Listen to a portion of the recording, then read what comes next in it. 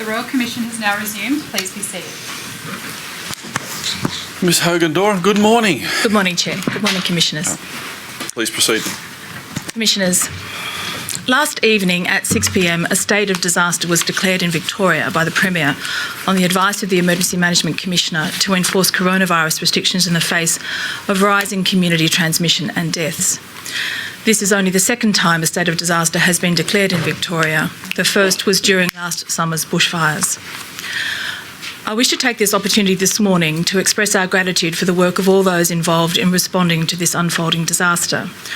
I also wish to acknowledge the contributions made to the work of this Royal Commission by my junior counsel, Ms Kes Dovey of the Victorian Bar, and the solicitors of the Victorian Office of our instructing solicitors, King & Wood Mallisons, in particular Ben Kiley, Chris Fox and Emily Heffernan, who have returned to lockdown with their families in Melbourne. We wish them, their families and all people of Victoria well. Commissioners, responsibility and coordination are at the heart of your letters patent. It is also what makes this Royal Commission unique. We must consider not just the responsibility and powers of one particular government, but all three levels of government.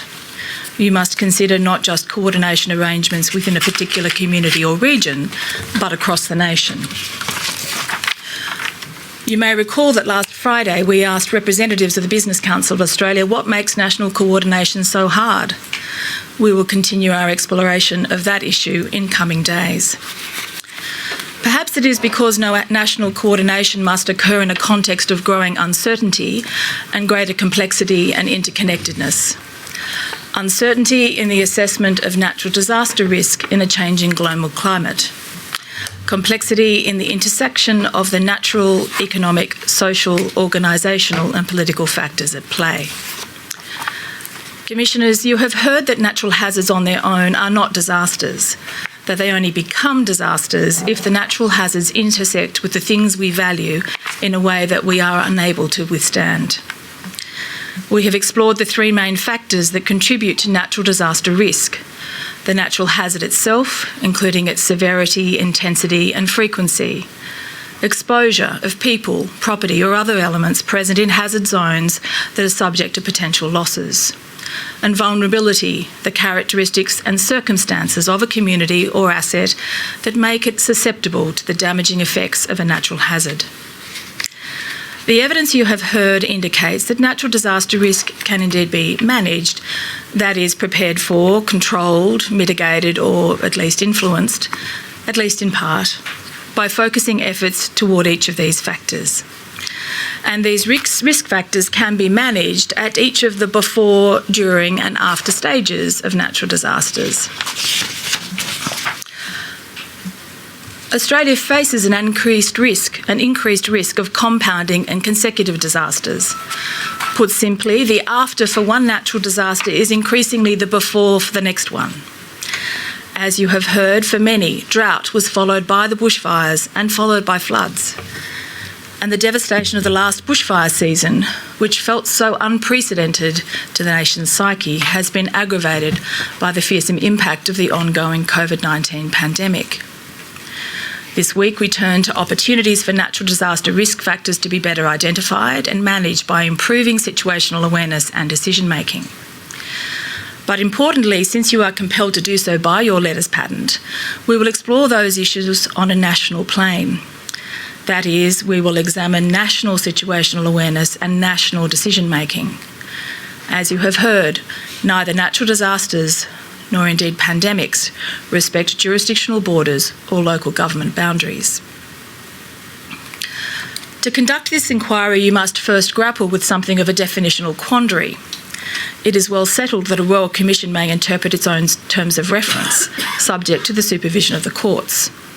Commissioners, you will recall that at an early stage you adopted a definition of natural disasters which focused on naturally occurring acute onset events. The adjective national appears 8 times in your letters patent. So what does its inclusion mean for phrases such as national natural disasters, or for that matter, national emergencies, national standards, national declarations? Indeed, nationally consistent also appears in the letters patent. Adding the term national could well direct you to a natural disaster that requires action from multiple levels of government, that is, Commonwealth, state and territory and local government. Or it may mean a natural disaster that has impact Australia-wide. But does that need to be confined to impact to the physical landscape? And what if the natural disaster is localised, but the magnitude of its consequences are of significance and resonance to the nation as a whole? Natural hazards that threaten areas of Australia, tropical cyclones, tsunami, bushfires, floods, severe weather behaviour, earthquake, landslide, heatwave and epidemics, all have the potential to reach catastrophic proportions if they are large enough, prolonged, and if they impact vulnerable or unprepared communities. The 2019-2020 bushfires could be said to be an example of a natural disaster with national consequences. The fires occurred across a number of Australian states and territories, but not the whole of Australia at once. But they did affect the economic, psychological and physical well-being of a significant proportion of the Australian population. Our Commonwealth Constitution makes no mention of natural disasters or national emergencies, even though at the time of Federation, catastrophic fires were well-known colony-specific issues, with catastrophic fires burning in Victoria while the Constitution's text was being debated. The framers of the Constitution assigned to the Commonwealth Parliament the minimum capacities required to establish a national polity. They confirmed the territorial boundaries of the states and preserved the states as self-governing polities with extensive legislative, executive and judicial authority. Commissioners, on Thursday, Council assisting Mr Tokley of Queen's Counsel and Mr Glover will provide you a summary of the submissions received in response to the issues paper published by the Royal Commission on 8 May 2020 concerning the constitutional framework for the declaration of a state of national emergency.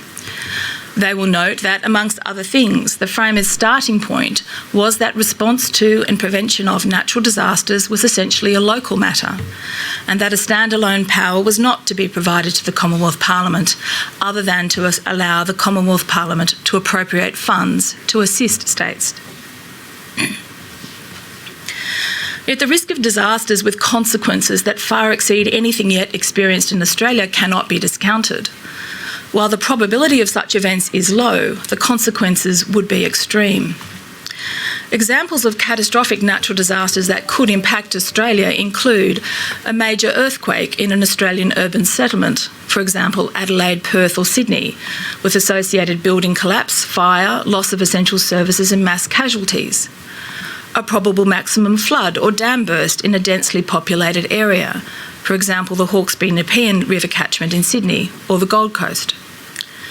A severe extensive tsunami along Australia's Pacific coastline, or a severe cyclone and associated storm surge affecting significant cities and regional centres simultaneously. For example, one of comparable magnitude and effect to that of Hurricane Sandy in 2012, which impacted New York City to the north and the northeastern seaboard of the United States of America. Australia has been actively considering the possible impacts of large-scale emergencies for some time, initially through our participation in the International Decade for Natural Disaster Reduction, convened by the United Nations during the 1990s. In 2005, the Council of Australian Governments received a review, not made public until some years later, which modelled 4 catastrophic disaster scenarios. The first, so-called Cyclone Cyclops, which was a severe cyclone with storm surge impacting Cairns in northern Queensland. Second, a major earthquake impacting the wheat belt of Western Australia and the city of Perth. Third, a tsunami impacting the mid-New South Wales coast during the summer holiday period. And fourth, a pandemic influenza scenario. Scenarios provide a tool to help probe to help probe issues around risk. Scenario building in the context of natural disaster risk can help facilitate more systemic thinking and decision making. Today we will explore with Australia's Chief Scientist, Dr Alan Finkel AO, the importance of scenario modelling and how science and research can be applied to address future impacts of natural hazards on Australian communities. We will also canvass the role that expert scientific advice can play in national decision making. On 30 June 2020, the CSIRO provided a report to the Prime Minister on climate and disaster resilience. A detailed technical report was provided to the Royal Commission on 31 July 2020, which will be tendered today in evidence. The June report noted that timely and accurate data and information is the key input to operational management systems that enable situational awareness, resource management and tracking during an emergency response. Information available to emergency services provides the situational awareness required to properly assess current and forecast emergency incidents. This includes weather forecasts, mapping and monitoring using ground, aerial and satellite observations, predictive modelling, vehicle location information and early detection systems. The June report also observed that community information and warnings are key components in managing emergencies and providing situational awareness to empower the public to make informed decisions about their safety prior to and during events. Dr. Finkel chaired the expert advisory panel for the preparation of these reports. We will explore with him the significance of this work and key recommendations, in particular Recommendation 3, as to nationally consistent risk projections, disaster risk scenarios and stress testing methodologies. Recommendation 4, as to National Disaster Risk Information Services capability. And Recommendation 12, as to collaborative impact-driven research. This will help frame and focus the evidence for the rest of today, which I will return to outline after addressing the balance of this week's subjects and witnesses and calling Dr. Finkel. A common operating picture is a form of situational awareness. It is a shared and consistent understanding of an incident gathered from a variety of sources to support decision-making. A common operating picture provides a common situational awareness of an incident. National situational awareness is broader than the understanding of an incident.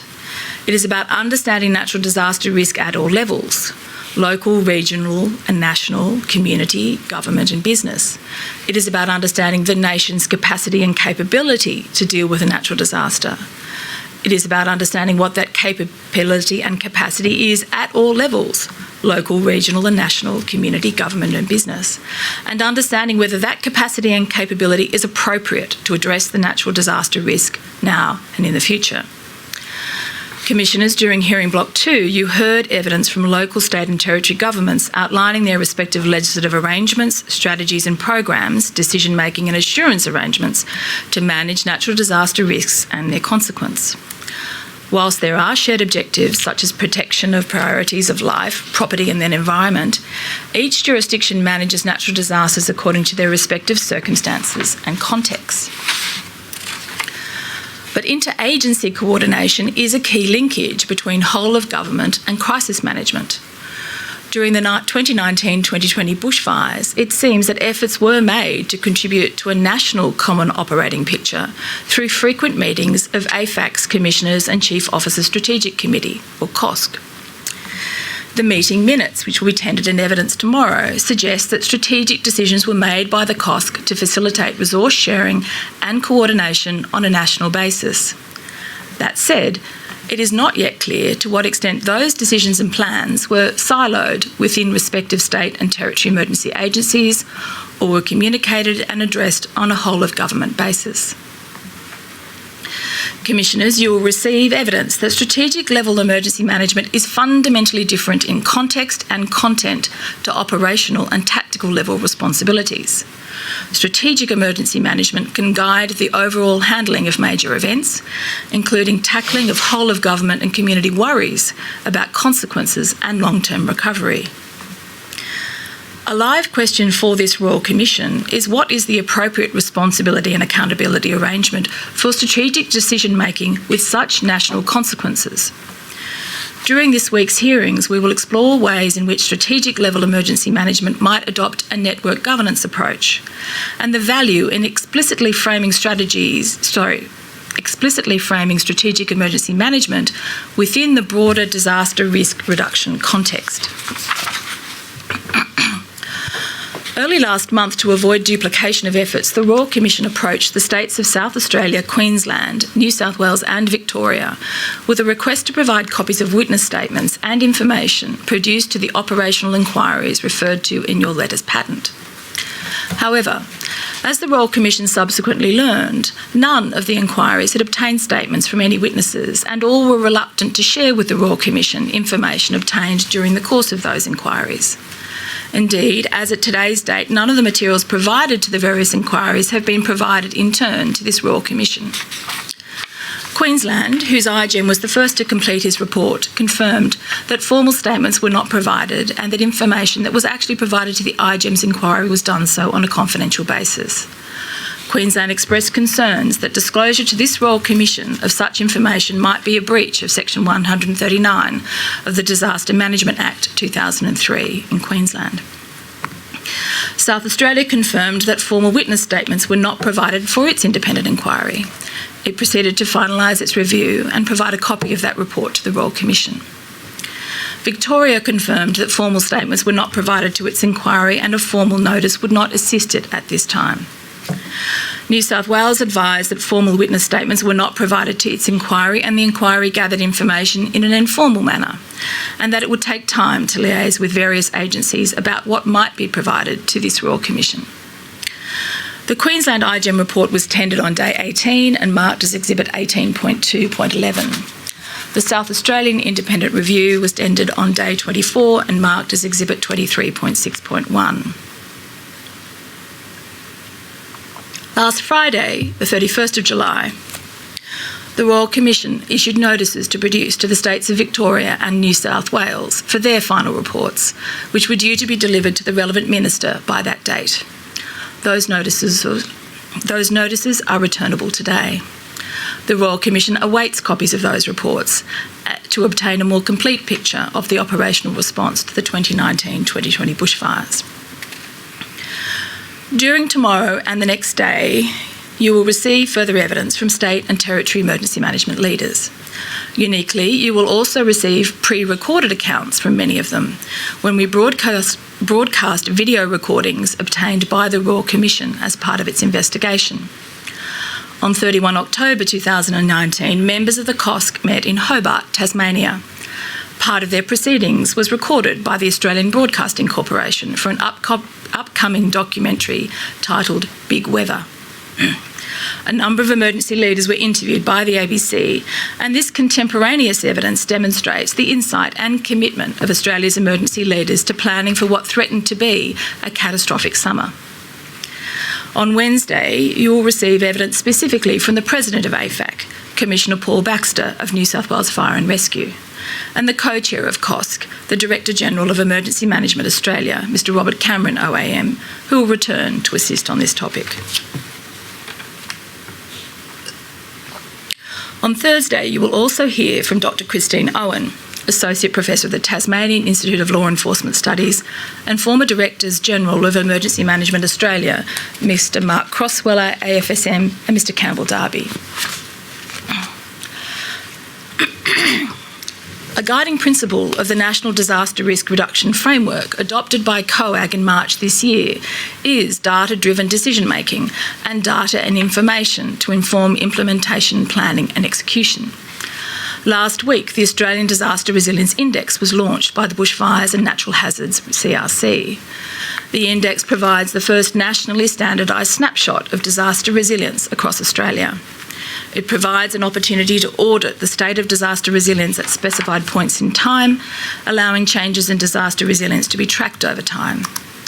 Commissioners understanding the distribution of disaster resilience in Australia will assist communities, governments, organisations and businesses to build the capacities needed for living with and adapting to natural hazards. Finally, Commissioners, decision-making in a federation is complex. The Australian Federation is the sum of a number of different parts, each part having different but often overlapping responsibilities. The relationship between each of these players and their responsibilities is dynamic in nature. It has the capacity to change depending on the natural disaster itself and the point of time in the life cycle of a natural disaster. As you know, Commissioners, one of the great innovations of Australia's response to the coronavirus pandemic, suggestive of a new era of national cooperation, has been the introduction of the National Cabinet. As the primary decision-making body of a government in the Westminster system, Cabinet plays a central role in shaping our collective future. Strong Cabinet government, where decisions are the result of robust policy analysis, healthy debate and collaborative decision-making, has the capacity to strengthen and enhance preparedness for, response to, resilience to and recovery from natural disasters. Each state and territory that is represented on the National Cabinet is completely sovereign and autonomous. However, states and territories have agreed to work together and be unified and to be as consistent and coordinated as possible in our national response to the COVID-19 pandemic. The National Coordinating Mechanism and the Australian Health Protection Principles Committee have been designated as subcommittees of the National Cabinet. The National Cabinet, it seems, is constituted as a Cabinet Office Policy Committee. To this end, all proceedings and documentation associated with it are treated as Cabinet in confidence and as if they were proceedings and documentation of the Cabinet of the respective state or territory. To explore these innovative structures, later this week you will hear key insights from Laureate Professor Emeritus Cheryl Saunders of the University of Melbourne, Ms Jane Holton AO PSM, one of the National COVID Coordination Commissioners, Professor Brendan Murphy, until recently the Commonwealth's Chief Medical Officer and Chair of the AHPPC and now Secretary of the Commonwealth's Department of Health, as well as from the Secretaries of the Commonwealth's Department of Home Affairs, Mr Michael Pezzulo AO, and the Department of Prime Minister and Cabinet, Mr Philip Gaetjens. Those witnesses are essential to the Commission's inquiries because the public service is an enduring part of Australia's democracy. Commissioners, we will explore with the most senior Australian public servants whether national decision-making in the context of national natural disasters and national emergencies could be better facilitated through the convening of a national cabinet. By that means, could our nation's government best exercise their joint responsibility to act to protect the Australian community and give confidence that natural disaster arrangements can be the best they can be? Thank you, Commissioners. Thank you. It's going to be a big week, and thank you for synthesising the issues that are at hand. We'll be getting to the bottom of a fair number of issues and looking at the way forward by the end of the week. Please proceed. Thank you, Chair. I call Dr Alan Finkel. Present. Dr Finkel, I'm glad you're present. Thank you very much, and thanks for joining us. Commissioner. Dr Finkel will affirm. Dr Finkel, do you solemnly and sincerely declare and affirm that the evidence you shall give will be the truth, the whole truth, and nothing but the truth? I do. Thank you. Dr Finkel, I apologise for the delay. This morning's opening went a little longer than we had anticipated, and we thank you for your time. Dr Finkel, I propose to ask you some questions on 4 topics, and I anticipate the Commissioners may then have some follow-up questions towards the end of the hour. First, your role and function. Second, natural disaster research arrangements in Australia. Third, the CSIRO's report on climate and disaster resilience. And fourth, if time, your insights from the national COVID-19 response, including the importance of expert advice in informing national decision-making. If I may, Dr Finkel, you have an extensive background as an engineer, a neuroscientist, entrepreneur and educator. You became Australia's 8th Chief Scientist in January 2016 and are nearing the end of your 5-year term. What has been the role of Australia's Chief Scientist and what should it be in the future? Thank you, Ms Hogan-Doran. The role of the Chief Scientist is to advise the Prime Minister, the Science Minister and other ministers where relevant on truly a wide range of issues. The advice can be provided through obviously informal discussions, but in many cases it's provided through formal appointments. I have a number of ex officio appointments of particular relevance to today. My position as a board member of the Climate Change Authority, the National Climate Science Advisory Committee, that produced the Climate Science for Australia's Future strategy report. I'm on the National Data Advisory Council that looks at, or commission that looks at the use of public data and how it can most effectively be protected and shared where relevant. I've also chaired a number of inquiries across a gamut of areas. Quite well known was the electricity review that I did that I led in 2017 to the national electricity market and in the energy area. I also followed up with leading the development of the National Hydrogen Strategy, which was adopted last year by the states and territories at a COAG Energy Council meeting. And I'm working with the Energy Minister to help advise him on the development of a low emissions technology roadmap. I've also had leadership roles in developing innovation strategy for the government, measurement of innovation, and a number of secondary school and university education reports and national research facilities. Of course, there's a lot of flexibility in the role, and I have, through my office, the opportunity to ab initio develop new programs, such as a science policy fellowship program that we do that parachutes scientists into federal departments for a year at a time, and a variety of projects like that. So I get called upon for advice. Sometimes I'm doing a little bit of support for the Minister on policy for science. You know, how do we most effectively support our research activities, our research ecosystem, if you like. But it's it's not limited to one department. My office is housed in the Department of Industry, Science, Energy and Resources. My staff are employed by that department, but I am independently contracted to the Commonwealth of Australia. It's a cabinet level appointment. I think I asked you what should it be in the future. It sounds like it should be at least what you've said. I think that it's got enough flexibility that if it wasn't tweaked, it would probably be an effective advisory mechanism into the future. I think that perhaps if it was slightly enhanced, it would be to have more focus on being at the beck and call of the Prime Minister for ad hoc advice.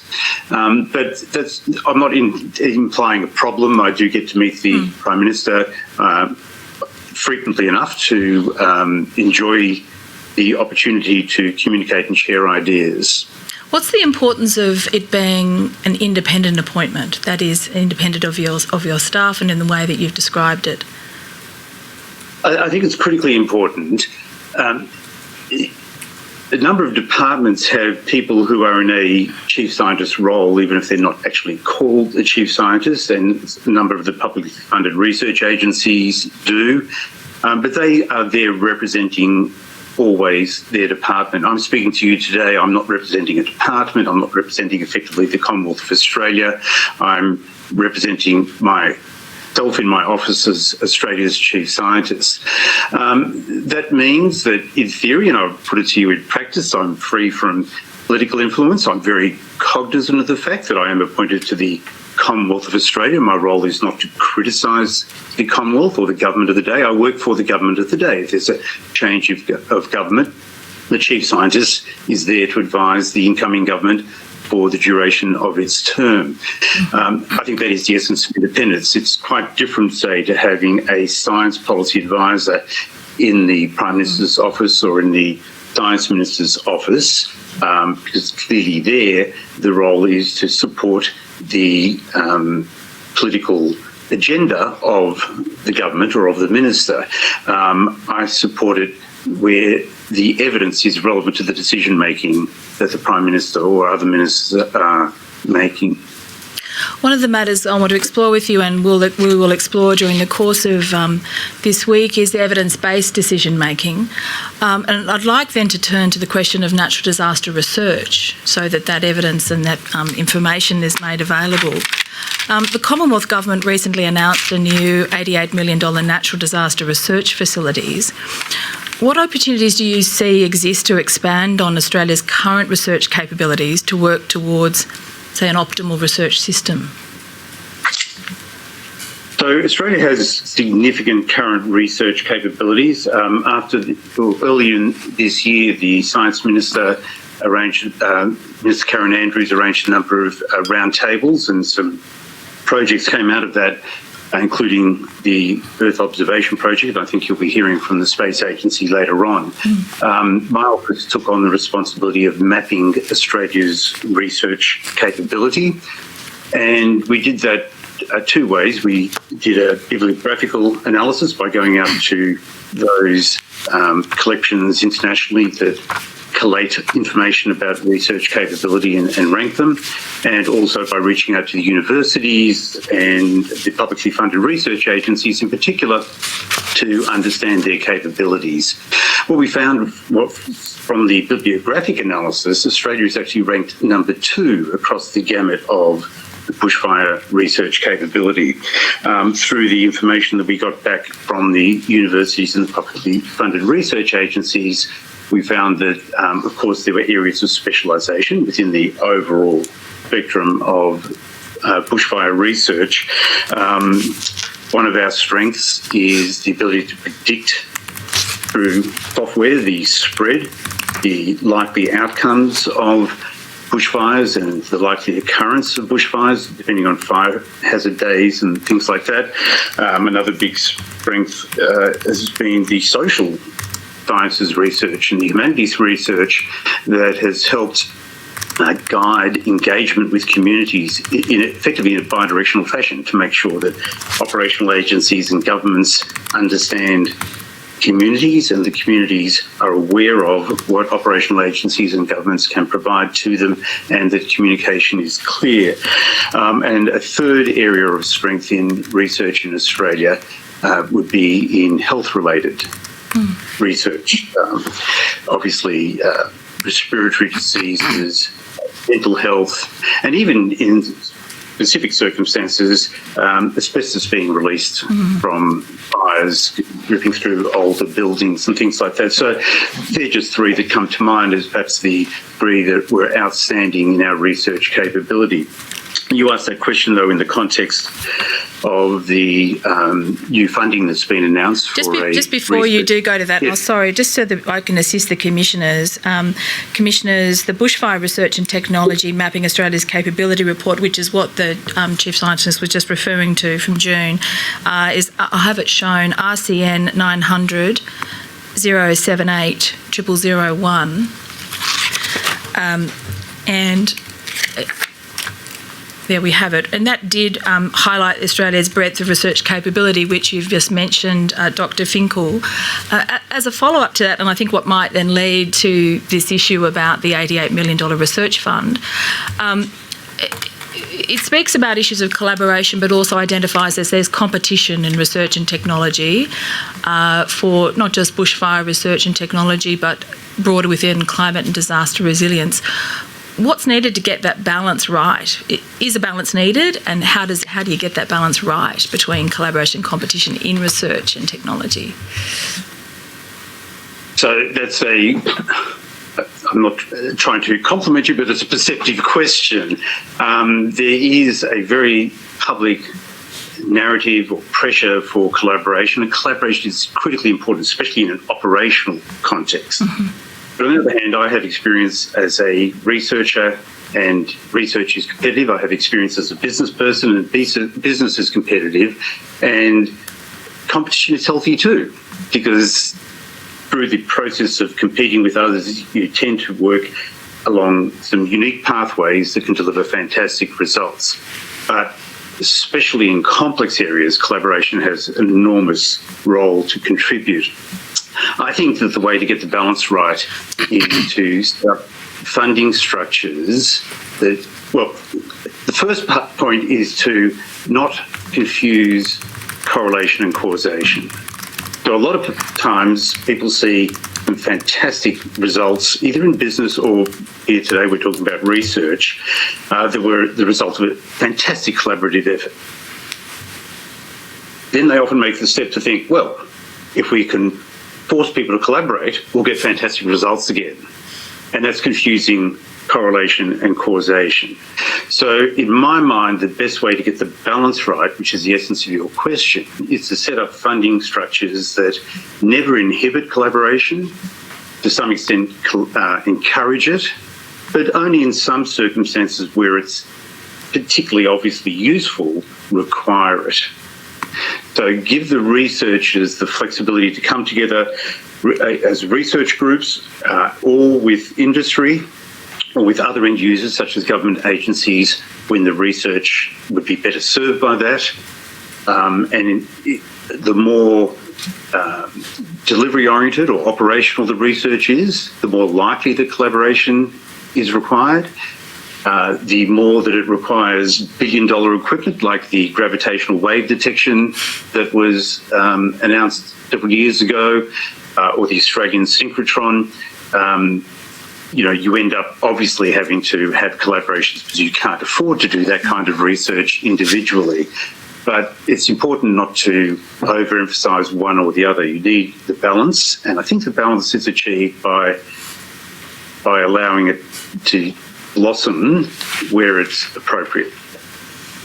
Now, I think I distracted you from the point you were moving to, which was in relation to the $88 million natural disaster research facility announced last week, but perhaps that's a good foundation to respond.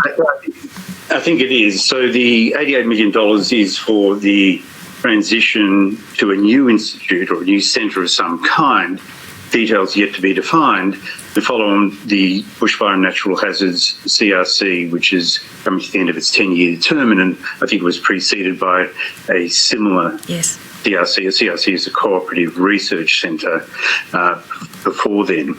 Now, in the case of bushfire research, some research capable coordination activity is clearly important. We're talking about national impact and contributions from agencies, from state governments, from universities. And the Bushfire and Natural Hazards CRC has played a fantastic role over the years with membership from, I think, all the fire agencies, 20 or 25 universities, and some of the publicly funded research agencies as well. And so it has been able to coordinate some of that research, but very much, and fund some of that research, but also it's a bi-directional bridge between the end users and the researchers. The end users are two types. They're the operational agencies, the fire services, the ambulances services, and others who are going out and dealing with the emergencies. Other end users are the communities, of course. And so there's no point doing the research if you're not getting it out. And an institution, it's not the only one, but an institution such as the CRC is very effective at getting that those research results out to the end users.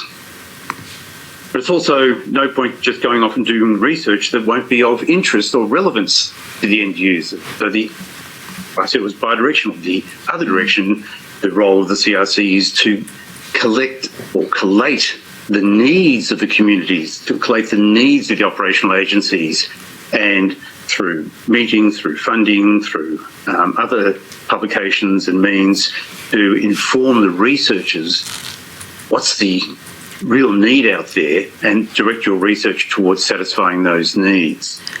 Is there benefit in the bushfire and natural hazards CRC broadening its capability for other natural disasters, that research be undertaken in a context of taking an all hazards or even a broader context of disaster risk reduction more generally? So it's a yes and no answer, I would suggest. The yes is that there are some commonalities. Mm-hmm. So being able to engage with communities and understand community needs, being able to harmonise information to actually collate data. Data drives so much. You mentioned that in your opening remarks.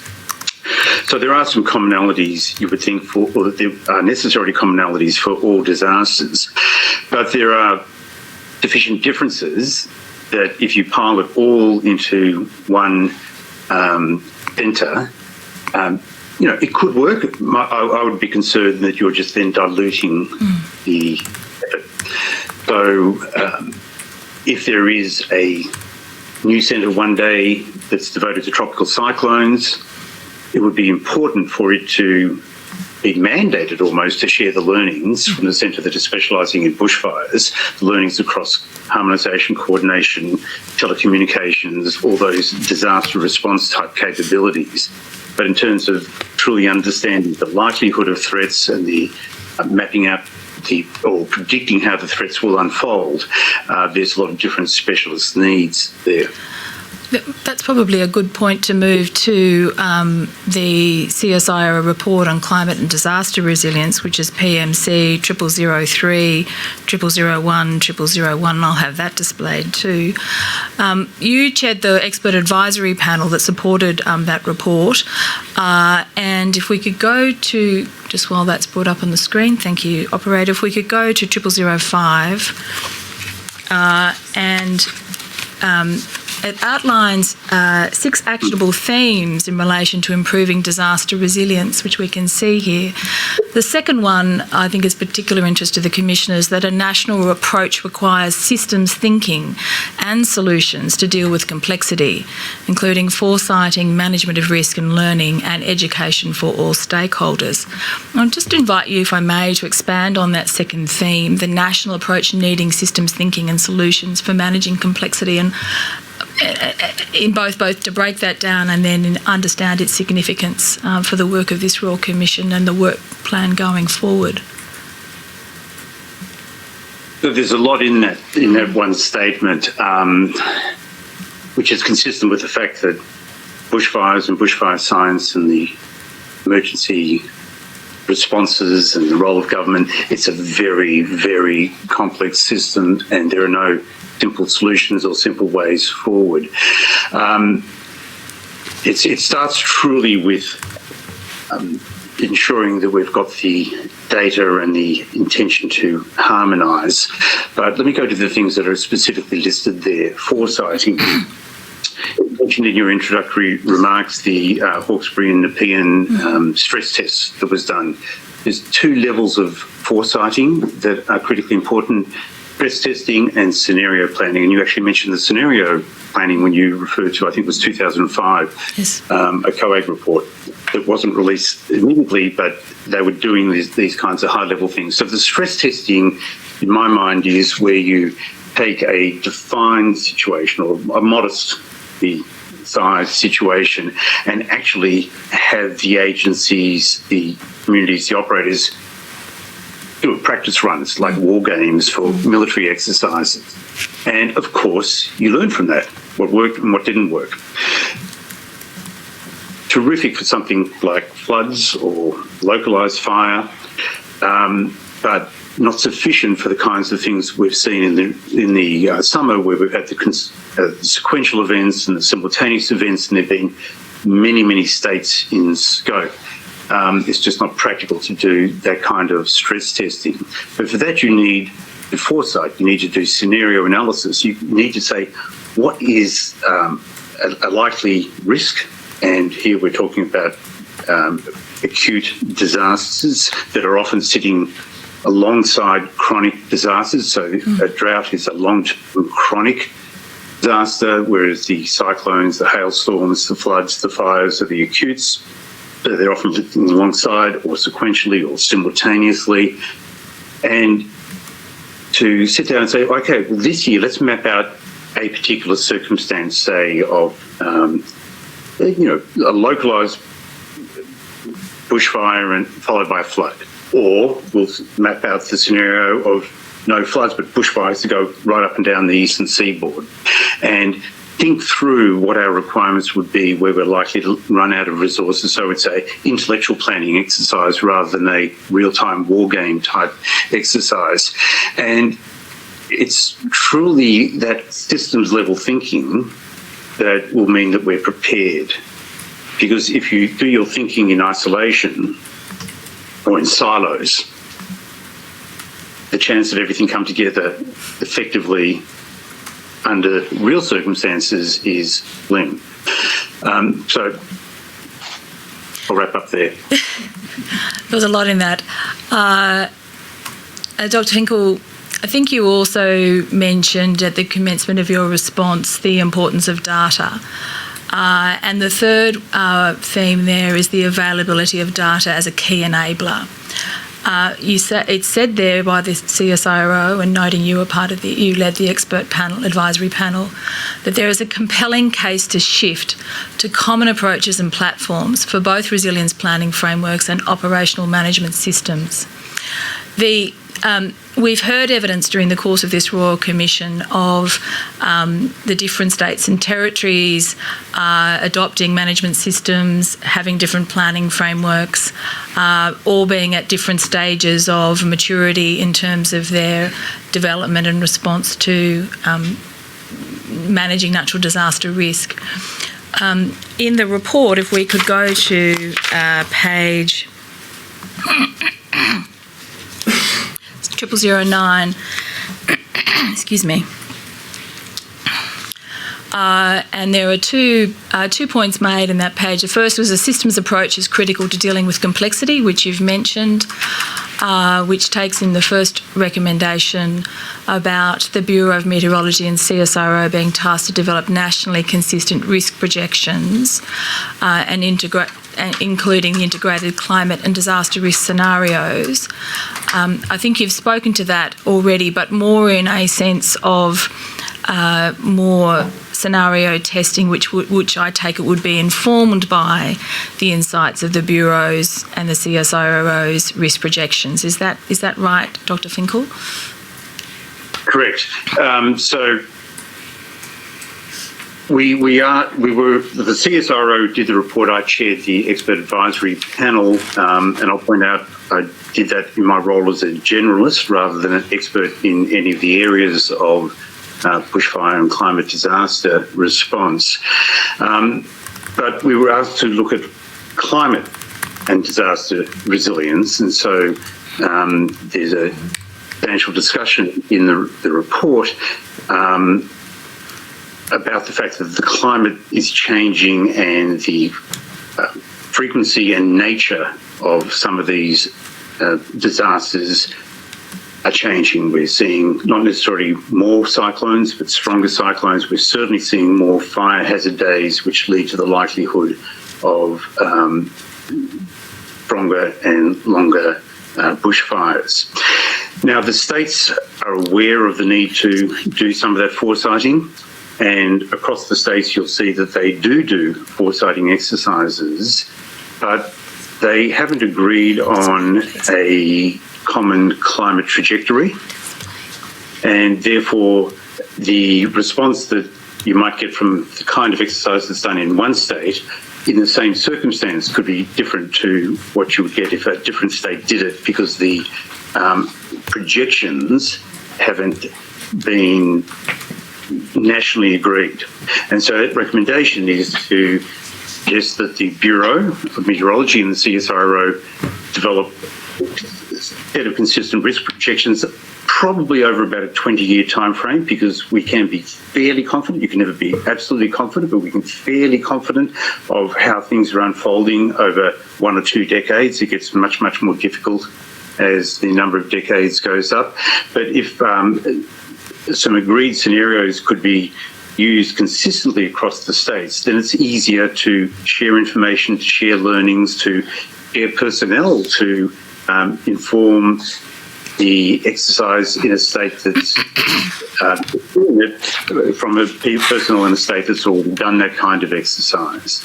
And by doing it properly, we'll understand the impacts and the pressures that we'd like to see in advance, and that will mean that we're better prepared for the unfolding eventualities. The final sentence in that recommendation says that the strategies can be regularly evaluated using stress testing methodologies at a range of scales from regional to national by all 3 tiers of government. How best do you think one can engage or capture the support of all 3 tiers of government to engage and support this scenario modelling and risk and stress testing? Well, you touched on the answer in your introductory remarks. We're a federation, and over the years there has been sharing of learnings, but we've gotten to a new point in the way the federation is being governed through the approach driven by actually partly I would assume the learnings from the bushfire, but particularly because of the pandemic. And having the National Cabinet means that high-level strategic coordination and direction can be given by premiers, chief ministers and the Prime Minister that will encourage the collaboration between states. So the Bureau and the CSIRO, of course, they operate nationally and they can do those projections at any scale. They can do nationally over a 20-year period. They can do the projections across the country, across state jurisdiction, over a geographical region. And of course, those predictions don't recognise political borders between states.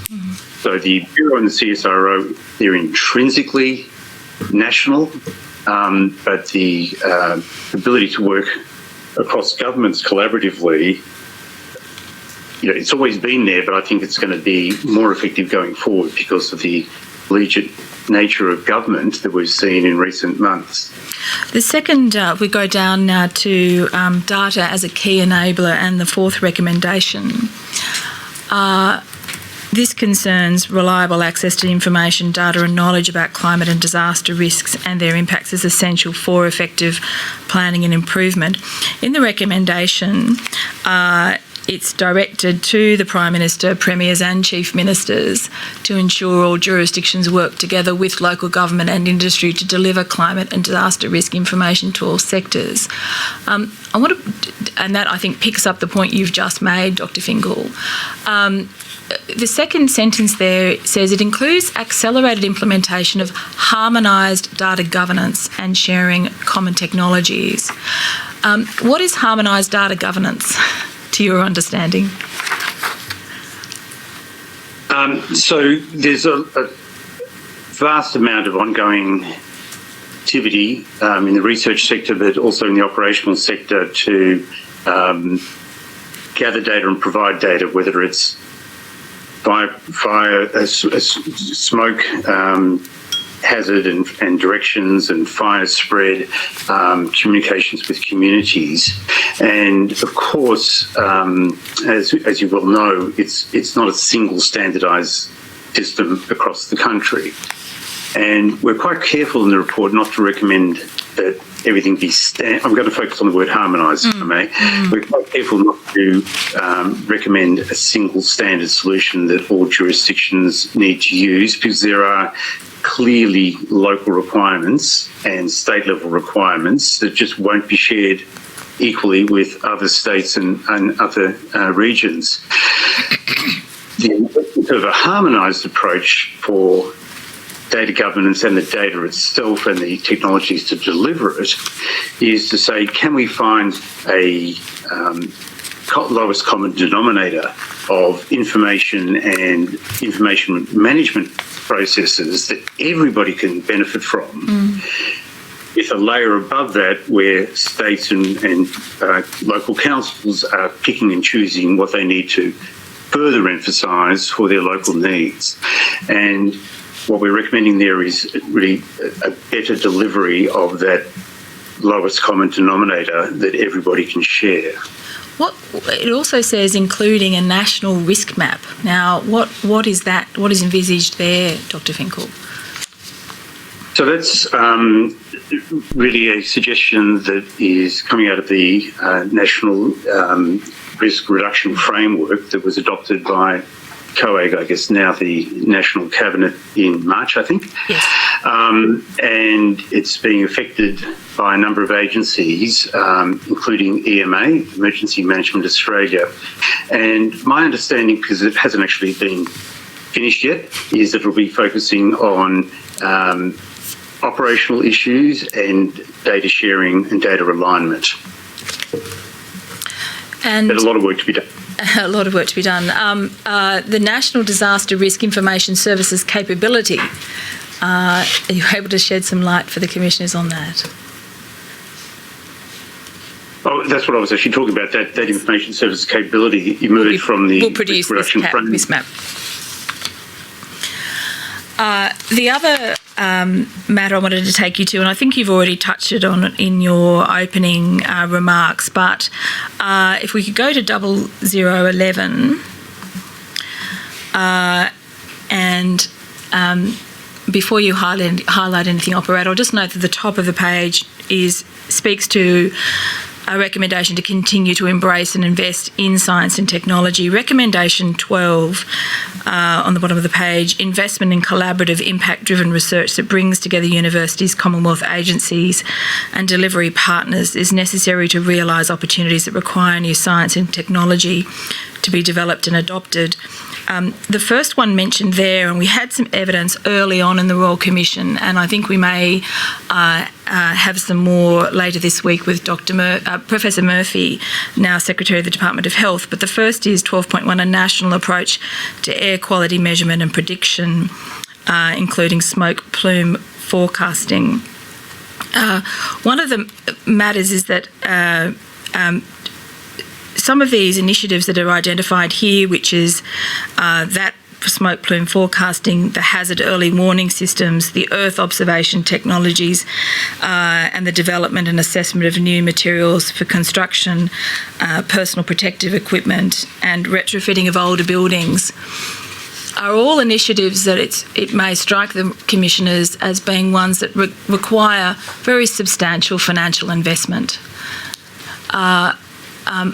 These recommendations were developed at a time as the coronavirus pandemic was gathering apace in the context of the Australian experience.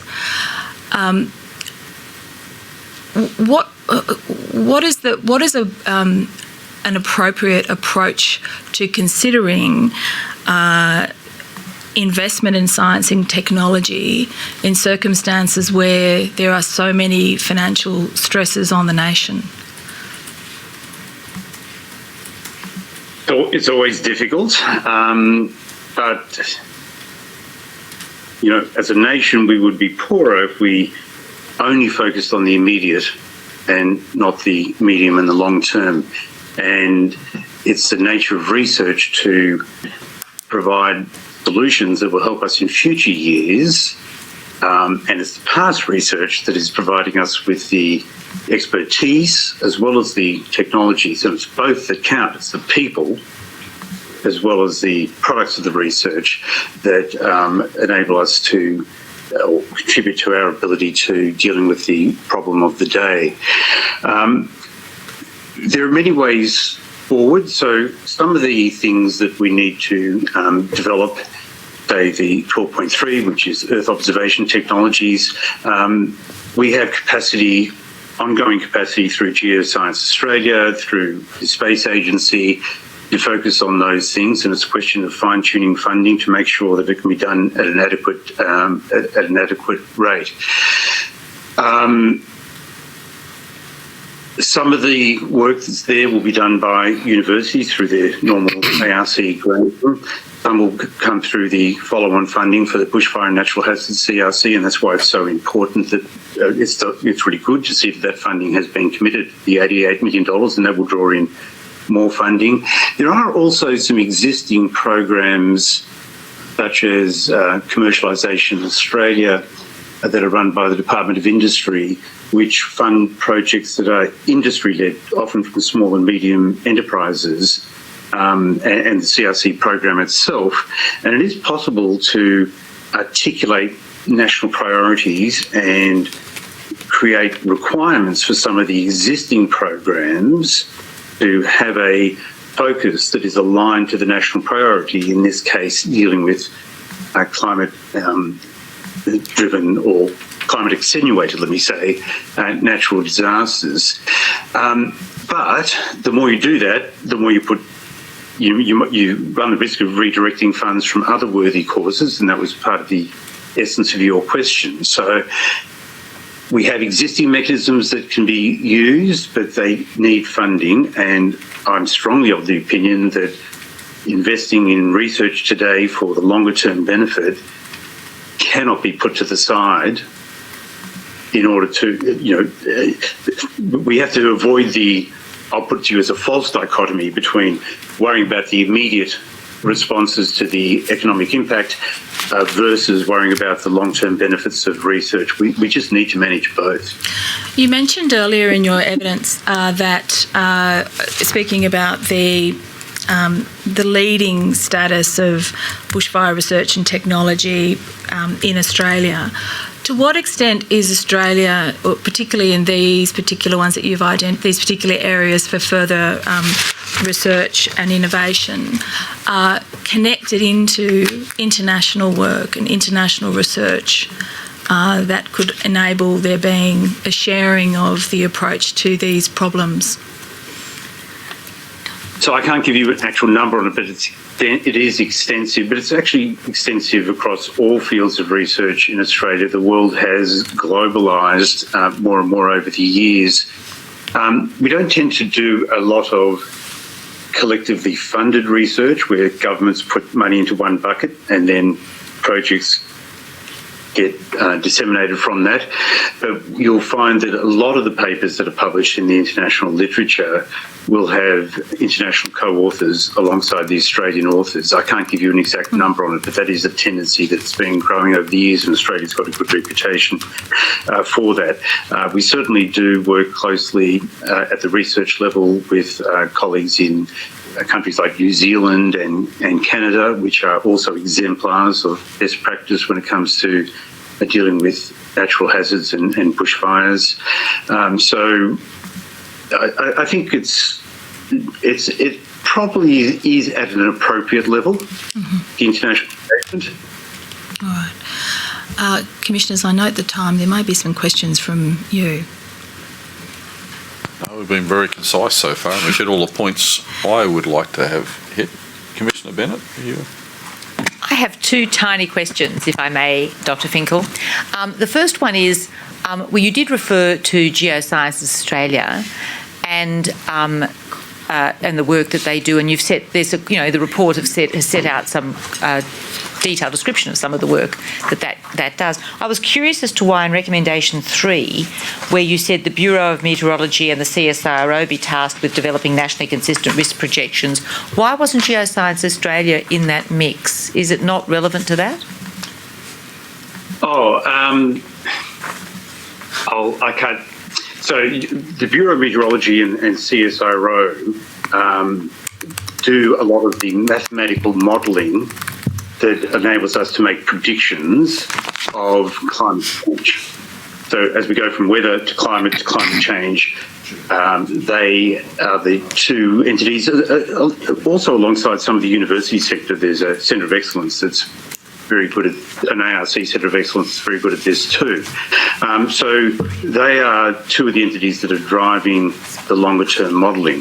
Geoscience Australia is critically important because they are the information gathering entity, have a huge amount of scientific capability. They manage much of the Earth observation data that comes through from satellites that we've either contracted or getting by courtesy from other governments.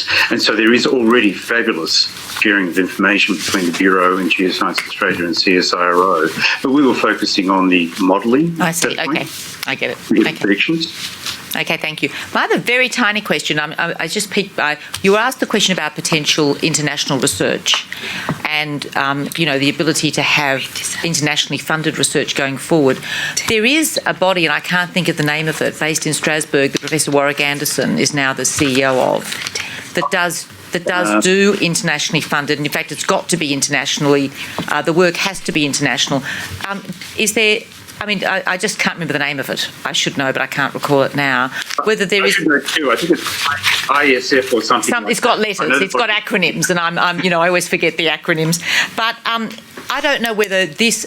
some of the smoke hazard research, for example, there would be a possibility, because I think it's more medically... no, it's not just medically focused, it's also scientifically and physically, like physics and things like that. Would there be a potential, do you think, in your view, for that sort of body, or that body itself, or an equivalent, I suppose that you'd have to set it up so there is that body, to see whether, because Australia has a participation in that, whether that could be a source of international research that could go forward? I don't mean in detail, but that sort of thing. Obviously, you don't. It's not your body. So, Commissioner, I am, a little bit familiar with that body, but not intimately familiar with it. And I think some of it is helping developing countries do research, and some of it is medically focused. So it has a certain mandate that doesn't include bushfires. So could we set up something equivalent to that?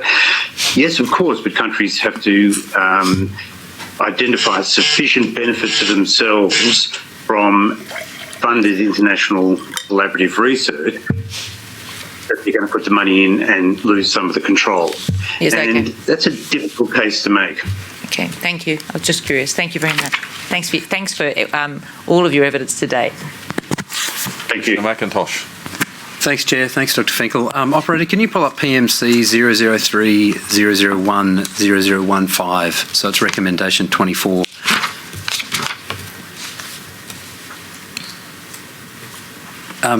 Dr. Finkel, in that recommendation there, you say, given the benefits of building back better, governments, regulators, businesses and communities should work together to agree on methods to explicitly embed resilience and review cycles into planning and investment frameworks. I just wondered whether you could give us a better understanding of what you mean by methods, or the group meant by methods in that context. Is it standards? Is it national standards? Is it processes around evaluating the costs and benefits of different options? I was just trying to understand what you meant there. Rather than focus on exactly the word methods, I'll tell you what we meant overall in there. So we've seen the benefits of Build Back Better, say, from Cyclone Tracy, and as a result of Cyclone Tracy, new regulations were brought in, and in subsequent cyclones, we've seen that houses that were built to the new regulations have performed far better than houses that were built before Tracy. And when you speak to communities post bushfire, I had the opportunity to do a Zoom visit to a few of the communities. They'll tell you the stories of bridges in the past that were wooden bridges that got taken out by floods or fires and built back as wood bridges and get taken out again. And what people are looking for is actually a mandate, if you like, or built-in methods that require that the planning authorities don't just replace what was there, but think about why those things have failed and bring in tougher requirements for the next generation. You can see it very clearly in things like communications towers. A lot of the mobile phone towers have battery backup. But power lines go down for 48 hours or longer during a fire, and the battery backup only lasts for 2 hours, and all of a sudden the communities have lost their mobile phone communication. So what we're really saying there is, don't just rely on goodwill, but have some methods, some systematic approaches to the planning requirements to ensure that the learnings from the previous instances that have seen infrastructure and facilities fail are applied in the licensing of the next generation. Thanks very much. Thanks, Chair. Dr. Finkel, thank you very much. We appreciate it.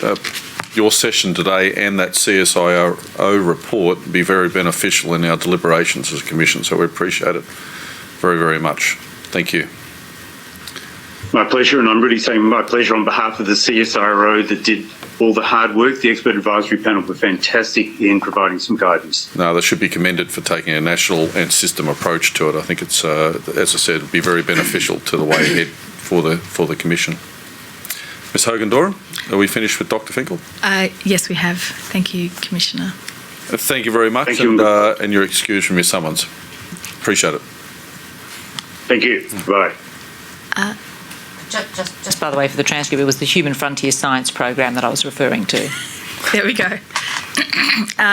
Chair, just to follow up on the Commissioner McIntosh's question, the Climate and Disaster Resilience Technical Report, which I will tender shortly, CSI 508-001-0027 from 0256 has the relevant chapter that underlies that recommendation, and provide further references to after the morning tea break. Chair, what I might do, if I may, is I said that I would give the short outline of the balance of the witnesses Yes. for today before we go to the morning tea adjournment and deal with the tender of material. Okay. As I said, national situational awareness can be improved in many different ways. For example, this is to foreshadow what we will hear from shortly. It can be improved using one or more of the following. Just one moment, Commissioner. Can hear some feedback. It's all right. So you'll hear, Commissioners, about using existing means of communication such as radio, television, mobile phones or the internet to deliver new and or different information to one or more individuals by using existing technology, for example, by using satellites, drones or sensors to monitor the climate, weather and environmental conditions, or by improving existing technology, for example, by combining modelling tools with machine learning to better simulate the behaviour of a natural hazard, or by developing new technology. In the balance of today, you will hear evidence of new and existing technologies that have the potential to be used to improve situational awareness at a national level. These technologies will be explored by way of example through 4 panels. Ms Abakapathy will lead each of these panels through their evidence, which will commence shortly from 11 a.m. Commissioners, there are, of course, many other examples of technologies that can be used to improve situational awareness, and our time is limited. The first technology panel will focus on the use of space-based Earth observation to improve situational awareness.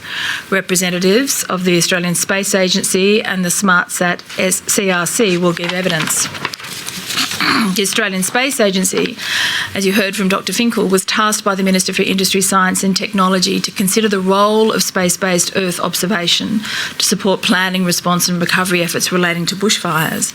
The agency, in partnership with the CSIRO, Geoscience Australia and the Bureau of Meteorology, established the Bushfire Earth Observation Task Force, which completed a report for the Minister on the 31st of May 2020. Deputy Head of the Australian Space Agency, Mr Anthony Muffet, together with Mr Rhys Biddiscombe, Director of Earth Observation, will give evidence of the outcomes of the report, the actions for the next fire season and future opportunities. In 2019, the SmartSat CRC secured funding. SmartSat's Chief Executive Officer and Managing Director, Professor Andy Coronius, and Chair Mr Peter Woodgate will give evidence to you of future opportunities to use space-based Earth observation to improve situational awareness. The second technology panel will explore the use of 3 types of technology that can be used to improve local situational awareness and can therefore contribute to national situational awareness: drones, sensors and tracking devices. Mr Cameron McKenna, Managing Director of Attentis, will give evidence of the use of smart sensors to monitor climate, environmental and weather conditions. Mr Marcus Ehrlich, Managing Director of Ninox Robotics, will give evidence of the use of drones to monitor fires and other natural hazards. And Mr Casey Malloy, Sales Director, and Mr Eugene Blignaut, Solutions Engineer at SmartTrack, will give evidence of the use of tracking devices to track the location of assets in vehicles and people in remote areas. The third technology panel will explore how a single app or system can draw on a number of sources of information from different jurisdictions to deliver information and warnings to the public to provide a form of national situational awareness to them. You will hear evidence from Mr Taryn Newman, Managing Director of Red Helmet Technology, and Mr Tristan Morris, the founder of Bushfire.io. National situational awareness can be improved by knowledge and understanding of the factors that influence natural disaster risk, their natural hazards, exposure and vulnerability. And so the final panel of the day will focus on improving knowledge and understanding of natural hazards and in particular bushfires. Professor Jason Sharples of the University of New South Wales will give evidence of extreme fire behaviour and the modelling of this behaviour and training of firefighters. Engineer Justin Leonard, who is head of the CSIRO's Bushfire Urban Design Team, will give evidence of fire behaviour and the impact on the built environment. Commissioners, today you will also hear evidence from the ABC about its role in broadcasting emergency information and warnings to the community by radio, television and the internet, and how the delivery of information and warnings to the community can be improved. I will return to examine ABC Regional Manager Mr Andrew Fisher at about 12:30 today. You will also hear evidence interposed before the final panel from Deputy Secretary of the Department of Infrastructure, Transport, Regional Development and Communications, Mr Richard Windeyer, about the Commonwealth's role in public safety mobile broadband, PSMB, provision of information and natural disasters to the department, including via the Protocol for Notification of Major Service Disruption and the government's recent announcement about strengthening telecommunications emergency resilience. Mr Glover of Council will take Mr Windeyer, and Commissioners, Mr Glover tells me to warn you to expect more cows, sat cows and meows. We'll look forward to it. Thank you. Commissioners, I tender the documents in the amended tender list circulated to parties as a bulk tender, and I seek a direction from you, Chair, that the documents identified in the tender list, together with the document's identification number, be recorded on the transcript as the documents tendered today. Okay, we will take all those documents tendered as exhibits as marked. Thank you. Just wait one moment, Commissioner. Should I look? Do you want to do that?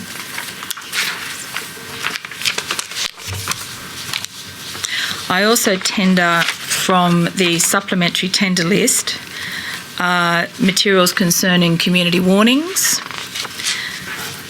and seek a similar direction with respect to that material. And finally, I tender the materials which were referred to in my opening, which, if to the extent they're not otherwise in evidence, which is the material set out in the second supplementary tender list. Okay, we will take all those as exhibits as marked. Thank you, Chair. Thank you. With that, we will adjourn until 11 o'clock. Thank you. And Ms Amber Kathy will take us from there. Thank you. All rise.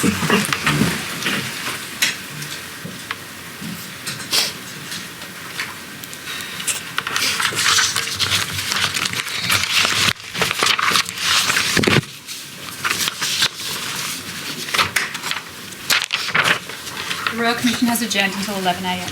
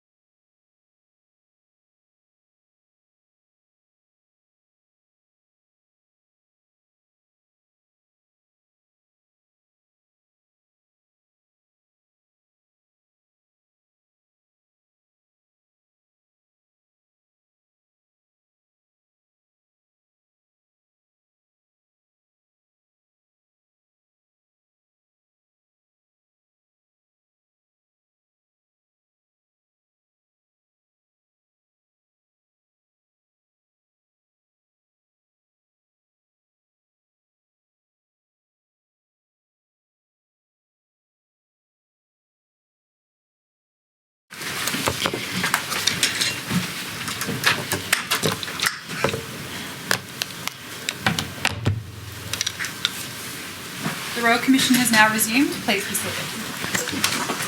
So, Ms Hogan-Doran, we'll chip the ice off the chairs and we nothing wrong will with the air continue, shall we? So cold. I know it's cold in Canberra, Chair, but this is really No, unacceptable working climate conditions. change at its best. Right, Miss Amber Kapathy will be Ms taking. Amber-Kapathy, please proceed. Thank you. I call the first panel of witnesses, Mr. Anthony Murfitt, he's the Deputy Head of the Australian Space Agency, Mr. Rhys Biddiscombe, the Director of the Earth Observation of Australian Space Agency, Professor Andy Koronios, the Chief Executive Officer and Managing Director of SmartSat CRC, and Mr. Peter Woodgate, the Chair of the SmartSat CRC. Gentlemen, good morning. Thank you for joining us. Good morning. Good morning, Commissioner. Associate, each of the witnesses will be taking an affirmation. Thank you. Mr. Murfitt, do you solemnly and sincerely declare and affirm that the evidence you shall give will be the truth, the whole truth, and nothing but the truth? I do. Thank you.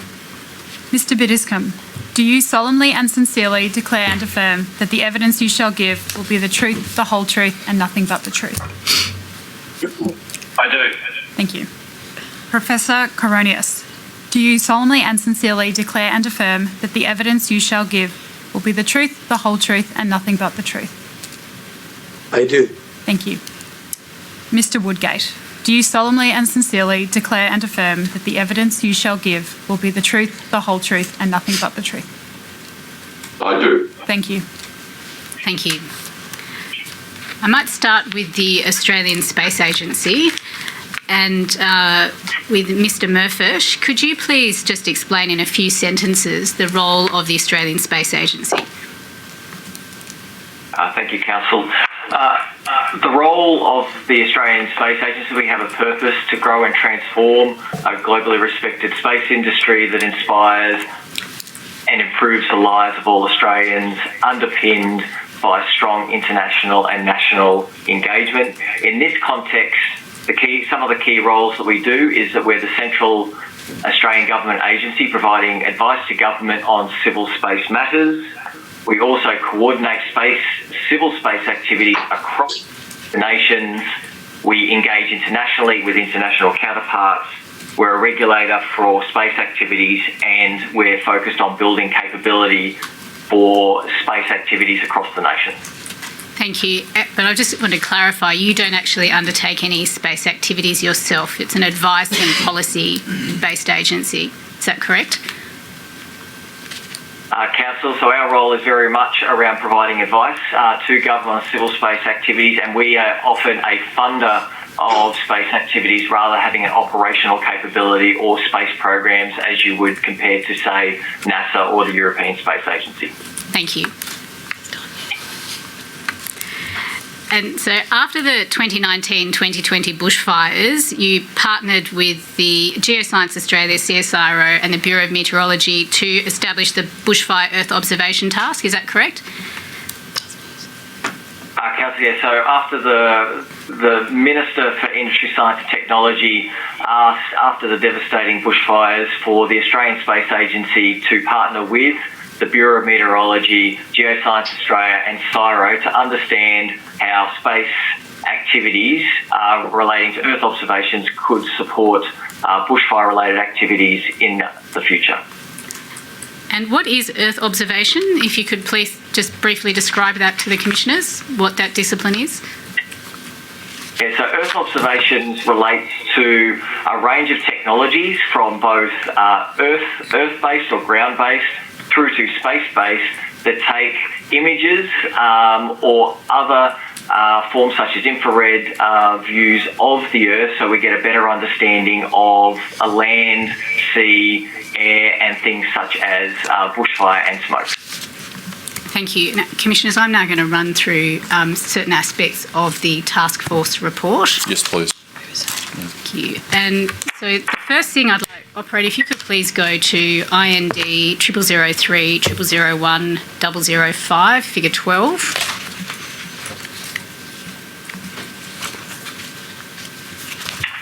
That's figure 1 after figure 12, please. 15. Thank you.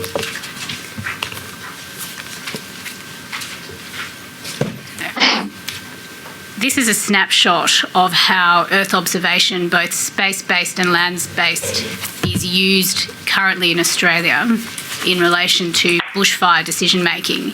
Could I ask you to just speak very briefly to the findings on this particular in this figure, please? Thank you, Council. So what we tried to capture in this element of the report is that when we looked at bushfire activities, there are 3 areas where we decided were worth looking at to think about future opportunities. First part was around the pre-fire and the preparation and preparedness. So how can we prepare using space-based technologies plus a range of other technologies? In the earlier conversation where I spoke about Earth observations, there are actually a range of different technologies that can be used, from space-based such as satellites, which is the blue colour. There are those such as aircraft, which are the pink colour. Also aerial live, such as helicopters or drones, and those that are on the ground. When looking at it, what we felt we needed to do so we could understand our task is to look at the range of areas where there could be a role for Earth observations and then those that relate to space. In the first part, we did look at activities, for example, around the fuel, which is the amount, type and conditions and arrangement that could burn, the type of weather, the land use, water quantity, and what with the colouring, it shows that for example, in fuel for pre-fire, satellites are one of those technologies that can be used to understand the fuel amount through a range of whether it's visual or infrared type imaging amongst others.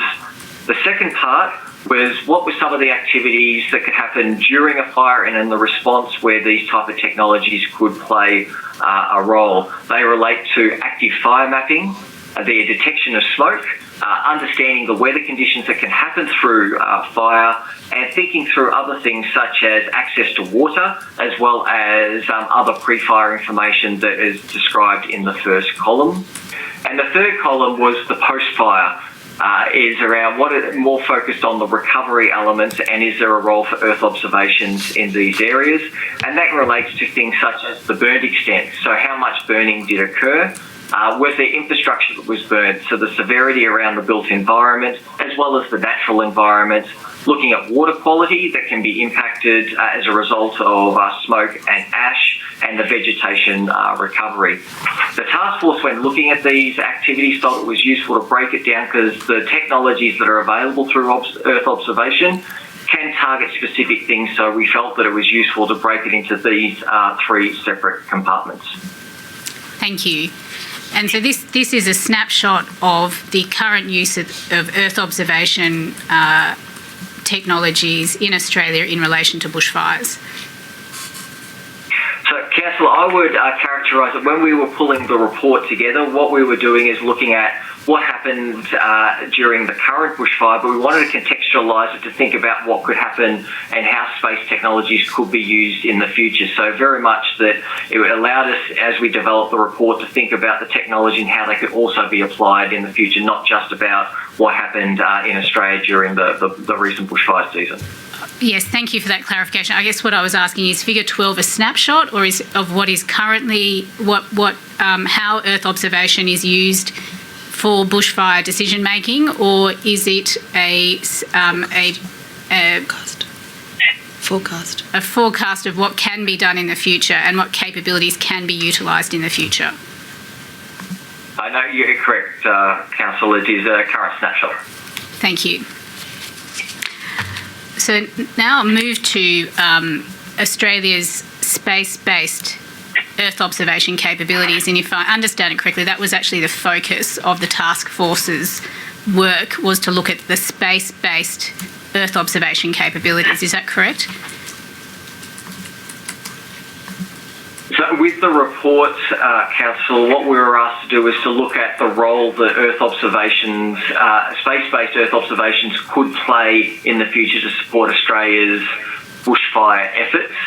The table that we just spoke through talked about our current capability, but we were also asked to think about what the future could look like. Yes, thank you. I guess what I'm focusing on the moment is current capabilities, and then we will come to those parts of the report that deal with the future capabilities and the future possibilities and opportunities. So if I can just ask you to focus at this point on the current capabilities that were identified in the report, and if I understand it correctly, that in terms of satellite data delivery systems, Australia does not own any Earth observation satellite systems currently. That's correct. But it has an extensive system of ground station infrastructure that can receive Earth observation data, and it does that through a variety of mechanisms and relationships.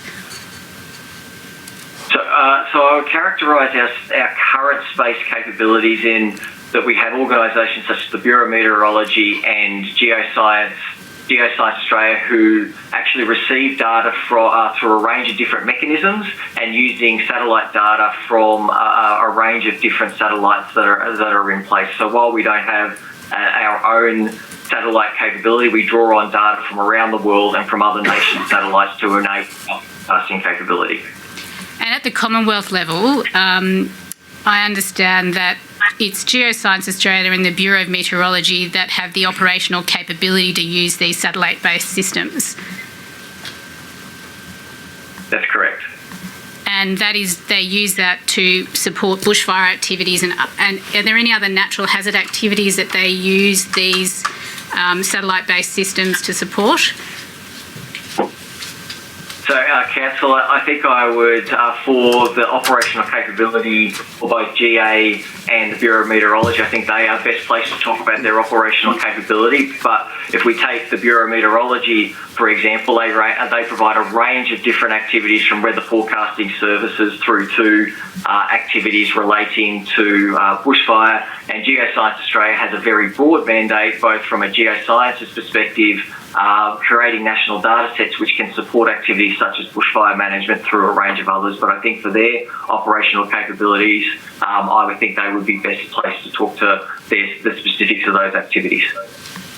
Thank you. And so in terms of state and territory local governments, so once again, just talking about current capabilities, one of the findings of the reports was that satellite-based systems are used quite extensively by state, territory and local governments in planning, active fire management, as well as post-fire impact and recovery assessment. Is that correct? Yeah, the use in combination with a range of other Earth observation products, space-based Earth observations do form part of their capability to inform their use. And again, they're using that from through a variety of mechanisms and through a variety of relationships. Is that correct? Yeah, that's correct. Yeah. Thank you. That's correct. And so if you could please go to figure 13, which is 0016. And so these are the satellite-based sensors used by Australia for bushfire management at the moment.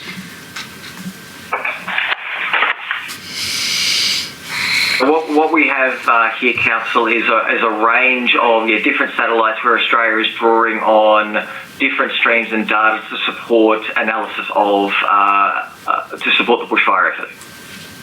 Thank you.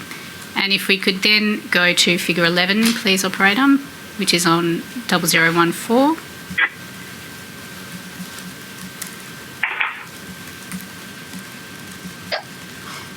And this particular satellite, which is the Novasar 1, is a satellite that's currently used for research purposes by the CSIRO. And So, Kathy, yes, this. no, sorry, go ahead. Yeah, I would say yes, it is. It's an R&D platform where there's a percentage share by CSIRO, but it's actually built by Surrey Satellite Technologies. And is this the next generation of satellite technology? the way I would characterise it, Councillor, is there are a range of new technologies that are available through Earth observation. This is just one example that is using a different form of called synthetic aperture radar, where essentially the advantage of this platform is that it can look through clouds and smoke and provide imagery at day and night. So it's a different capability, but many of the other capabilities do exist as well. Thank you. And so now I'll move to the actions and recommendations that came out of the report. And if we could go to operator page 0020. And there were two categories of actions that were identified.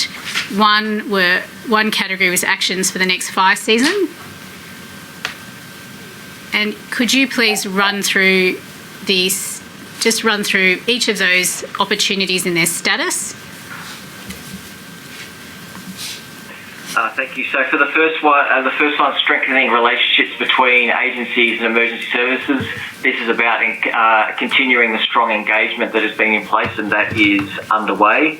For the second one, which is streamlining CSIRO taskings, that activity is currently underway through discussions between CSIRO and the operators in Novasar 1. With regard to 3, Geoscience Australia has reached out to the International Charter on Space and Major Disasters to discuss the opportunities that may exist. With regard to the discussions between Japan Meteorological Agency and the opportunity to use a very new platform, Himawari 10, which is led by the Bureau of Meteorology, those conversations are currently underway. With regard to engagement with NASA and USGS regarding the US's Landsat Next program, those conversations are currently underway. With regard to 6, which is about developing a roadmap, one of the roles of the Australian Space Agency is to think through the next years and the opportunities, and that's part of our consideration as we go forward. Unfortunately, I don't have an update at this point in time on number 7. And if I could just interrupt there. So you identified a number of those items that discussions have taken place. What is the intent of those conversations, and is there a defined outcome that is being sought by those conversations? So if I might group both the 4 and 5 together, which is discussion around Himawari 10 and for the discussion around Landsat. Some of are under development, so at this point in time there are engagement to understand the platform, the missions, what they might provide, and think about is there an opportunity for Australia to be involved. But any decisions about our involvement ultimately do come back to a decision of government. But at this point in time, it's actually understanding those platforms and when there are opportunities for collaboration where Australia can make a contribution to those missions in the future, or access data. And are those opportunities being explored just for bushfires or more broadly for all natural disasters or all natural hazards? So if I just use the example of Landsat Next, I think this is a broader opportunity around what those platforms can provide beyond just bushfire. And again, Himawari 10 is not just a bushfire platform, as I understand it. So that means there are opportunities beyond just bushfire for these particular activities. And in terms of item 6, when do you anticipate that the roadmap will be completed by the agency? So the broader roadmap, we're forecasting within the next year that activity will be undertaken and released. So, undertaken and released, as in undertaken and completed? That's correct. Thank you. And then if you could just briefly go through the rest of the immediate capability development options. Thank you. So for data systems, number 1, which is the National Data Storage and Sharing Capability for Emergency Services, I don't have an update at this point in time. For number 2, I can confirm for the first dot point, which is testing an updated version of the numerical weather system using additional data has been completed, and with the second dot point, which is using Himawari 8 data, has also it has been completed. Moving to tools, which is relating to Geoscience Australia. The first part, which is working with Australian governments on national burn scar products, that is at 80% complete, and with the water bodies, that has been completed, and that now provides better understanding of access to water during bushfires. With regard to point 2, with updating DEA hotspot systems, the first dot point of including Himawari 8 has been completed. The hardening of DEA hotspots IC infrastructure is at 85% complete, and for example, that will provide greater resilience and meet a higher demand when those data systems are drawn on. And the testing of Sentinel-3 information has been done, and they're undertaking scientific testing and validation. For point 3, I don't have an update at this point in time, and for the new satellite imagery, I don't have an update at this point in time. Thank you. And so all of these items are identified as priorities to be completed before the next bushfire season. So which ones are the ones that are outstanding at the moment that are yet to be completed? So, Council, the way we framed the activities, the key priorities we wanted to focus on were on page 18 and 19 of the report, and they related to activities around increasing capability within DEA, introducing new technology, new data streams into the Bureau of Meteorology's systems which have been completed. The ones that haven't been undertaken at this point in time, if I look at the Novasar example, which is an R&D platform, what we wanted to do is see if we could streamline some of the tasking and data distribution. This is a new platform at R&D. There are conversations around whether we can get some of that tasking underway, but I don't have a complete update. And the other ones, back, we said, I wouldn't be able to talk to the impact of, say, for example, partnerships for number 7, which is releasing Sentinel-5P data from the Copernicus Australia Regional Hub for quality air mapping, and if that's required, I can follow that up after the hearing if the Chair, Commissioners and yourself would require. It would be helpful for the Commission to have a complete picture of the status of each of the items that were to be completed prior to the next fire season commencing. Yep. Thank you. And now we can do that. Thank you very much. And in terms of the future opportunities that have been identified, we might stay, if I understand it correctly, the ones that are of the highest priority are the ones that are identified in the report as opposed to in the table. If you could talk to what the proposed timelines are and actions in relation to those future opportunities. Thank you, Council. So with the future opportunities, with this report, this was provided to government. What we wanted to forecast is when the task force convened and then reached out to the community, there are a range of things that could be undertaken going forward, and broadly the government will need to think through which actions they want to undertake. The options that we wanted to have a look at. So the first thing is that there are a range of new technologies that are available. For example, new satellite imagery missions that are now specifically looking at bushfire risk management activities. So, for example, we spoke about Novasar. Is there an opportunity to understand how that type of technology can support bushfire management in the future? And the second part, we also know there's international counterparts that are undertaking bushfire or wildfire satellite missions in the future.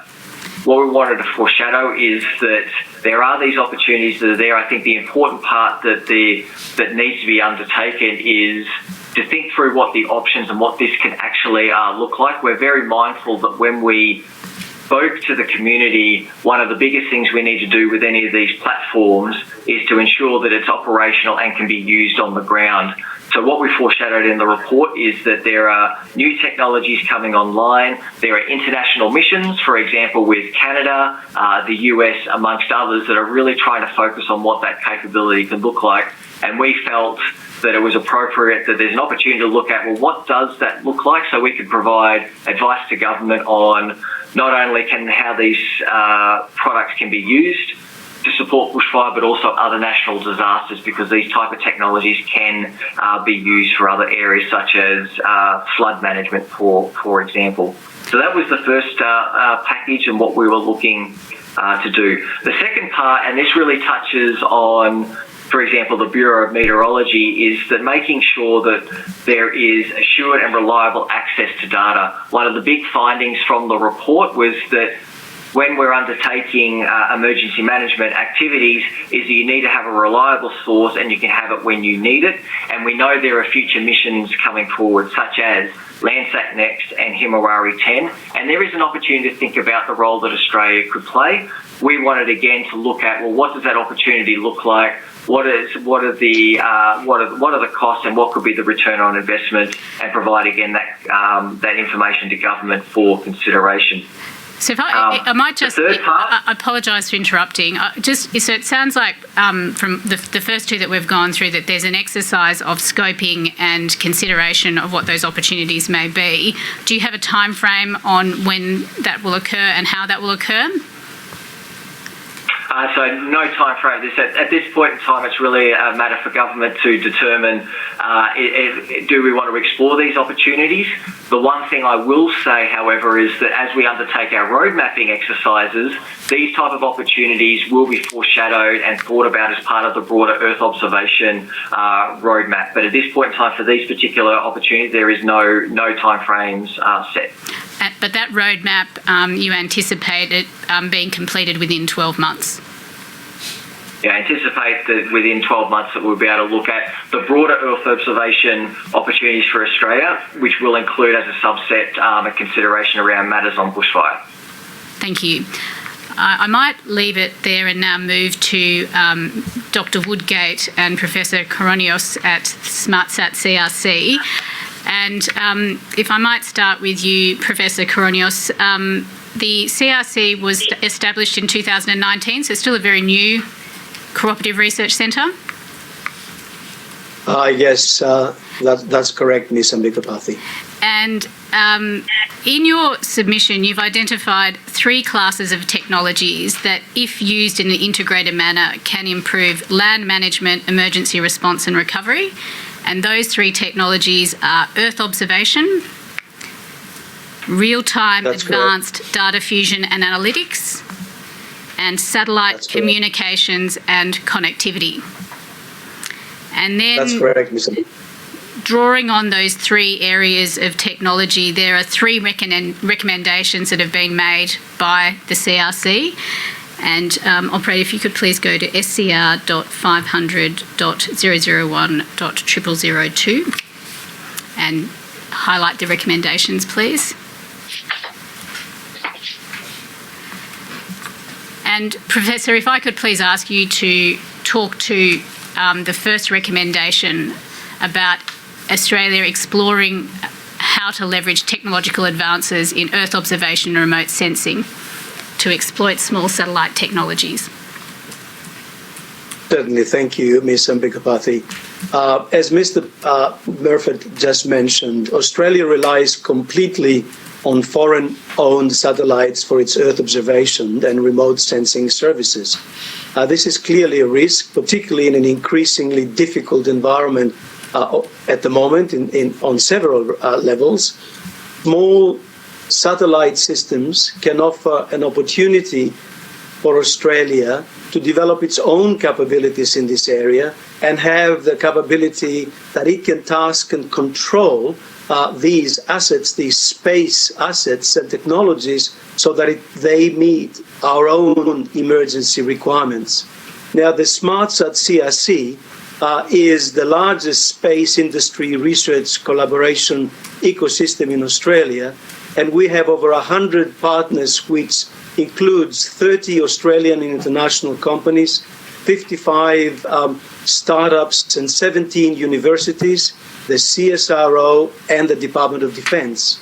And we focus on incorporating artificial intelligence in the telecommunications, IoT and connectivity technologies, but also in next generation smart satellite sensors and systems for Earth observation and for advanced analytics for Earth and information products and services. So I think that those offer a significant opportunity for Australia to actually develop this capability. And as we are recommending in the second recommendation, is that this data that we can capture from the intelligent satellite systems that we can task and control can be fed into digital twin systems that can actually emulate the environment and also provide scenario-based what-ifs, so that we can, in fact, be able to get information products that are very important for the decision-making. So if I may be permitted, Ms. Ambekapathy, to ask my colleague, Dr. Peter Woodgate, to add further information to this, and particularly the second recommendation on what we are proposing as the Australian Disaster Resiliency Digital Twin. Yes, please. Thank you. Dr. Woodgate. Thank you, Council. Australia's got a really rich data suite of many, many sources. Satellites is just one. Airborne systems, ground-based observations, sensors, but there's also large amounts of data that we hold as a nation across all jurisdictions, many agencies, like forest type, fuel load, terrain, the built environment, and all of this information can contribute to a very rich solution for addressing ongoing fires and disasters real time, and also in preparing for them and in recovering from them. Our challenge is to be able to bring all of that information together in such a way that we can deploy its optimum combination to the people that need it, when they need it, where they need it. And what we're proposing is the development of an Australian Disaster Resiliency Digital Twin, which is a new systems approach to organising and deploying that information. A digital twin, in simple terms, is a virtual representation of the real world. And it's really capable of combining data, smart analytics, and increasingly artificial intelligence-based analytics, together with the systems and services and advanced computer analysis to deliver these information products. And one of the things which has also been critically missing from this ecosystem, as it were, of high-quality information solution is the ability to use our satellite and ground-based telecommunications systems to reliably and persistently carry the information products across the nation to people when they need them. So it's the combination of this next generation of systems thinking embodied by the digital twin, together with our ability to harness increasingly improved telecommunications, that will be make a significant difference to our ability to address disasters nationally. And I think that leads us on to recommendation 3, which is about persistent telecommunications and restoration of telecommunications during a response or the recovery phases of a natural disaster. Could I ask you to talk a little bit more to that recommendation as well, please? I think perhaps the telecommunications element would be best handled by my colleague, Professor Koronias. Thank you. Right. Thank you, Council. Australia could develop and implement a satellite-enhanced national telecommunications capability plan to exploit the advanced satellite-enabled communications that exist in current systems and augment and further those systems. This would increase the reliability and reach of our national telecommunications systems. In bushfires situation, for instance, the unexpected happens. Dependence on just only one form of communications can be really problematic. We need communication systems that have fully independent failure modes. Without replacing existing systems, we can supplement them with next generation space-based communication, as well as ground sensors, such as smoke and temperature sensors, which can be used to provide timely information of the location and the direction of the fire front, for example.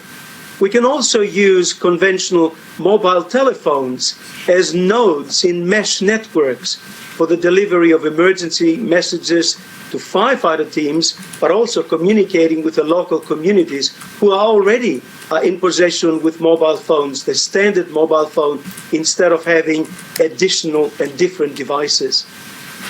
So is part of what you're looking at is in those circumstances where you can utilise different forms of telecommunications networks. So there is a persistent telecommunication line into communities during the response and the recovery phase. Even if one particular method of communication goes down, there is sufficient redundancy to enable communication to occur, and that is potentially leveraging the satellite networks and satellite technology that may be available. Exactly, Council. In the event that a ground-based communications infrastructure is disabled, damaged, or destroyed, as the probability is high for this, as we saw in the previous bushfire disaster, we need to assume that no terrestrial infrastructure is available, and thus we need to be able to switch to ad hoc, agile, and space-based networks. These can be satellite delivered, but also using, say, existing commercial satellite services like Iridium or Inmarsat terminals, but also involve Wi-Fi and other technologies connected via satellite, which could actually provide us that link. These mesh networks could have store and forward capabilities that can be beamed up to the satellite if they can see a satellite at that particular time, or relayed via the mobile networks if they operate, say, the radio network. They can be agnostic of the network and still be able to provide that service. Such networks will be able to enhance pervasive situational awareness and can also be used, as you've mentioned, to communicate with local communities and alert them to, say, impending dangers. The distinct advantages of such message-based systems and ad hoc networks, and particularly when you're using mobile phones, for instance, without having the central control tower to management, is first of all that the use of the mobile phone is a device that people know they already have and they know how to use. When people are stressed, they cannot think, and so they are having to operate a different device can actually be a problem. Also, in a disaster situation, the mode of communication of, say, being very light in the message, to say at once, to send a short message about the situation, is much easier to send and receive and understood by the various players, the firefighters and others. And finally, the messages can automatically be injected in, say, a digital twin that we are proposing and be used to enhance the situational awareness at the time of the response, but also be kept in debriefing analysis of the disaster, and indeed as well as training as well, whilst voice communication is not able to do that unless you subscribe everything you record. Now, in Australia, we have capability, Australian capability, and through our industry partners, we have some of our industry partners are world-leading pioneers in this area of wide sensor networks, of low-cost technology, and also mesh networks. So we need the research to be able to understand the gaps in user requirements so that we can demonstrate the art of the possible. And that's what the SmartSat CRC and its partners can do to contribute in the realization of solutions to the capability needs through engaging with the end users so that the end users can be part of the co-design, the planning, the training and deployment of these services, and thus lead to adoption of such technologies. Yes, and of these three recommendations, are any of these recommendations being pursued through the research programs in the CRC? Thank you, Council. We have already began some conversations with a number of our partners, but also with the Natural Hazards and Bushfires CRC, and we have made it one of our central missions and programs of research for us to develop technologies that provide disaster resiliency. But we need to engage with the end users, because it's not point in us developing technologies that the end users will not adopt. And therefore, we would want to have the opportunity to co-design and co-develop those technologies with end users. And so what would be the time frame of those consultations and scoping before these sorts of recommendations could be, or the research underpinning these recommendations could be commenced? I think a full analysis for this will need to be made, Council, and so I would only guess at such a plan. But we believe that certainly in the implementation could have three horizons. The first horizon could be immediate use of existing technology. So do some research around what is available and how can it be used, and how can we actually adopt that immediately. So filling the gaps of communications. The second one will be a medium term, 2 to 3 years. And the longer term will be the implementation of the next generation technologies, which may take between 3 to 5 years, with a program of ongoing improvement to ensure that we always are utilising best practice. Thank you. And if I may, Council, if I could add a little to that. Very quickly, if you can, please, Dr. Woodgate. Thank Okay. you. I'll be very brief. There's a way of deploying existing organisations like the PSMA, Public Sector Mapping Agency, Geoscience Australia, and others that have existing capabilities that we could bring to bear even more effectively than we have in the last fire season to make a significant contribution to relatively quick wins in this regard. So it becomes an organisational question as opposed to a pure technology research question. Okay. Thank you. I have no further questions, Commissioners. Yeah, okay. A couple of quick questions from the Commissioners, because I know we're time constrained. Can I just go back to a statement that was made then, working closely with end users, which I fully commend. There are three big recommendations, though. I take the term work closely with end users as you're going to require them to bring funding to go down these paths, or is there already funding within the CRC to progress these to a certain level? Thank you, Commissioner. We have funding by the CRC program as well as our partners. We have significant contributions by our federal government and our industry and defence partners. We have $245 million to be spent in R&D over the next 6 years. We have already just about finished 1 year of operation formally. So we do have the resources to actually work and in some cases co-invest with end users to develop the prototypes, the co-design activities, develop the prototypes to test the proof of concept. And then, of course, that will need to be to have additional funding for operationalising it. Okay. So each one of those recommendations are Australia should, explore, invest, develop, what's the decision-making process for giving these 3 recommendations priority? Perhaps if I, Yes. sorry, Commissioner, perhaps if I touch on that. The first decision-making point is the board of the SmartSat CRC determining that there is, in principle, benefit in investing the partners' funds in these 3 areas. Then we would turn to those agencies responsible within the governments of Australia to ensure liaison with them to determine that they would adopt the outcomes of those recommendations. So it'll be a very formal process of discussions would take place there. Where there is a private sector involvement, we would work through our existing partnerships, formal partnerships with our partners, and where necessary, industry peak bodies, in order to ensure that the engagement with industry was appropriate. Similarly with defence.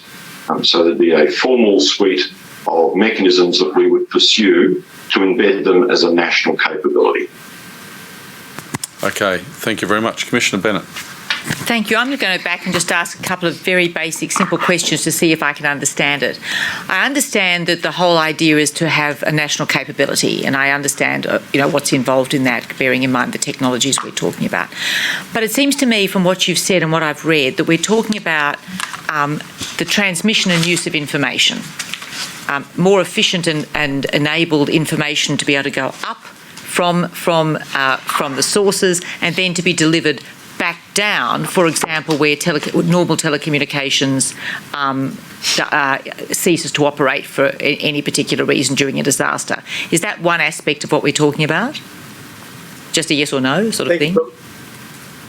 Thank you, Commissioner. Yes, the answer is yes. Okay, thank you. And then there's a second aspect, which seems to me to be where you're going, is to take this information and using, data analytics and machine learning and all the other available methods of doing it, and including using the IoT, is then to work with other bodies to enable the use of this information that you have gathered and that you can transmit, but also to enable you to then work with them, for example, with the co-development of modelling and predictive tools or whatever other agencies are using or other bodies can think of using this information for in order to have a more practical application or to broaden the practical application. Is that sort of the second aspect of it?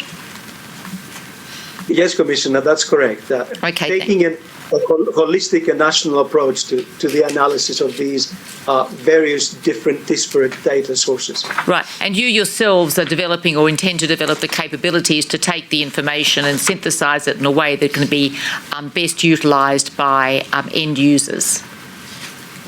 Yes, that's correct, Commissioner. With our partners, we have 17 Australian universities that have significant capability in this area, and of course the CSIRO and our defence organisation. Okay, thank you very much. I just want to make sure I had an idea of the sort of the subject matter. That's very helpful. Thank you. Thank you, Commissioner. Gentlemen, thank you very much. We appreciate you spending the time with us this morning. Okay. Chair, could the witnesses please be excused? Yes, the witnesses may be excused, and once again, thank you. Appreciate it. Thank you. Thank you. Commissioners, we'll be moving directly to the next panel for today. And this panel will explore the use of 3 types of technology to improve situational awareness. That's drones, sensors and tracking devices. I call the second panel of witnesses, Mr. Marcus Ehrlich, Managing Director of Ninix Robotics, Mr. Cameron McKenna, Managing Director Attentis, Mr. Casey Malloy, Director of Sales in Smart Tech, and Mr. Eugene Blignow, the Solutions That's not a Engineer bad at thing Smart for Tech. containing it, to be honest.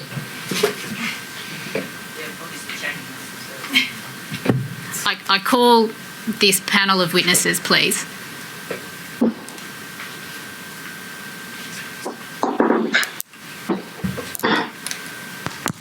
Good morning. Thank you for joining us. Thank you. Welcome, Commissioner. Morning. Associate, if you could please administer an affirmation to Mr. Ehrlich. Mr. Ehrlich, Do you solemnly and sincerely declare and affirm that the evidence you shall give will be the truth, the whole truth, and nothing but the truth? I do. Thank you. And if you could administer an oath to the remaining witnesses, please. Mr. McKenna, do you swear by Almighty God that the evidence you shall give will be the truth, the whole truth, and nothing but the truth? I do. Thank you. Mr. Malloy, do you swear by Almighty God that the evidence you shall give will be the truth, the whole truth, and nothing but the truth? I do. Thank you. And Mr. Blignow, do you swear by Almighty God that the evidence you shall give will be the truth, the whole truth, and nothing but the truth? I do. Thank you. Thank you. Mr. Ehrlich, if I could start with you, please. Could you just provide to the Commissioners a brief overview of your background and experience in the technology offered by Ninux Robotics? Yes, Council. My name is Marcus Ehrlich. I'm the Managing Director and one of the founders of Ninux Robotics. Ninux Robotics are a specialised drone company. Our niche is endurance or beyond visual line of sight flights. It means we can cover large areas, particularly in Australia's regions, and provide bespoke aerial intelligence over those large areas using a variety of different camera payloads and mission types, which enables us to service a number of key industry verticals, including emergency services. But we are a high-end managed drone service provider. Okay, and operator, if you could please bring up document NIN.500.001.0046 at 48.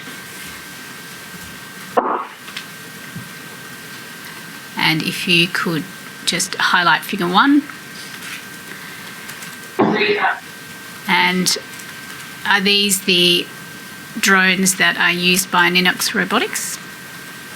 They are. And they are. And if you could just explain what we're seeing in that photo.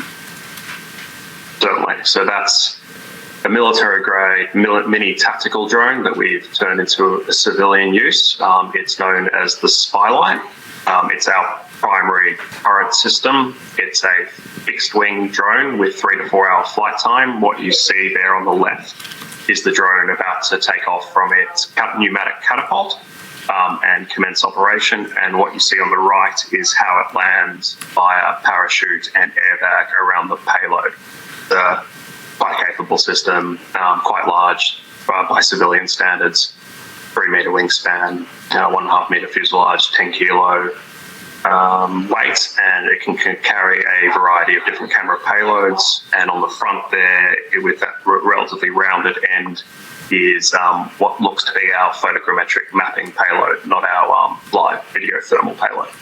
And so in terms of the monitoring capabilities of drones, you have live video streaming, both thermal and optical, and mapping capabilities. And if we could please, operator, bring up page 14 of document 500.001.0011.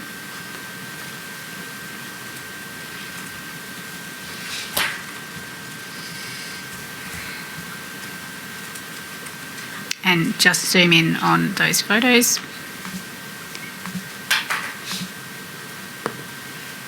And if I understand it correctly, this is a type of imagery and that can be obtained using drones. And if you could please just explain the difference between the mapping that you have on the one side and the imagery that's on the other side. Yeah, so this is an aerial intelligence product we put together in this format for an emergency response situation, in this case a live fire front that we were mapping at night over it was about a 40 kilometre radius operational area in the Hunter region. On the left is the position of the drone overlaid onto a Google Map imagery that updates live as the drone is deployed. You can see in the middle where the drone is, and you can also see the line which is pointing towards the live fire front that is being annotated live as we see it at night over the area which it was being found.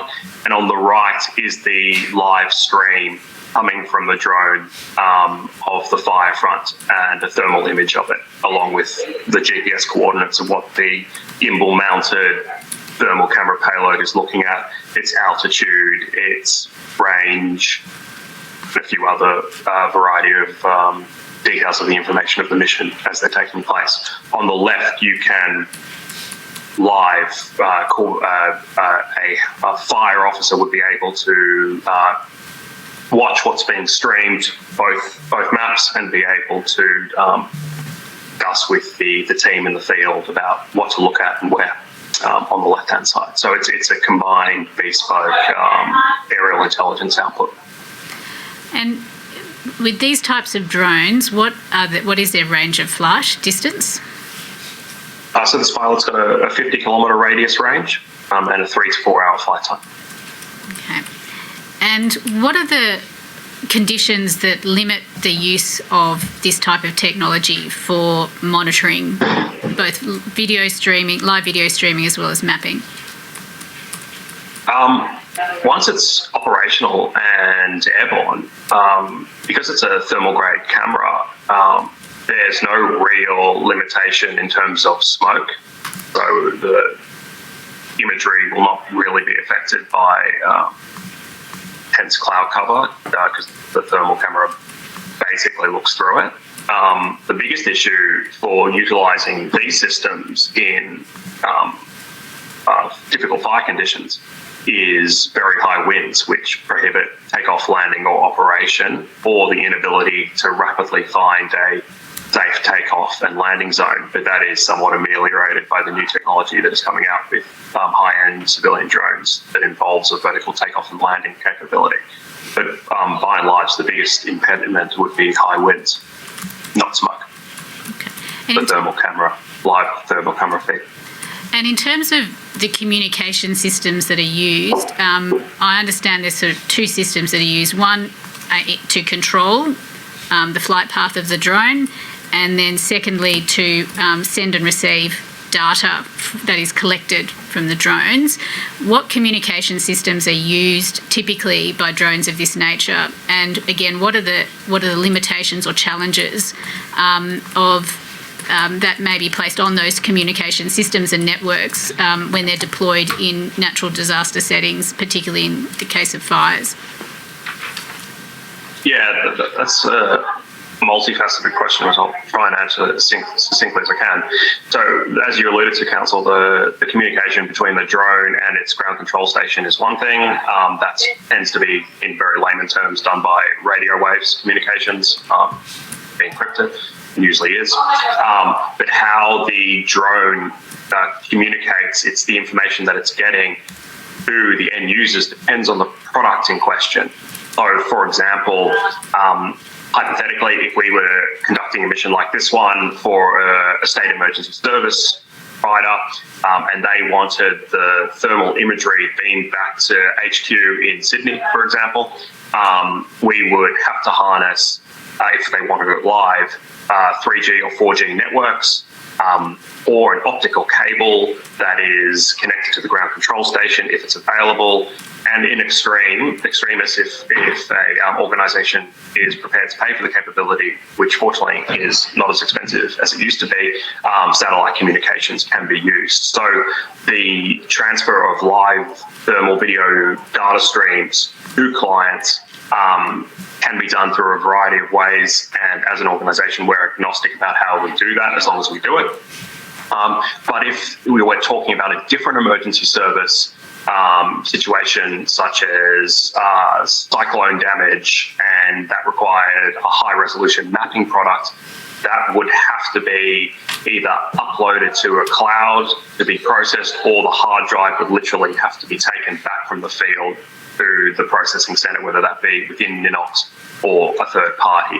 So there are a variety of ways to do things and to do them differently depending on the product type that is required by the client or department. And are there any conditions in which those communication networks will just not operate? Well, certainly. So if a 3G or 4G area is in a black spot, then obviously not there, so it doesn't exist and will not operate, or if it's been like what we saw in the Black Summer, where large amounts of 3G and 4G communication towers were down, then they're down and they need to be replaced. Satellite communications obviously have a much higher level of redundancy and are generally always available, unless there's a significant geopolitical problem. Sorry, so you said generally always available unless there's a geopolitical problem. So does that mean there are no environmental conditions or other conditions that would, such as space weather, that would prevent the operation of a satellite communications network? It's very rare that all to go down. Okay. Now, I'm conscious of the time, so I might now move to Mr. Molloy, Mr. Blignau, and the vehicle asset and personal tracking technology. And can you please describe briefly each of your backgrounds and then the technology and particularly the telemetric technology that is available in this space for vehicle asset and personal tracking? Yeah, absolutely. Thank you, Councillor. So my name's Casey Molloy. I've been working with SmartTrack for 9 years now in the sales team. I'm currently the Director of Sales. So what my job is, sometimes sales is frowned upon. It's not actually to sell products to our customers that don't meet their needs, but actually investigate and understand their problems and then help them find the right solutions to those problems. So while SmartTrack could be part of that solution, we look at the holistic challenges of those organisations and then help them to understand it. So my role is very much solution focused to help those customers with their end game. Thank you, Council. My name is Eugene Blichnet. I am the solution engineer at SmartTrack. My role as a subject matter expert within the telematics industry is to gather customer requirements and then present a solution using existing technologies to solve their problems. Telematics is an interdisciplinary technology that consists primarily of 3 parts. The first part is the hardware component, which is hardware which is installed in a vehicle or an asset or carried by a person. And this component is used for gathering the status and the tracking information. The second component there is communications. So communications are used to transmit and receive data and instructions to and from the device. And data is primarily transmitted over the cellular network with satellite communications being available for when there's areas of no cellular coverage.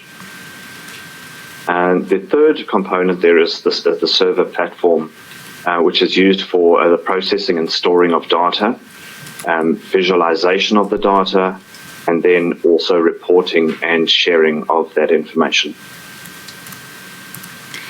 And in terms of the applications of these technologies in the natural disaster space, I understand that there's the capacity for geolocation of individuals, vehicles and assets. Is that correct? Yes, absolutely.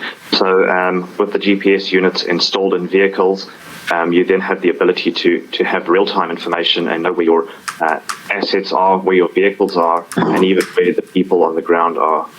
Okay, and then I understand there's also a capability in terms of geofence triggered alerts and duress alerts.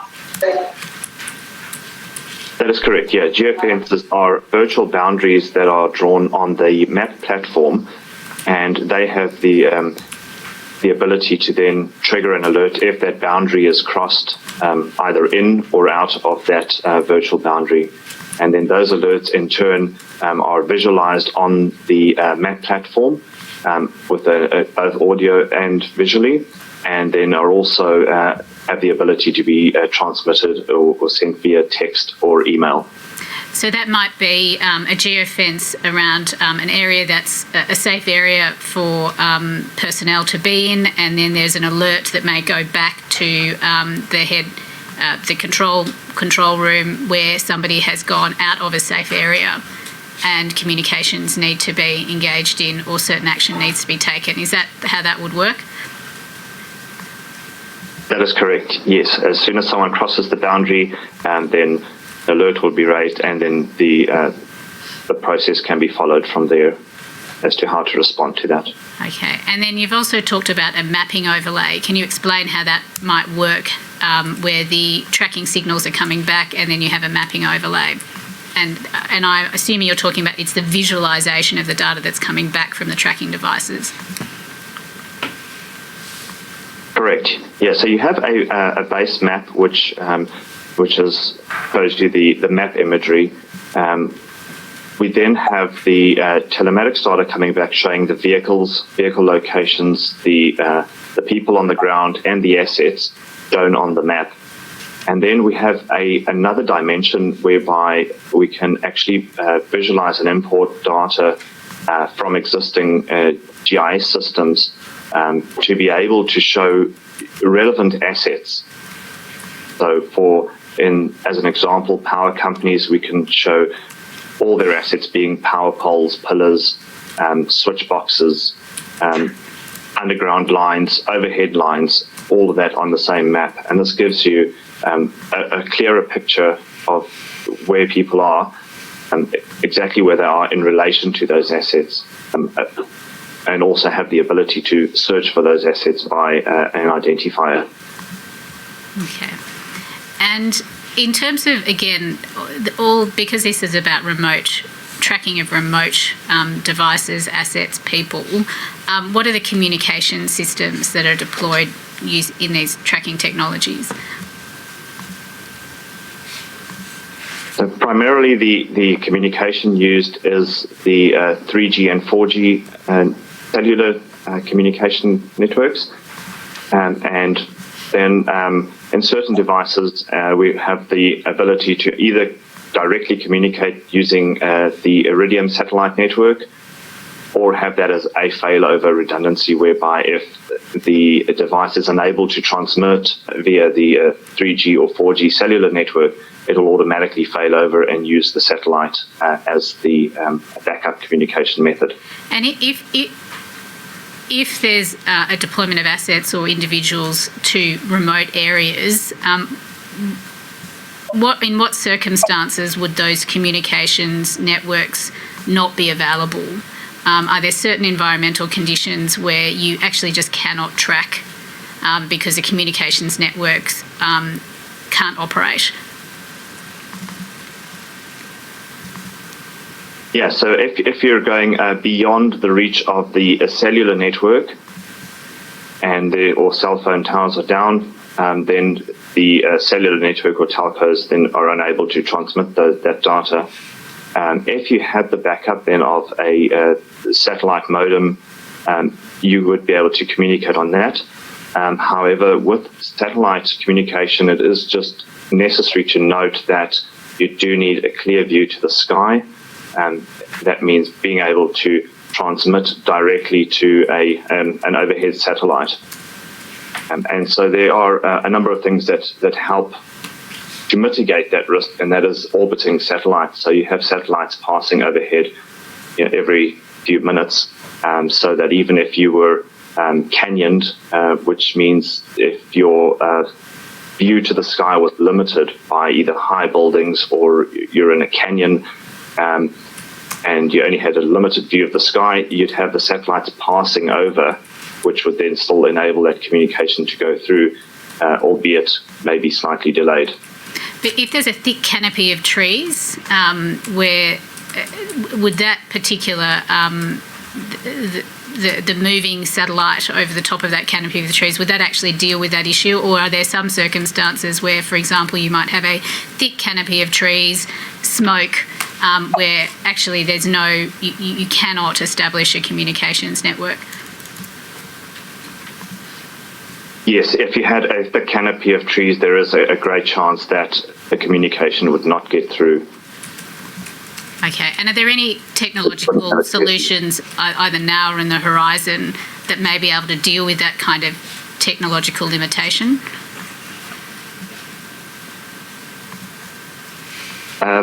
One option would be having ground stations with wireless, but then in those circumstances you are quite limited with range, and that is why predominantly the industry has taken advantage of the likes of the telcos, because they have the established towers and the range that goes along with that.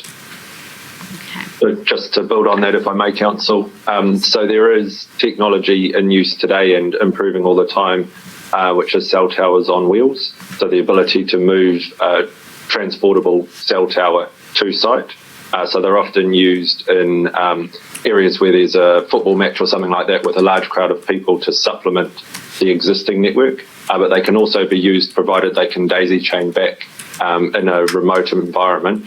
There's obviously additional costs with that to move those and make sure the daisy chain is available. Okay, but that wouldn't necessarily deal with a deployment of emergency services personnel into a remote area where it's got difficult terrain, etc. You wouldn't necessarily be able to daisy chain in a network, communications network. Correct.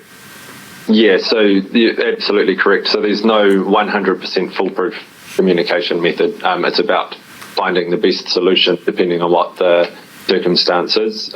As another example, in New Zealand, emergency services are looking at trucks that basically operate as a communication hub. So they will again be taken out the site, but they will have multiple methods of communicating, both from people in the field, but then back to base. So another good way to solve part of that problem, but absolutely extremely remote locations will always have a risk of not being able to communicate wherever a person is. Thank you. And now I might turn to you, Mr. McKenna, and if you could please describe in a bit more detail the smart sensor systems and communication networks that are available. Okay, thank you, Council. So I'm from Attentis. So we've invested 11 years working with fire departments in California, Canada and Australia. We design and manufacture patented multi-sensors, which burn high-speed data networks, which build interactive networks. That's a picture of our portable unit there. Our networks, which we locate, they're fixed. They're on 8.5 metre poles. They use multiple communications. So we use licensed radio, unlicensed radio, cellular, satellite and Wi-Fi. So Mr. McKenna, if I can just interrupt you for a second. So what we've got up on the screen here is a portable version of the technology, but you also have permanent installations, and sorry, you're saying they're on poles? And how high up are they installed on the poles? The poles are 8.5 metres, and the weather component is at 10 metres, so it's Bureau Meteorology and WMO compliant. They are fixed. They form their own intelligent network.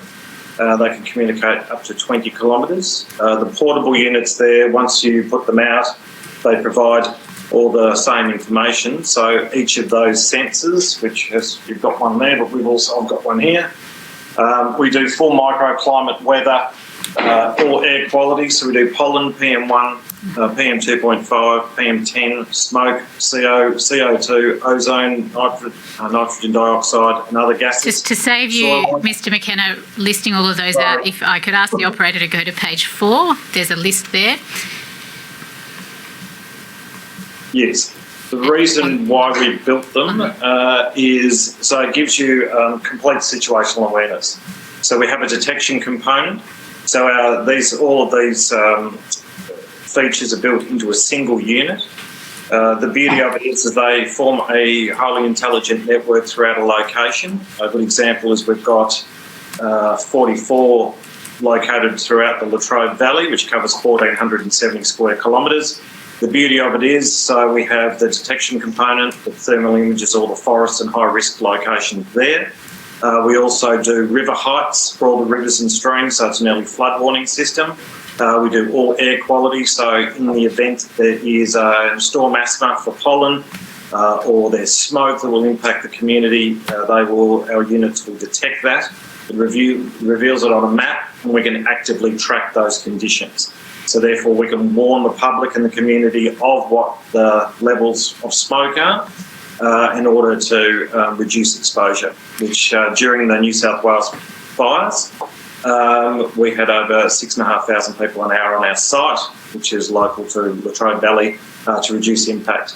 They're also used by Ambulance Victoria to staff up hospitals and so forth because they knew what the impacts were going to be, so as an early warning system. And so what is the nature of the customers that you have that install these particular types of sensors, as opposed to, I think you've talked to a number of users of the data that's produced and you make publicly available, but who are your core customers and clients that use this type of technology? At this stage, our core clients, so in regard, generally utilities. So we do a lot in the utility space. We do thermal imaging of substations, power line asset for both ignition and for pollution tracking and for maintenance. So we do active tracking of pollution to give them better maintenance warnings. When they get a maintenance warning, it means that there's less likelihood that they will have an ignition or a fire start at a substation. The same thing with power lines. We do sway and sag on lines. In relation to use of the Latrobe Valley, it is used daily by everybody from the energy market operator to SES. CFA used it during the Yanar fires, Ambulance Victoria, Vic Police, Vic Roads, Regional Roads Victoria, I should call it now, and emergency services for a whole lot of reasons, as well as the public for general health and wellbeing. Access it every day. Okay. And in terms of can you talk a little bit about the communications networks and that operate between the sensors and also communicating from the sensor network through to the home base or your servers where the data is processed? Yes, so we do a fair bit of edge computing, so at the unit. But our units, we use multiple communication because we discovered that cellular is affected by smoke. We did a lot of investigation in this, especially in California, and we discovered that we would require multiple patented technology we developed, but multiple communication methods so that there is no failing of data transmission. So be that licensed radio, unlicensed radio, as I said, cellular or satellite.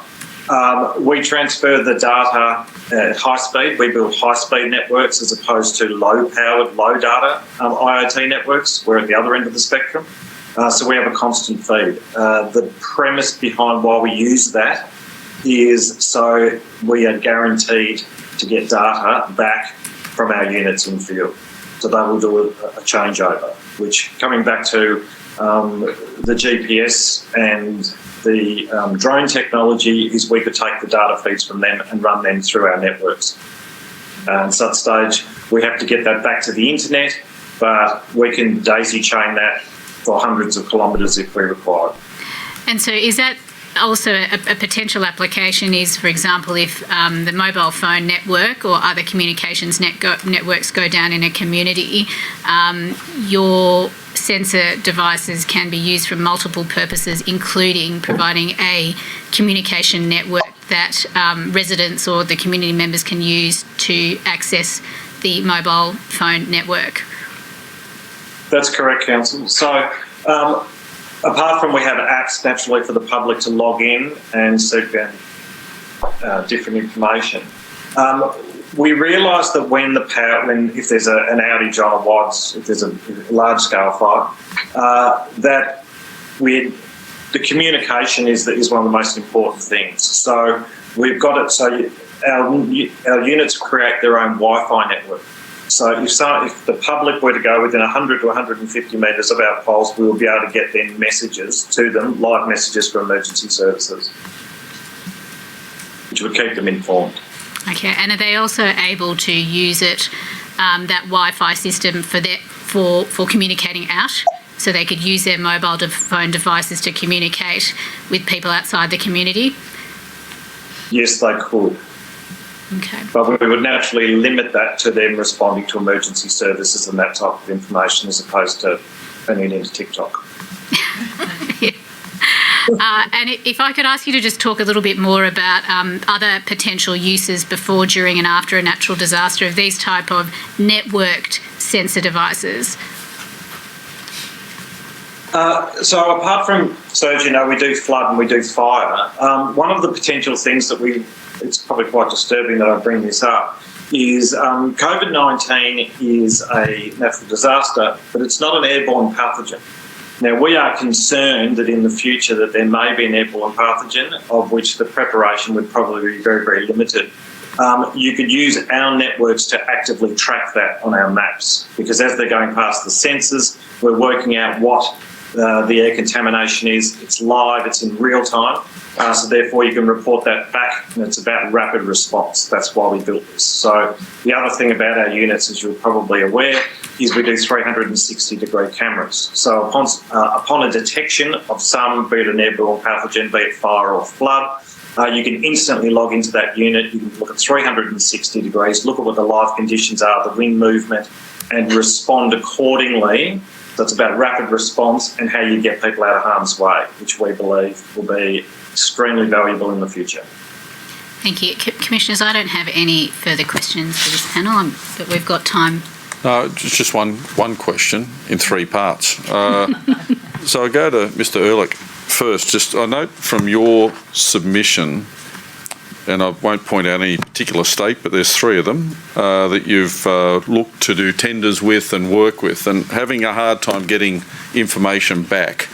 And in one particular case, you mentioned organisational inertia maybe being one of the reasons.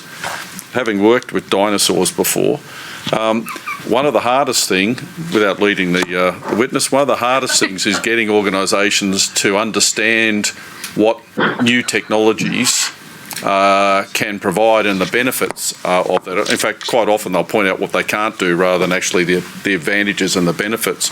Can I just ask each of you just a view on how you're going with particular organisations with the uptake of what the technology that each of you are presenting and an understanding of the benefits that might provide into the future? And I'll start with Ninox first, please. Thank you, Commissioner. I mean, you allude to almost a philosophy about whether an organisation is prepared to almost take a punt on a new technology, and whether the personnel within there or champions within the organisation are driving the change because they can see the benefit. And that varies from organisation to organisation. Some I found are particularly open, and certain departments, while it's taken a while for us to convince them in some instances over the course of many years of operation and advocacy for this new technology, I found that once it's in the field and in front of them and the results come through, things can change reasonably rapidly. And I find out the dinosaurs of today seem to be a bit better than the dinosaurs of yesteryear. I mean, it took it took 40 years to change from horse and cart to cars, the automobile. We're finding that it's taking a few years to convince organisations. That's still relatively quick. Yeah, thank you. And there is a difference between bleeding edge in technology and leading edge in technology, so I appreciate that. Yeah. Thank you. SmartTrack.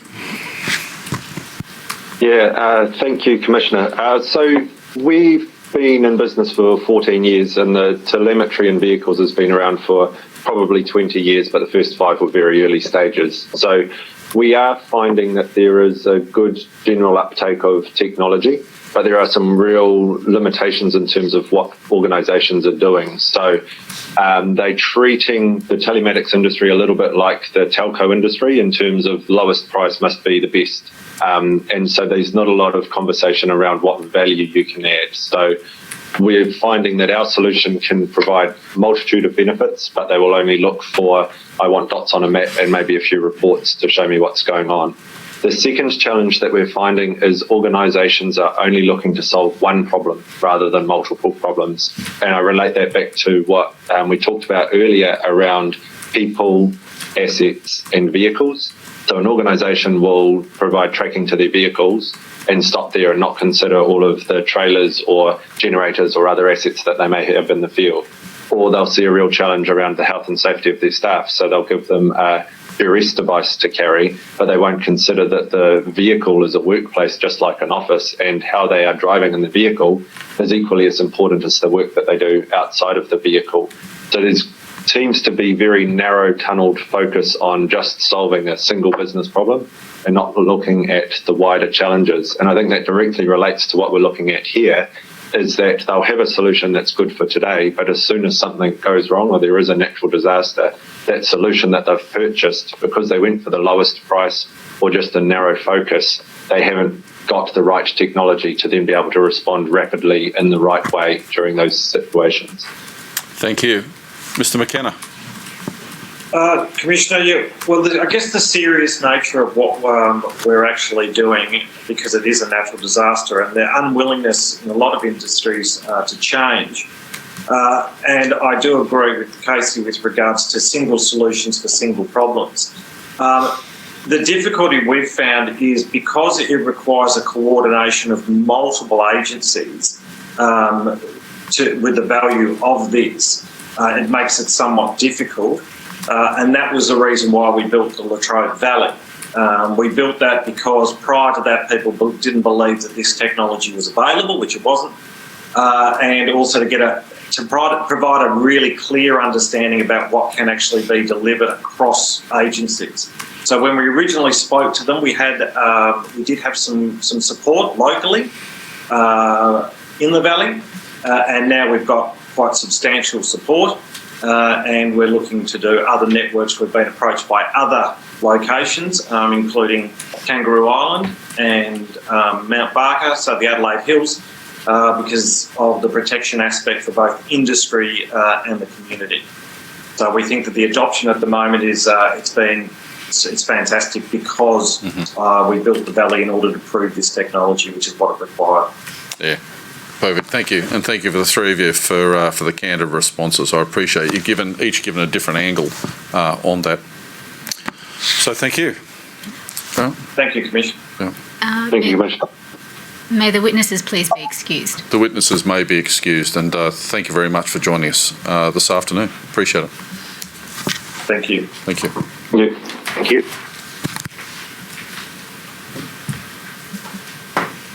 Ms. Hogan-Doran. Chair, it's warming up slowly. Slowly. Not much. It was about 3 degrees outside this morning, and it felt less than that. 2 degrees in here. About half an hour. I call Mr. Andrew Fisher, Head of Regional Rural Network, Australian Broadcasting Corporation.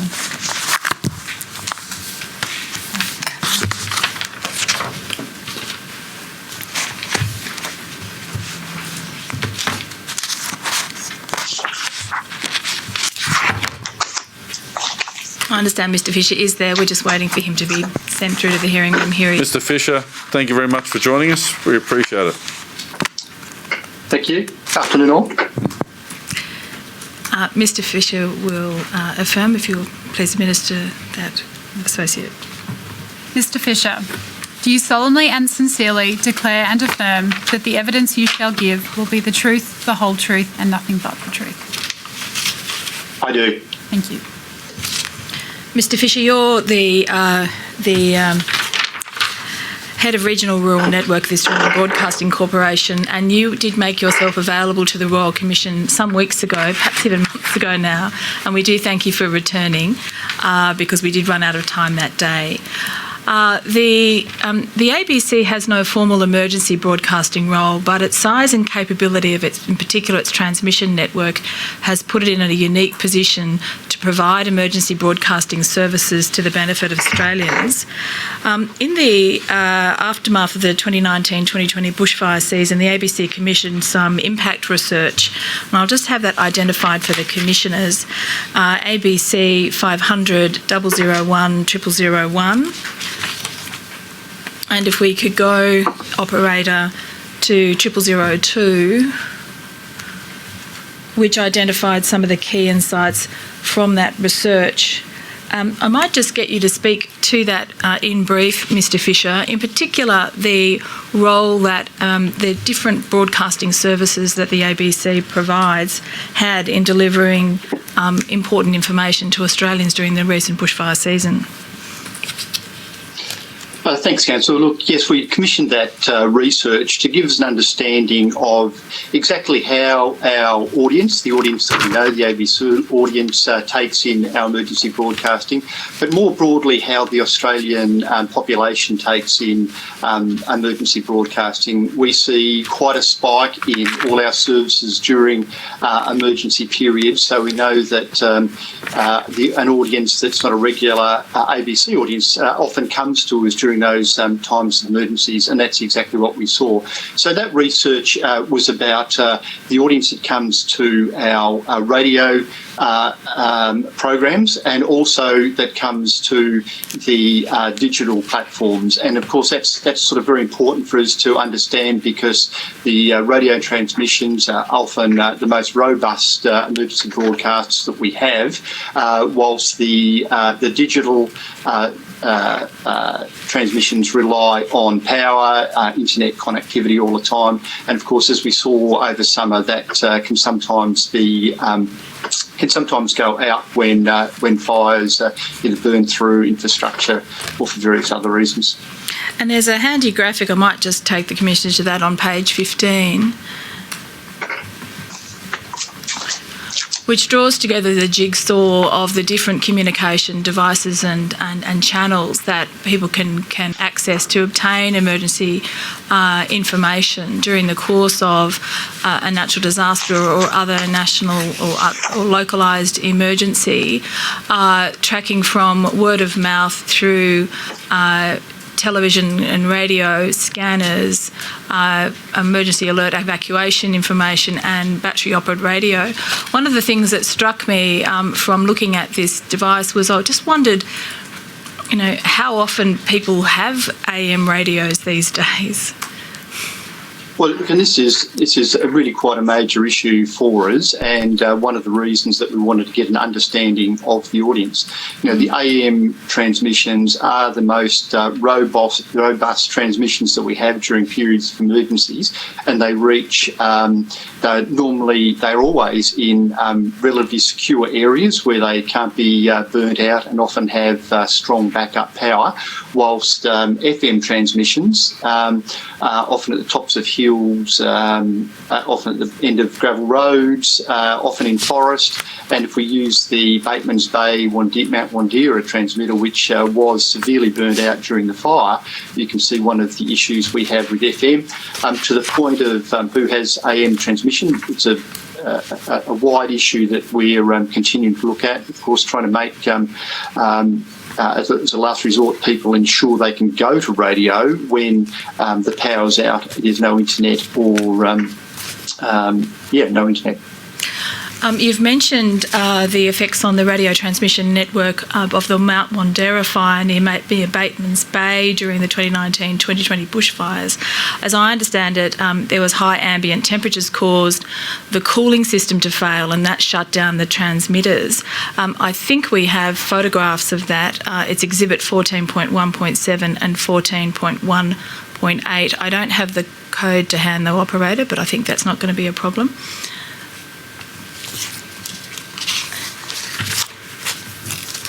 So that's one of the photographs. I think there's a second one. And what struck me from these photographs, and we can see the burnt forested areas below, that there's this significant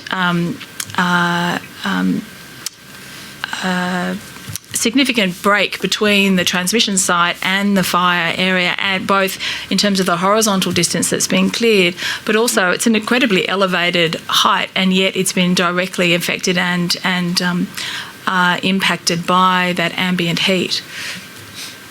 the damage to the transmitter was astonishing, really, because as you can see, it has got a cleared zone quite a long way around it. But right at the top of the tower, you can see the damage that was done by the ferocity of that fire. I can't actually see the photos that you're referring to, but I know them quite well, obviously. And it's taken as, it took a little while to get services returned there in cooperation with an enormous number of groups, including the local Grant broadcasters. And that transmitter is about to be fully opened fairly soon, just because of the amount of damage that it took to the time it's taken to repair.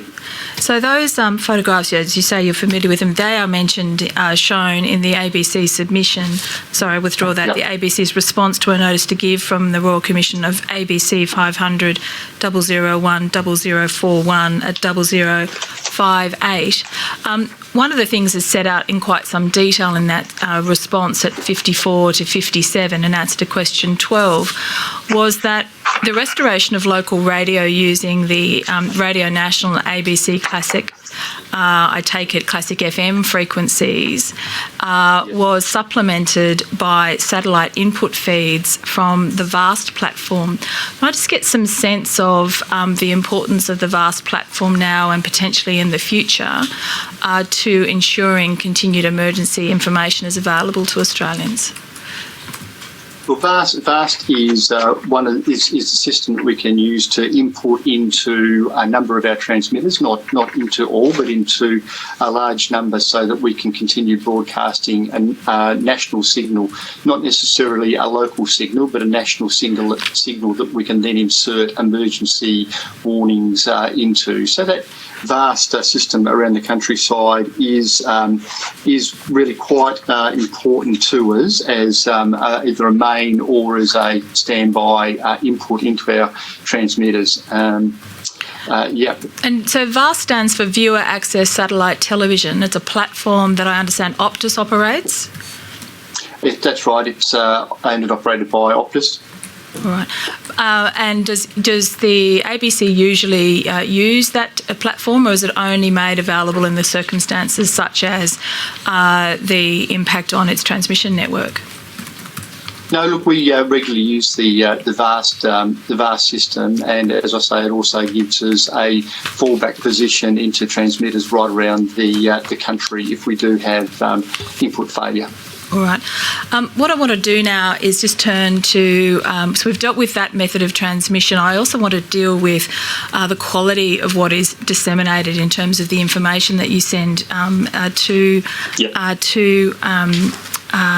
members of the community. And I want to deal with that in two ways, both the ABC's internal arrangements, which I'll come back to, and then the proposals you make, which applies more generally for having national common standards for message coding and for warnings. This morning I attended a great deal of material concerning warnings. You have informed the Royal Commission that the ABC is developing a national warnings page as part of its website. Could you just speak to that work?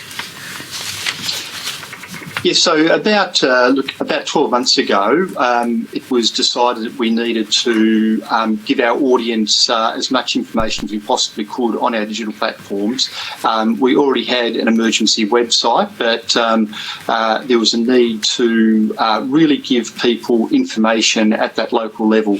So for the last 12 months, our digital development teams have been working with the Bureau of Meteorology, who I suppose run the CAPAU protocols, and also with all the emergency services to aggregate the information that they're sending in so that we can literally put it onto a single page that is searchable. So we hope to launch that page in September. We'll have a progressive improvement of the page. So initially the audience will be able to search for a location, and they'll be able to get any incidences that are at that location. Hopefully by Christmas time, that'll actually appear as a map, which you can either have as a national or a state view, so that you should be able to get a good understanding of what is happening around you in that emergency sense, and that's using the inputs from the Bureau and also from all the state emergency services. In part of your submission at section 0048 through to 0050, which is page 8 to 10 of your response, you've just mentioned there about the CAP-AU protocol.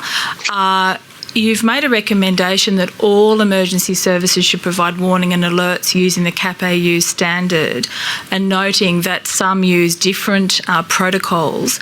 At ABC 500 001 0070, which is Annexure C to the response. That's ABC 500. There we go. We can see here that not all agencies, emergency services agencies across Australia, use the CAP-AU protocol, and use others or at different stages of the version of the CAP-AU protocol that they use. Are you able to give us some insight as to why they use different ones, and is there some insights as to how that might change? Look, I'm not really able to give an insight as to why they use different ones. I suppose there's been nationally there's working groups looking at getting a national protocols, and we work with, and part of the emergency group within the ABC has a very strong remit to work with all stakeholders. That's the emergency services, with BOEM at a national, state and local level. And, we're talking to them about the data that they're producing and how we can best use it. So obviously the data, if everybody's using the same CAP-AU protocols, we're able to aggregate that data much more accurately and quickly, so that the audience gets a better picture of exactly what's happening around them.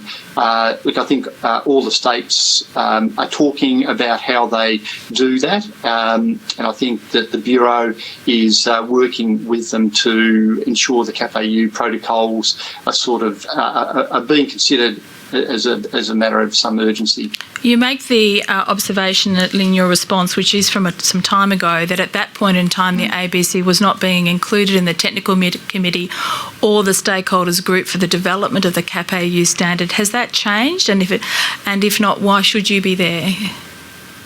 Look, I'm not aware that we're on the technical group. Apologies, but our developers have been talking with all the agencies about how we get their information, and in doing that, well aware that the agencies are well aware that if everyone was on the same platform, it would make our lives, the ABC lives, and I suspect everybody's lives much easier, because we'd have the same data, the same descriptions for fires, etc. So we even know that the maps look different, and for our teams who are working in the emergency broadcasting space, especially in border situations, they see quite starkly the difference in information from one jurisdiction to another. I note that the ABC, or I think even it might be the ABC, sits on the AFAC warnings group, which we've heard some evidence of. There's some that is dealt with in part in answer to question 8 in ABC 500 001 at 049. One of the observations that is made is that there's an opportunity for a truly nationally consistent warning system of use across all emergency agencies and for the major hazards.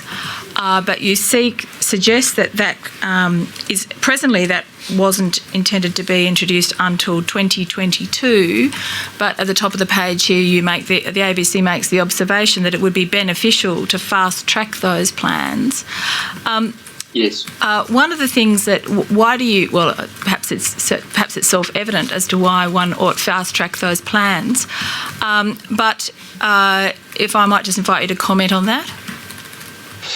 Look, I think probably the best way to illustrate it is that if two ABC bureaus on either side of a border are using information from their emergency services and it's slightly different, it's very easy for them to get confused. They think they've got different terminologies being used by the different jurisdictions. So I would say that if staff who are working on emergencies and have sort of great knowledge of emergencies can be confused about the terminologies and also what they're seeing in the warnings and how to use those warnings, then the public would also be easily confused. So I think this is really about going back to the audience and thinking this is the general public in Australia, people who may be in an emergency zone or facing a threat, need the simplest information possible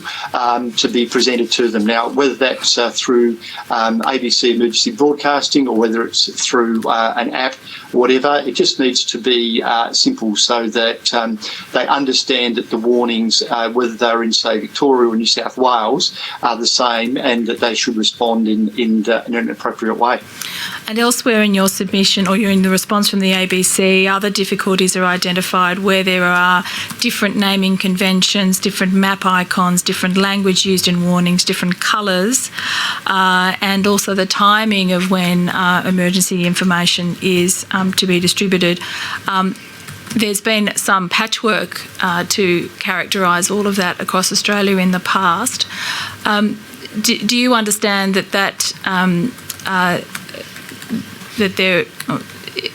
do you agree with that description?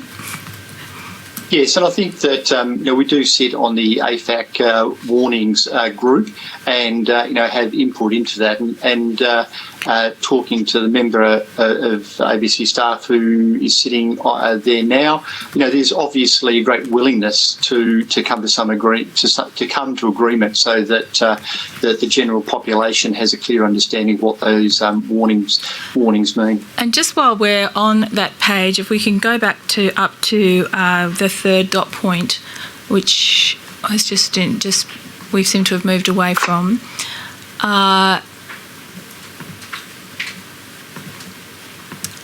I just wanted to identify, since we were there, Commissioners, that the common alert protocols, the proposition being developed there, the greater consistency in the use of the CAP-AU protocol across jurisdictions will help provide the digital building blocks to enable the development of a national app or a national map. And Commissioners, you've heard some evidence about different apps in different states, and this is the sort of the backbone or operating protocols which will enable there to be a consistency and thus there to be interoperability between the apps or one single national app that draws information from different state and territory emergency services. Is that right, Mr. Fisher? That's right. So with that, as I say, we are developing a national map, which we would hope to be able to launch by the end of the year. But in the interim, in September, we'll have that searchability of incidences that will bring up localised maps that are provided to us by emergency services. So the work that we've done really aggregates all the different protocols that come through the emergency jurisdictions, and we manipulated those, I suppose, to tell the story about what is happening around the country at any one time in emergencies.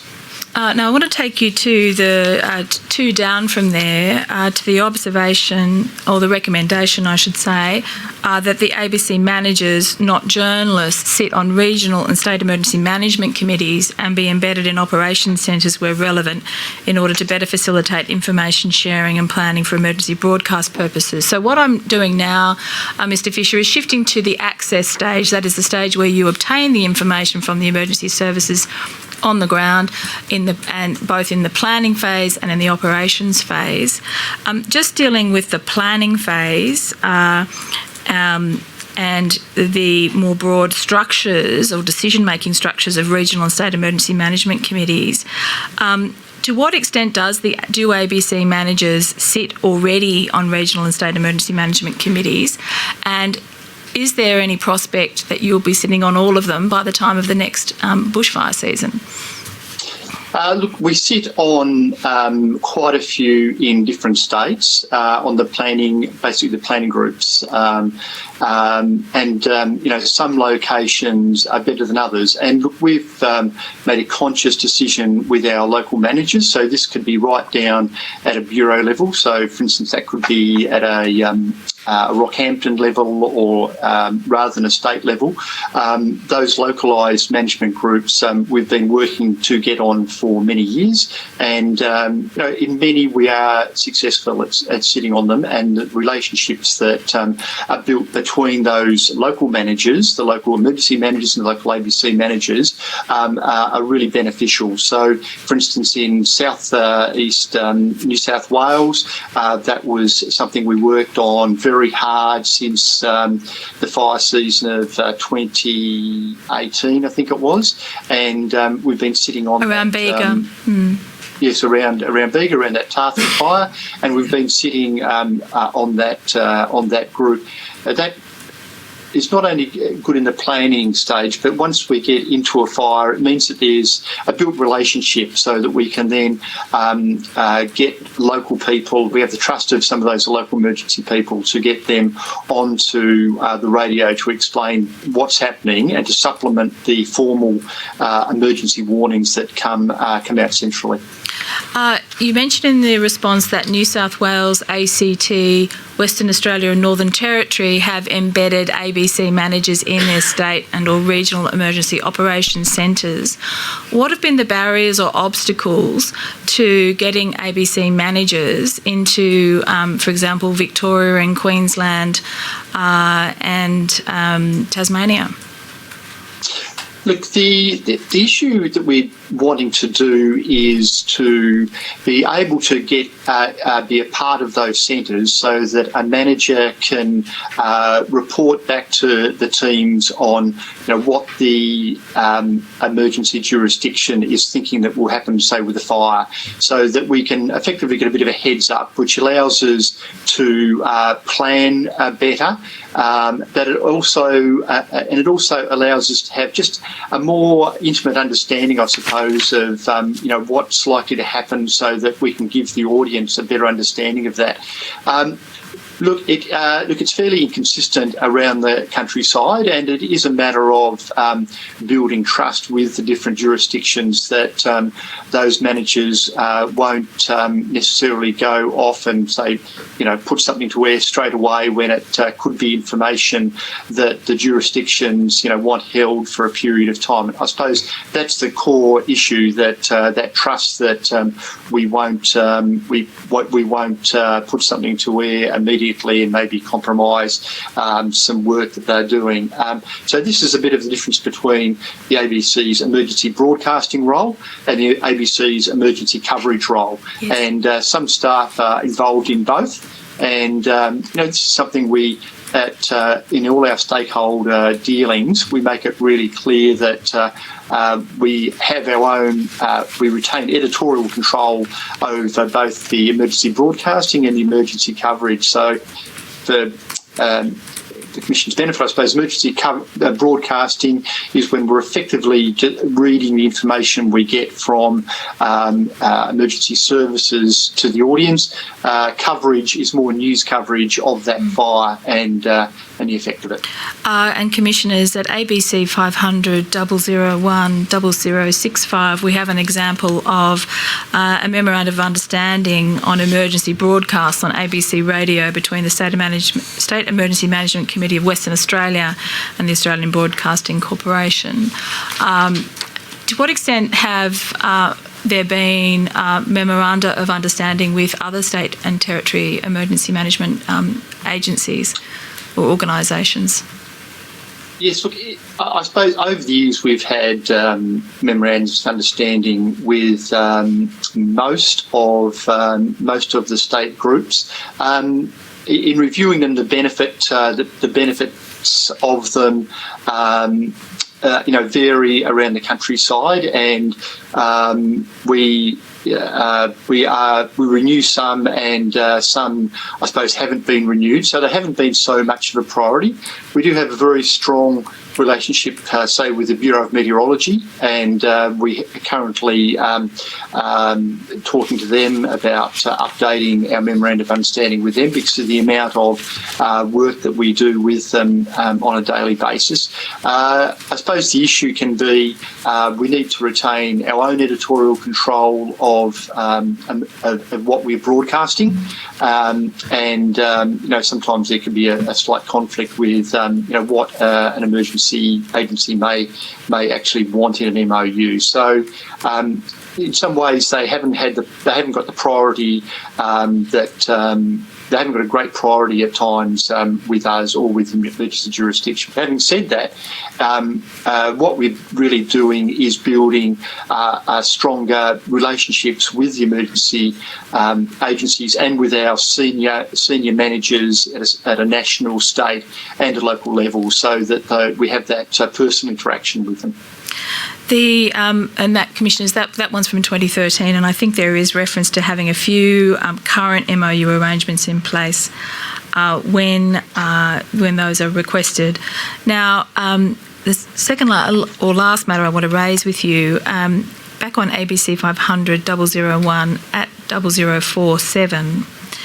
The timeliness of information being disclosed is obviously a matter of concern to the Commission, and to the extent to which there can be coordination between the different players in the emergency space would seem at least to be beneficial. The first dot point on that page, lack of information when a watch and act or emergency warning is issued. The observation is made there that the New South Wales RFS is the only emergency agency which doesn't proactively alert their media contacts with written information when a watch and act or emergency warning is issued. Instead, media have to keep checking the website. All other agencies have a media database and email through information to media contacts as the situation develops.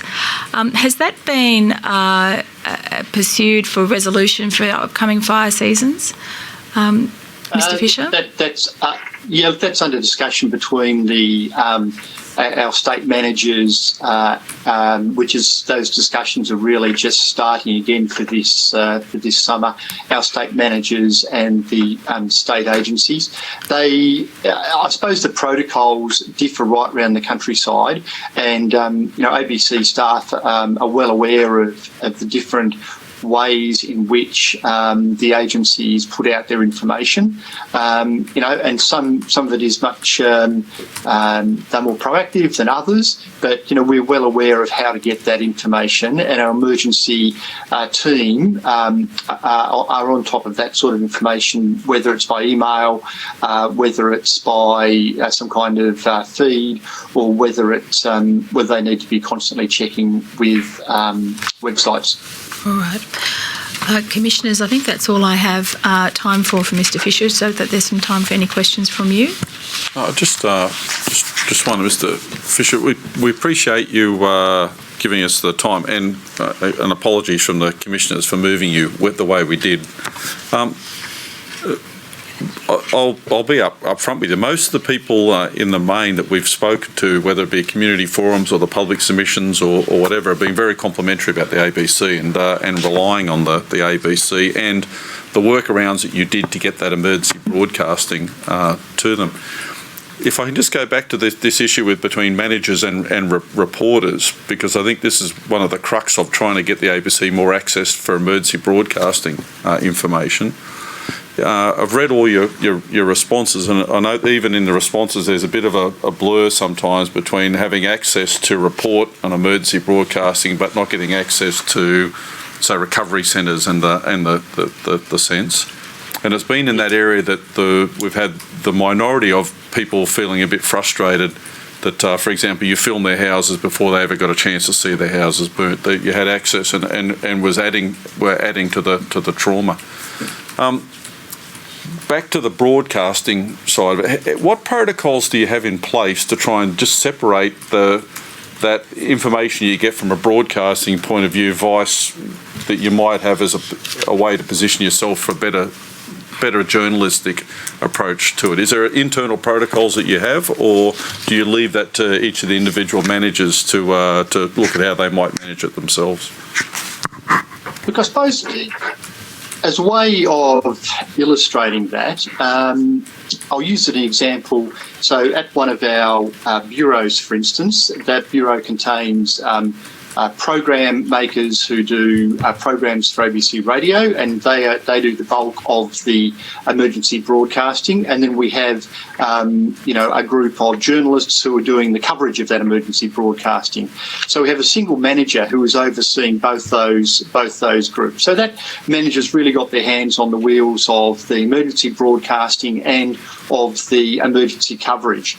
And now, look, we give them a lot of training. We have a lot of discussion around how they build a really good relate, and they're also responsible for that local stakeholder management. So we talk with them a lot about how to build that relationship with the local, say, fire services, so that the local fire service has a trust that if that manager's told something in confidence for planning reasons, it's not something they're going to immediately put on the radio and broadcast to the community.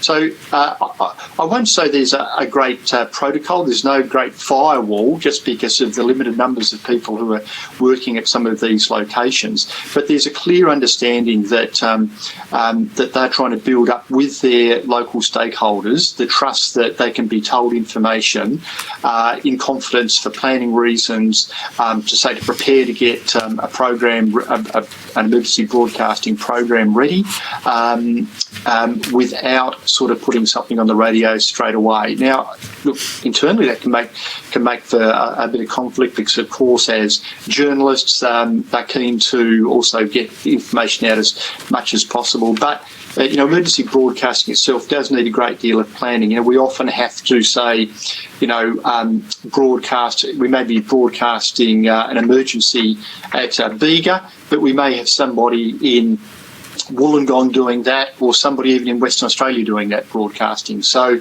we need, there's quite a lot of organisation needed to make it work, and that's why I suppose we look to get as much information as we possibly can and to build that trust.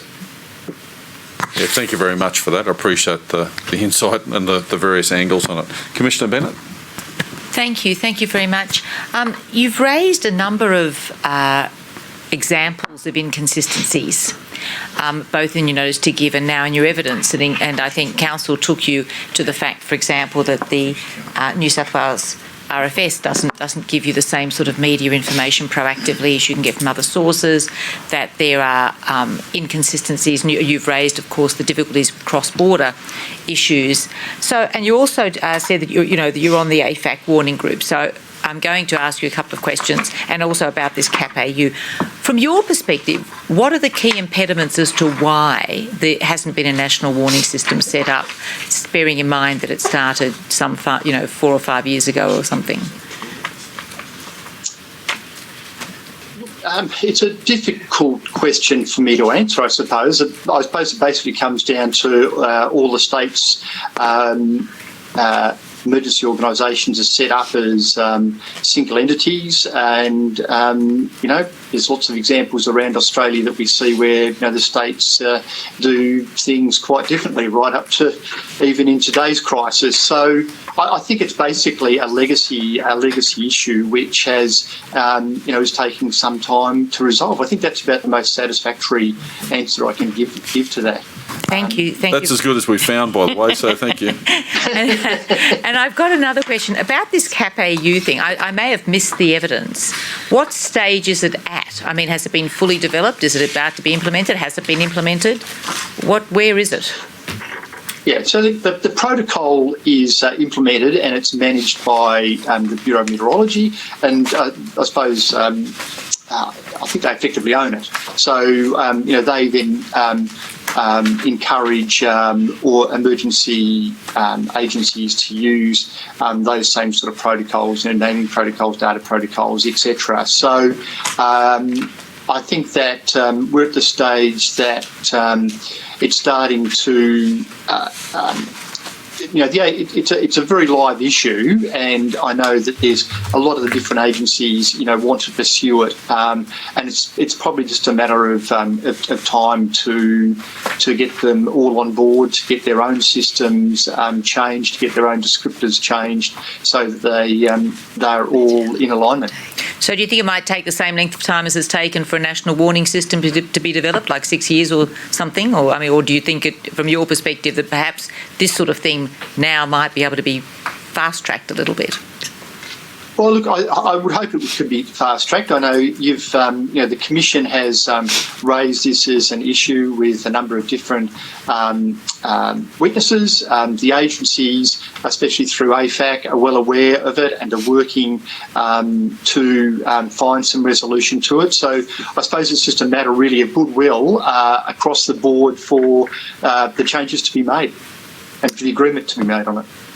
Okay, I think I might just leave it there. Thank you very much indeed for your insights. Thank you. Commissioner McIntosh. Nothing from me, Chair. Thanks very much. Mr Fisher, thank you very much. We appreciate you taking the time with us this afternoon. It's been beneficial. Yeah. Thanks very much, Commissioners. Yep. Council. Thank you, Mr Fisher. There's no inquiries from states or territories or other parties with leave to appear, so might Mr Fisher be released from his Mr Fisher may be released from his summons. Thank you very much once again. Thank you. Thank you. You're doing a great job keeping the commissioners on time today. That's just so I can get out of this freezing cold room, Chair. They come and go somewhere warm. We will adjourn now until 14:15 Canberra time. Thank you, Chair. Thank you. All rise.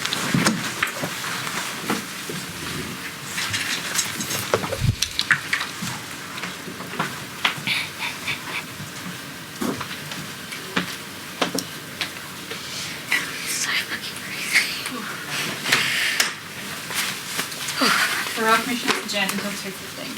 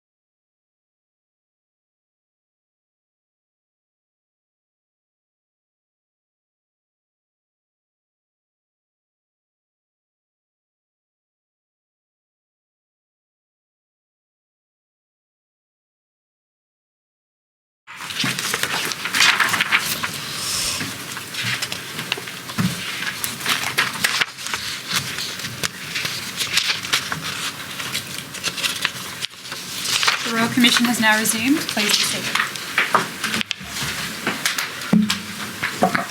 Ms Hogan-Doran. Yes, Commissioners. I just wanted to tell you that amongst the materials in the supplementary tender list that I tendered this morning, which I referred to globally as the warnings materials, there is quite a deal of updated information that has been provided to us by AFAC and also by Metrics Consulting, which is the research company that has been engaged to provide the consumer research for the purposes of the warnings framework development, including some recent survey activity that they're taking, which I think was foreshadowed in some evidence of Commissioner Rogers. Yeah. I think Commissioner Bennett noted the survey work and commented on it as well. Yes, there'll be an opportunity to ask further questions about that tomorrow and on Wednesday when the various members attend. Okay, perfect. Thank you. Thank you. Commissioners, our next and third panel for today will look at two examples of apps that provide national situational awareness to the public, and these apps do that by delivering information and warnings to the public for all areas of Australia. So they are national apps. This panel will also explore briefly the potential areas for improvement to A, the current approach to collecting natural disaster information, and B, the form in which warnings and information is provided. I call Mr. Tristan Morris, the founder of Bushfires.io, and Mr. Taryn Newman, the Managing Director and founder of Red Helmet Technology.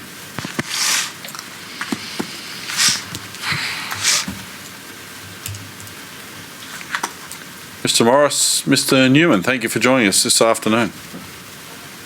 Thank you.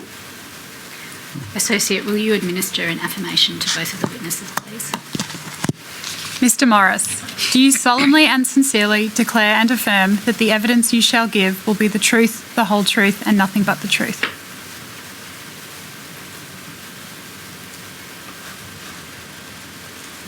We lost him. I think we've just lost Mr Morris. Just moved to Mr Newman. Mr Newman, do you solemnly and sincerely declare and affirm that the evidence you shall give will be the truth, the whole truth, and nothing but the truth? I do. Thank you. So, Commissioners, you might notice that there's a slight delay between the audio and the video. That's okay. We will continue if we can with Mr Newman while we try and bring Mr Morris back up. I think we can. Mr Newman, what you may or may not realise is that Mr Morris's video has dropped out, so we'll just continue with you until we can get Mr Morris back on. So, Mr Newman, if you could please just very briefly go through your background and experience for the Commissioners. I worked for 2 fire agencies in Victoria and also the Parks Management Agency in Victoria in my 20s before spending the last sort of close to 10 years working for myself in a range of IT companies. And I've had a particular interest in this area for that time after leaving the interest, and worked on a range of different projects that have explored warnings and public information. Thank you. And so your company has developed an app called Alert to Me. That's right. Alert to Me is part of a bigger suite of products that we've been working on. It's a mixture of internally focused products. So what I might ask you to do, Mr Newman, just is to, if I can just step you through some of those technologies first, if I could ask you to just focus first on Alert to Me. Okay. Yeah, so the Alert to Me is an externally community-based national looking app which is available for the public to look at a situational awareness of information that is available in the public domain. And it's an all hazards app, is that correct? That's correct. And it is national in its coverage? That's right. So we take a range of different sources, like I said, from information that is available in the public domain from the different fire and emergency services agencies, and then bring that together onto a common map arrangement that people can look at that information in a consistent manner across the country. And operator, if you could please pull up rht.501.001.0001.001_E.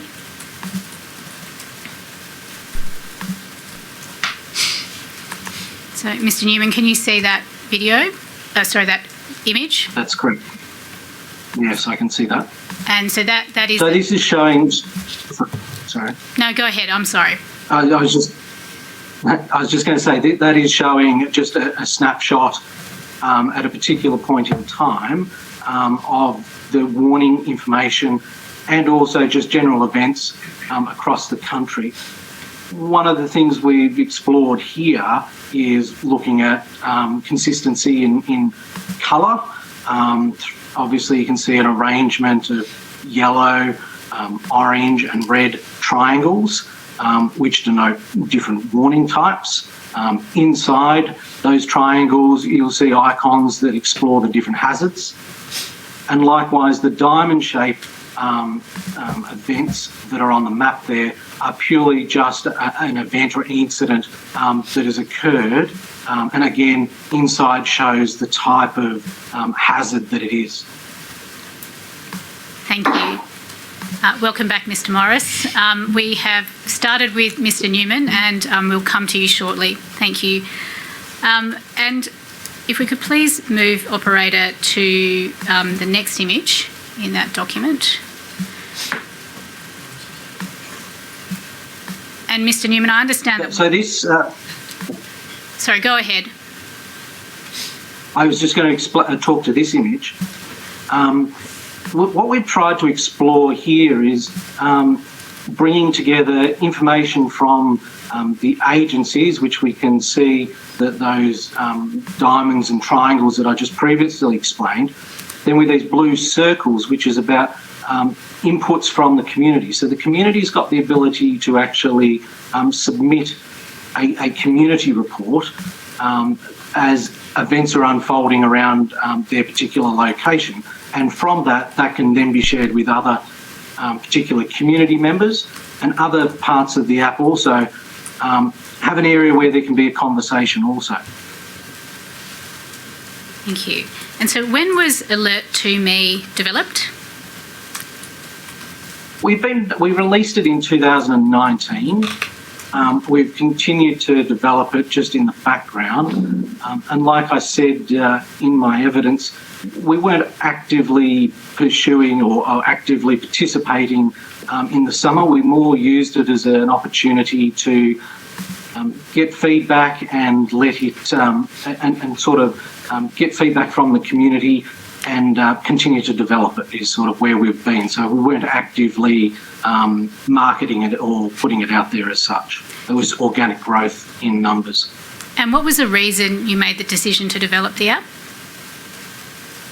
Like I said, I've been involved in a range of different projects similar in the past, and I've continued to have a passion in respect to providing information in the public domain and how we can explore that and continually to enhance that information.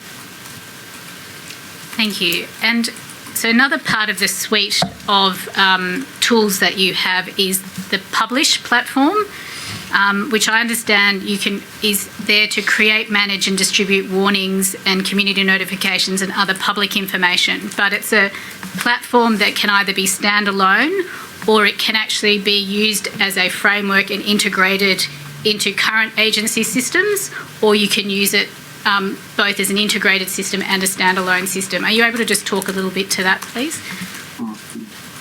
So basically what we've been looking at on those previous slides was basically viewing the information. So Publish, and we've also got another app which belongs to that particular area called Alert to Many, that is about generating the content. So that content then can be generated to put into our platform, or that can also be just generated and then put into another platform. So potentially it can be used by third parties to generate their own information and feed it through the platform and visualise it, or it can be used as a standalone vehicle that generates its own.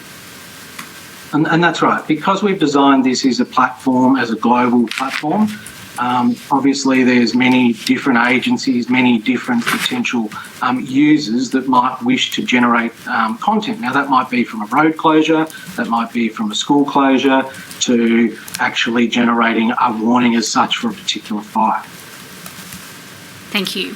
And so, Mr. Morris, I might now turn to you.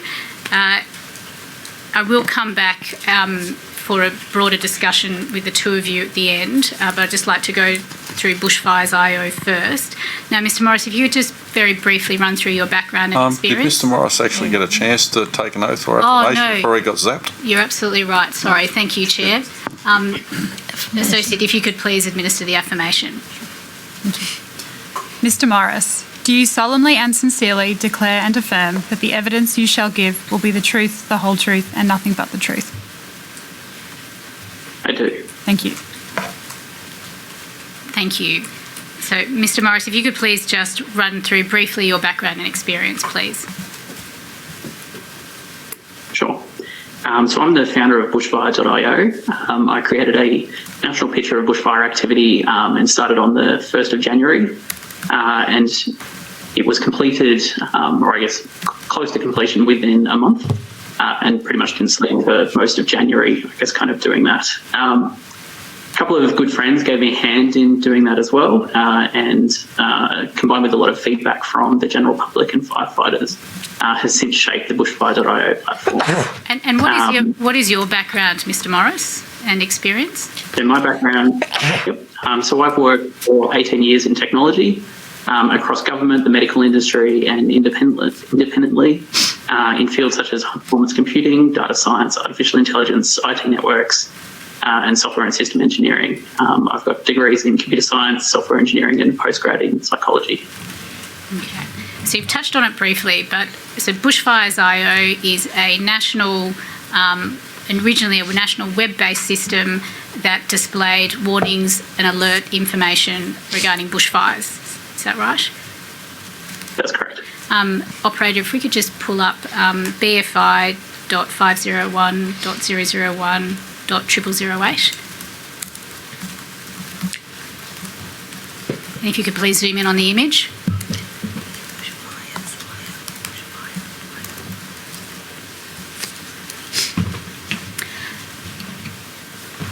And could you please explain what this image is, Mr. Morris? Sure.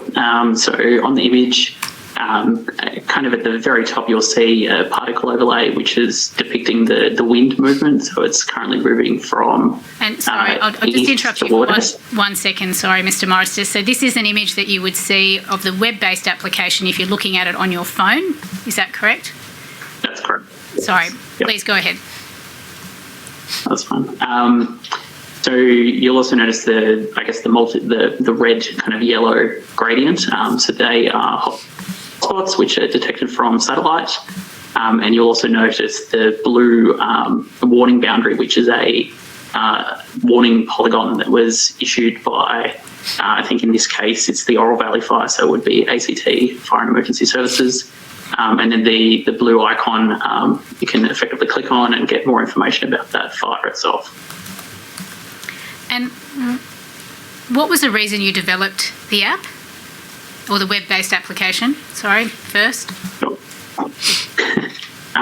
It's a slightly embarrassing story. I travelled to the South Coast between and New Year's Eve. I noticed the roads were closed, or there were some roads towards the south were closed, so I decided to get out there early. So I left early the next day, travelled back to Canberra, and then I was having a look at the news and saw that the Carbargo fire had, I guess, kind of gone through the township, and there were a couple of people missing. And I thought to myself then, how is this not a solved problem? And I guess kind of just thinking a little bit more deeply about that, how would you actually know if you're in the path of a fire?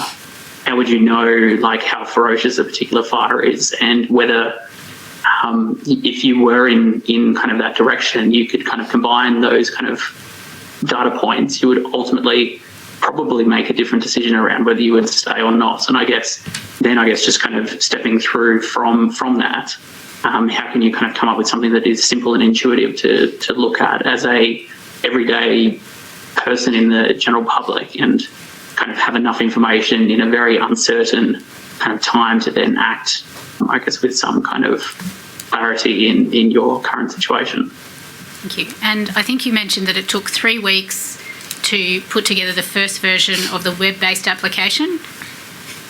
Yes, that's right. And then you've subsequently developed an app which was released in April. Is that the first version of the app? That's correct. So, okay. And at this stage, it is currently focused on bushfires?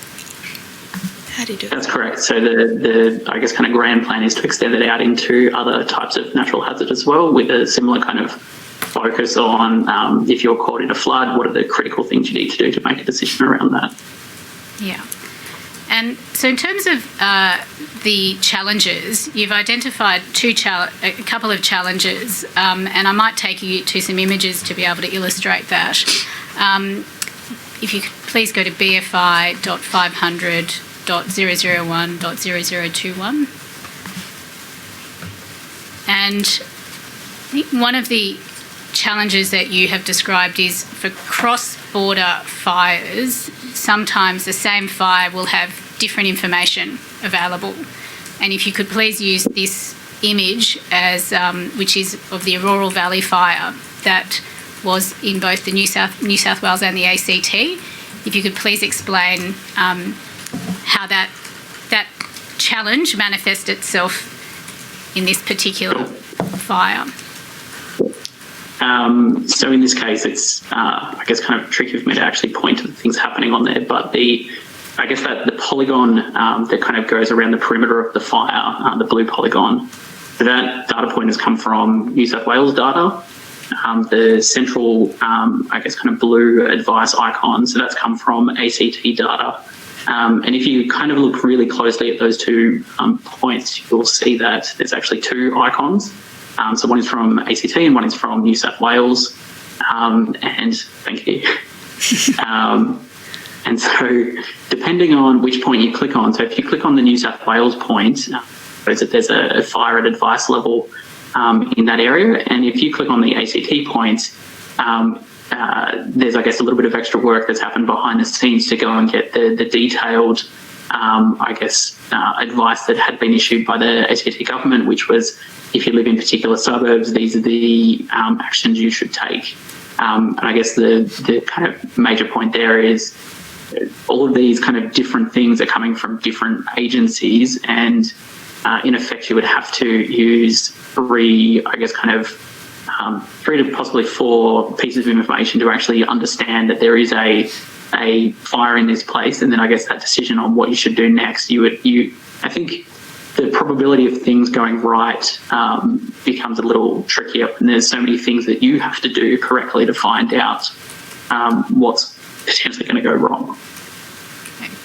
Thank you. And then I think another challenge that you identified, again, was in the cross-border issues where there's different methods of warning.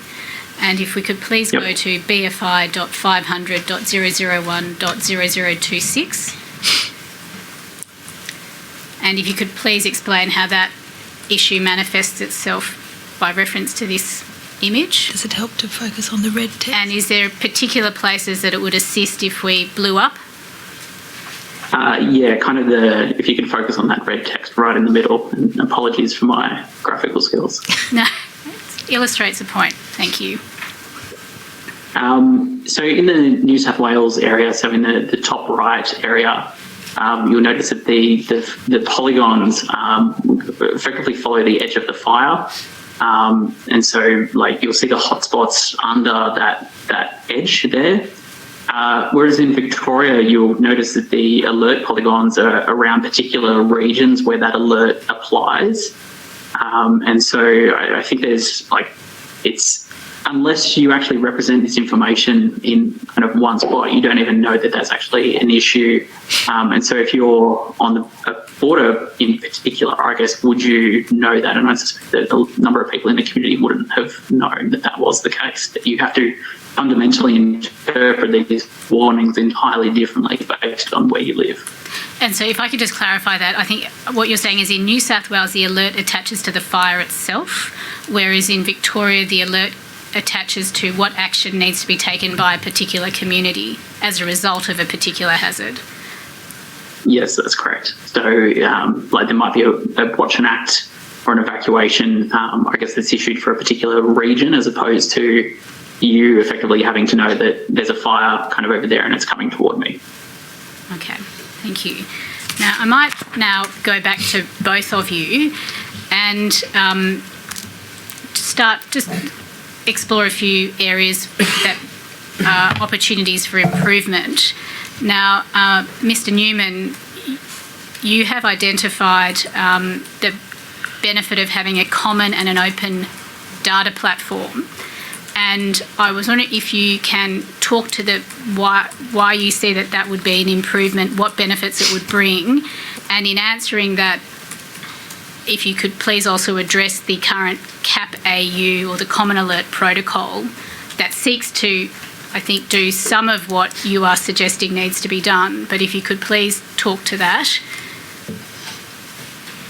I think one of the biggest challenges that, whether it be myself, like Mr. Morris has experienced, and there's been a number of other developers that have emerged over the summer period, there's no consistent point of reference or area to gain an understanding about, well, what do all these particular data objects mean and how do we construct them? And I think having that common platform, or particularly having an open platform standard where developers can go and understand, well, this bit of information is structured like this, such as a warning or such as a fire area or burnt area. It will help actually give consistency in the information.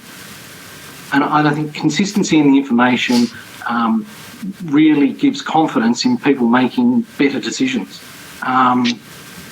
In respect to the CAP standard, we've been working on a solution of Open Alert, and that's just generally to extend CAP. One of the challenges, I believe, with CAP in its current form is it's a very narrow-focused type of standard, and I'm not sure that it meets the dynamics of where we need to be moving forward over the next number of years, particularly when, even like earlier today, we've heard about a number of the numerous amounts of data that is going to be available, as we continue to evolve.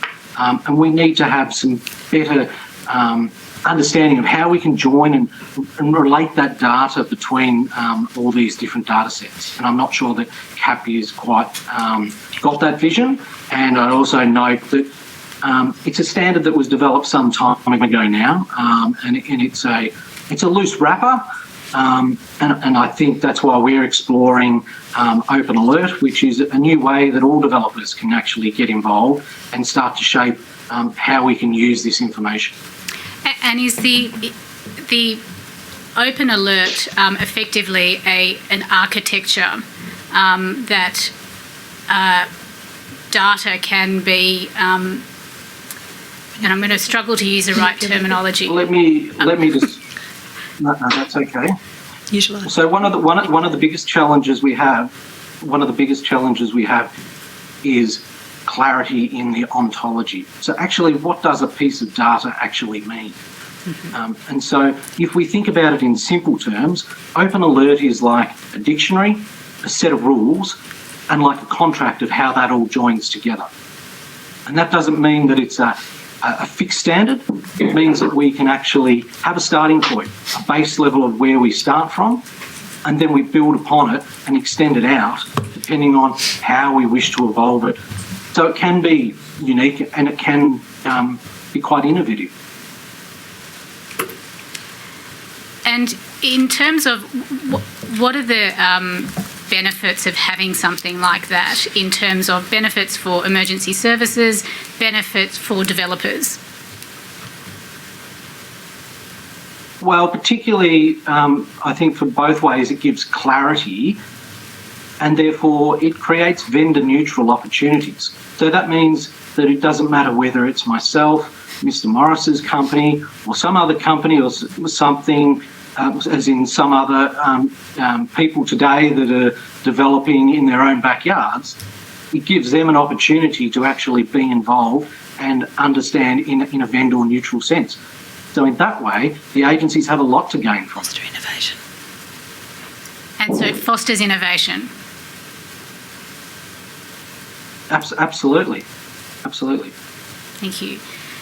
And so one other point that has been raised is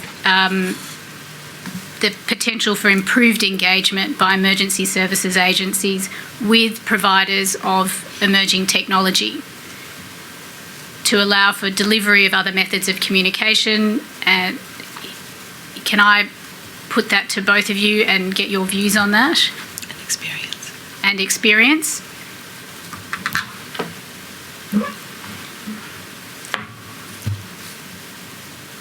I'll let Mr. Morris go. I guess just with regards to the common standards, I think the biggest thing around creating innovation is, and I guess for emerging platforms, is the ability to innovate is particularly limited by, I guess, particular standards. And so looking at the CAP platform, there's I guess kind of inherent limits into I guess what can be kind of done with those alerts and with the data that's there. And I guess what I've found is the information that has been put out by the different agencies. There's been, I guess, a lot of there's a lot of flexibility there because there isn't kind of commonality in there, so there's a bit of an opportunity in that. Did he do it? Sorry, I don't think I'm answering your question well. How did he do it so quickly? I might go to Mr. Newman and then I might come back to you with some follow-up questions, Mr. Morris. Okay. I'll just pick up on that theme about having other apps involved and sort of engaging. If we looked, I scan the landscape regularly. There was a number of apps that came sort of out of the summer, different variations. And I think it's good that there is somehow, and I'm sure many of them out there had probably similar frustrations to ourselves. But harnessing and giving some point or some area where these particular, and I'm sure some of them are quite younger developers too that are exploring this for the first time, somewhere they can actually participate, engage, understand. That's one model. The other model is also looking at like the Bureau of Meteorology. The Bureau of Meteorology has its own app that it builds, but that doesn't stop a number of other participants, and I'm sure there's many people out there that have many different weather apps, and they've got those apps because they like that particular style or particular feature that particular app may have done. But at the end of the day, the custodian of the data is still the Bureau of Meteorology, and so therefore that data is still flowing through from that authoritative source. Thank you. So, Mr. Morris, you talked about the data coming from different sources, and that allowed a certain amount, and in different formats, a certain amount of flexibility. I'm sure that also came with a certain level of challenge as well. How were you able to put together all of that information in such a short period of time?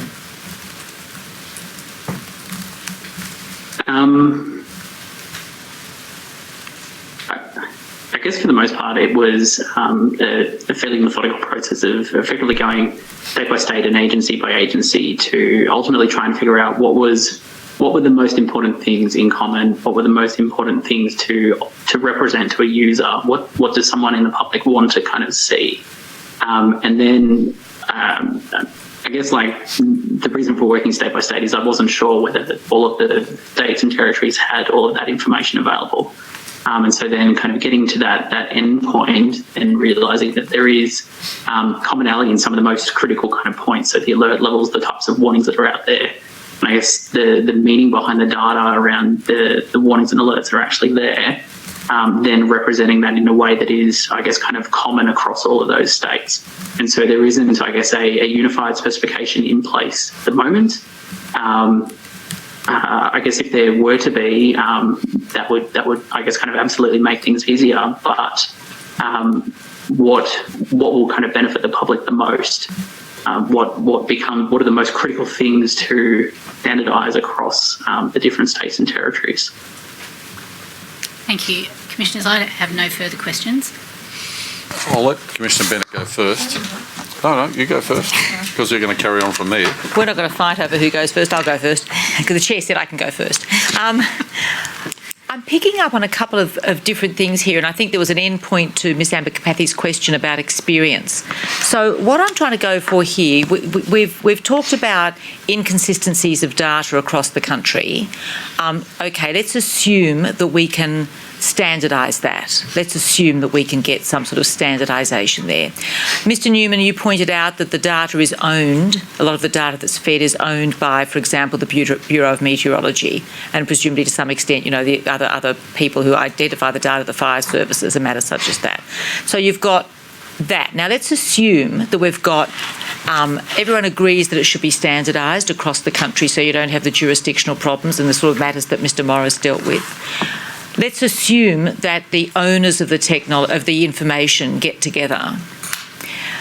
There is always going to be a situation where people such as yourselves, I'm assuming, will identify gaps or additional functionalities that can be brought in. Based upon your experience, how do you see it working?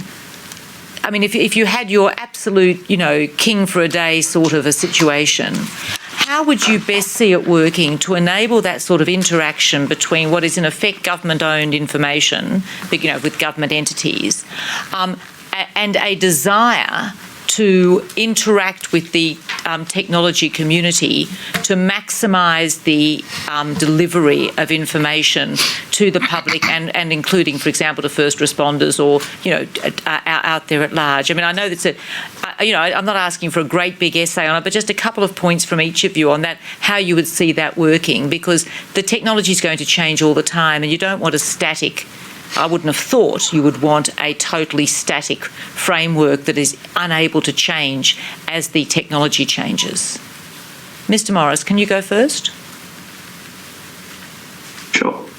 I think the biggest thing for me is kind of a combination of open data, I guess, kind of from the different agencies there, and I guess making the data that I guess has been made available by those agencies, kind of continuing that into, I guess, kind of beyond the traditional alerting and warning, I guess, kind of functionality of those state agencies at the moment.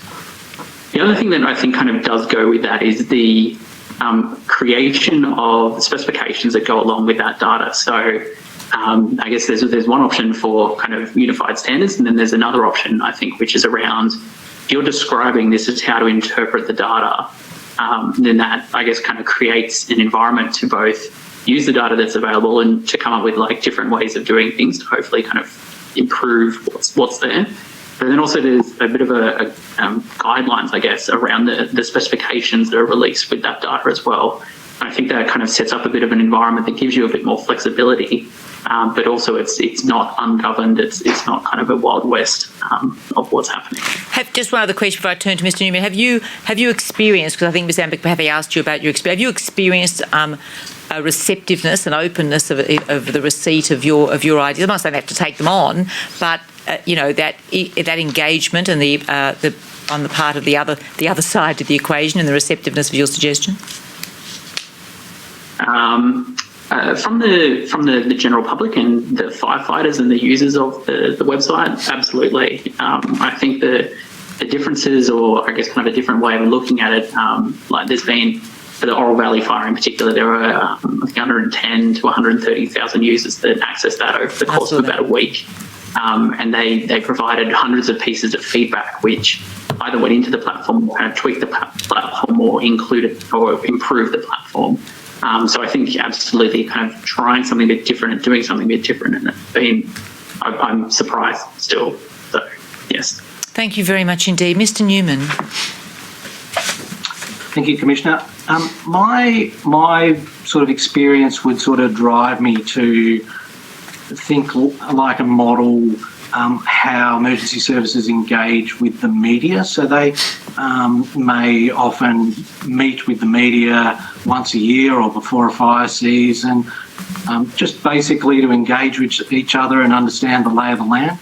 A potential model could be the same like that, where particular interested groups that are developing systems or are in a position to offer systems could engage and potentially even be recognised as a supplementary provider in some respects. Thank you. No, thank you very much. That's very helpful. And thank you both. And I mean, the stories from each of you as to how you develop these different technologies, I must say, I found interesting and inspirational. Thank you. And I was a user of one of your products, by the way, so I appreciate it.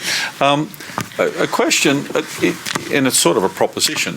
Where you're coming from as app developers is that if there's a common reference of information that is certified as correct, I would assume, and as long as you're using an agreed national warning system there's a place for commercial applications here to, rather than governments spend hundreds of millions or millions developing their own systems, that you could put this out commercially and have commercial tensions develop good systems potentially as well for the public to use. Mr. Morris first. Absolutely. I think the biggest issue around that, and certainly that I've found, is what the funding lines that currently exist within government kind of in this sector make it tricky in that having a product that's out there and that is, I guess, kind of useful, hopefully, there's a number of things that I would like to be able to do with it that I simply can't fund at the moment. And so competition and, I guess, kind of flexibility and being able to innovate, absolutely, that would be amazing. I think there's a lot of opportunity in the field to do that. But the resourcing of it and how do you kind of create those mechanics to enable that to happen, that's an ongoing question for me. Okay. No, and I appreciate this.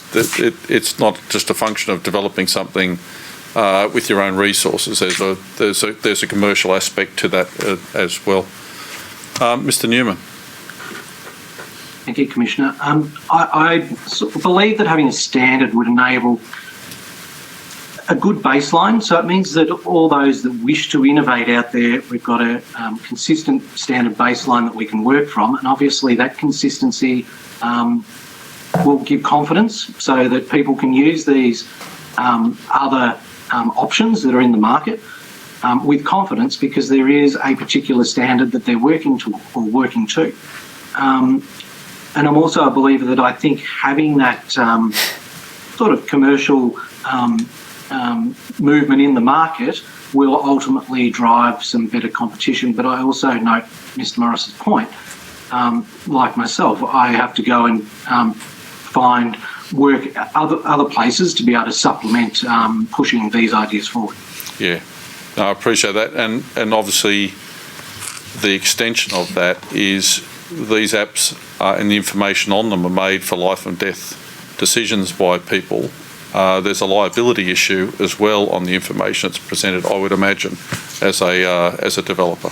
Would that be correct or not? Or do you have a disclaimer up front when people start to use it? Where I'm coming from, if a government organisation develops it, they will wear the liability of it, but for a private developer, that's not necessarily the case. Yes, absolutely. There is a disclaimer on the website. I guess the grappling with that very issue was something that certainly kept me awake for a few nights. And the way I looked to manage that was through feedback. So feedback from the community.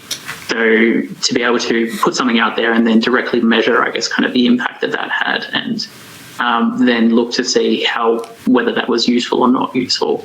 But yeah, there are absolutely some complex issues around this. Yeah, no, I can understand that. Mr. Newman, anything to add to that, or would it be a similar view?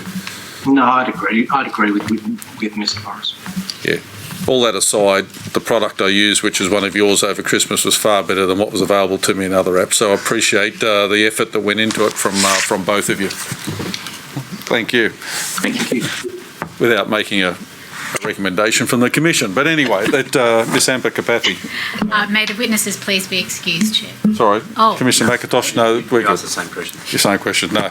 You may be excused. Thank you very much, and thanks for what you did off your own initiative over the last season or two. We appreciate it very much, and you're now excused from your summons. Thank you. Thank you. Thank you, Commissioners. Chair, if you could please excuse me, my colleague, Mr Glover, will be coming in to examine the next witness. Thank you. Mr Glover. While that's happening, Commissioner, I'm just going to foreshadow that this afternoon and tomorrow we'll be playing some of the videos from the COSC meeting that was held on the 31st of October 2019. 2 videos will be played just after, I think we're going to have a short afternoon adjournment. I could be making that up. It will be after the next witness. And then there'll be additional videos played tomorrow. Because there will be additional videos played tomorrow, which will be at the beginning of the hearing day, we would propose that we would commence at 9 a.m. so that those videos can be played. That's okay. That was convenient to you? 9 a.m. is very convenient to us. Thank you very much. Thank you, Chair. So, and we will have, after the next witness, we will have a 5-minute break before we come back and then load those here. Thank you, Chair.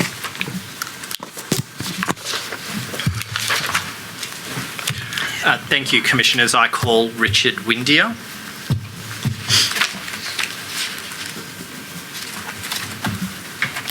Good afternoon. How are you? Very well. Thanks for joining us. We appreciate it. Mr Windier will take an affirmation. Mr Windier, do you solemnly and sincerely declare and affirm that the evidence you shall give will be the truth, the whole truth, and nothing but the truth? I do. Thank you. Thank you, Mr Windier. You are the Deputy Secretary, Communications and Media in the Commonwealth Department of Infrastructure, Transport, Regional Development and Communications. Is that right? That's correct. Now, in order to abbreviate that, that would be DITRDC, so I think I will refer to it as the department in your evidence. Thank you for your witness statement dated the 20th of July 2020. Can I confirm that, just subject to one update that I will ask you about in a moment, the contents of your witness statement are true and correct to the best of your knowledge and belief? That's right. Thank you. Operator, can you please bring up Mr Windier's statement at paragraph 23? So, Mr Windier, I understand you have an update to make to this paragraph of your witness statement, which foreshadowed a decision by the Minister for Communications, Cyber Safety and the Arts. Are you able to assist the Commission by updating us on the developments in that respect? Yes, I am. Since the witness statement, the Minister has now made a decision with respect to the particular part of the spectrum band that will be set aside for PSMB, and the part that 2 by 5 megahertz will be set aside, as we've said, and we have now made a decision that sets aside the frequencies at the bottom end of that range. And if you want, just to be perfectly clear, that is between 809 and 814 megahertz and 854 and 859 megahertz. Thank you. What does that decision mean for the continued development of an Australian public safety mobile broadband capability? So that particular decision probably just confirms the Commonwealth's intention to set aside some spectrum for the purposes of PSMB. The significance of the decision is that it allows the Commonwealth to continue to work to reallocate other spectrum in that band whilst holding aside some spectrum for PSMB. Thank you. And just in relation to the department's role in relation to PSMB, I understand it is quite a limited role and that it is the Department of Home Affairs that has primary responsibility from the Commonwealth perspective in relation to PSMB? That's right. Our role is confined to the spectrum-related components of PSMB. Thank you. Mr. Windeyer, I now want to move on to another topic, and that is the department's role, and in particular your attendance at the Australian Government Crisis Committee meetings that were held throughout last summer. Can you just describe for the Commission what the department's role is at those meetings? So the role or our involvement in those meetings can vary depending upon the matters being considered on the day, but it is really an opportunity where we can provide some updates to the Crisis Coordination Committee if we've got any particular information about issues that we are aware of from a telecommunications perspective. Or a communications perspective, I should say, more broadly than just telecommunications. And it's also an opportunity for us to, on occasion, be able to provide advice or take away an issue to go and provide some advice back to the committee about matters associated with telecommunications policy or regulatory arrangements which might be of interest or relevance during the management of the particular crisis in play. Thank you. And the Commission understands that the telecommunications providers themselves were providing considerable information and reports to the department in the last bushfire season. Can you just describe what the purpose was of that reporting? For that reporting, the telecommunications carriers were providing information to us for the purposes of us as a department being able to advise our minister on the position or the situation being faced by the telecommunications industry, and that was to enable the minister to be in a position to update or respond to questions that he might get from in terms of public presentation of the situation, as he understood it, or updating Parliament as to the situation. So that was primarily the purpose for which we were receiving information from the carriers. And so given your answer earlier about the provision of information to the CCC, was the information shared that the department received with other Commonwealth government agencies? So we made a point of sharing all the information we received from the telecommunications carriers with the CCC.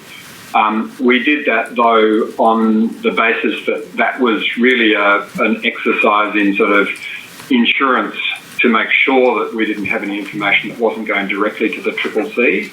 The position that we had put to the telecommunications carriers, and which they were operating on, was that they should provide direct updates to the CCC rather than assuming it had to come as a conduit through the policy department.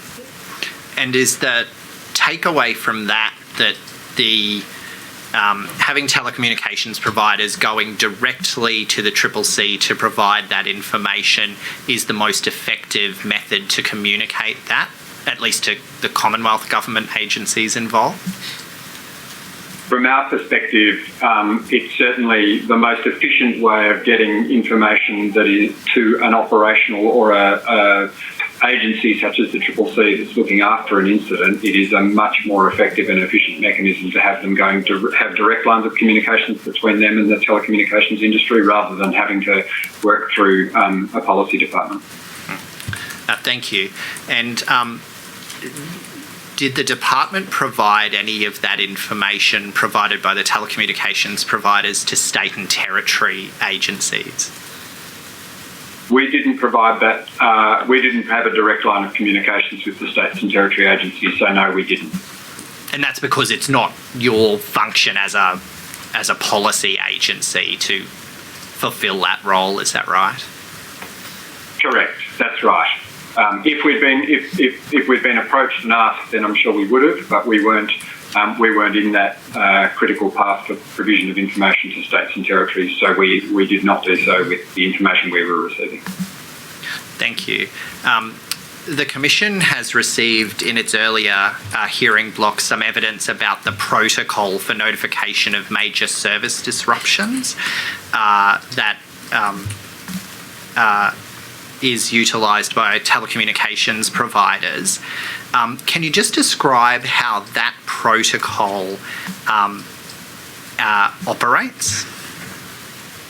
So that protocol, it applies to more than just the telecommunications operators. It applies to communications infrastructure providers more broadly. So it would also, it also applies to the broadcasters and people providing infrastructure for the purposes of broadcasting. And it was established.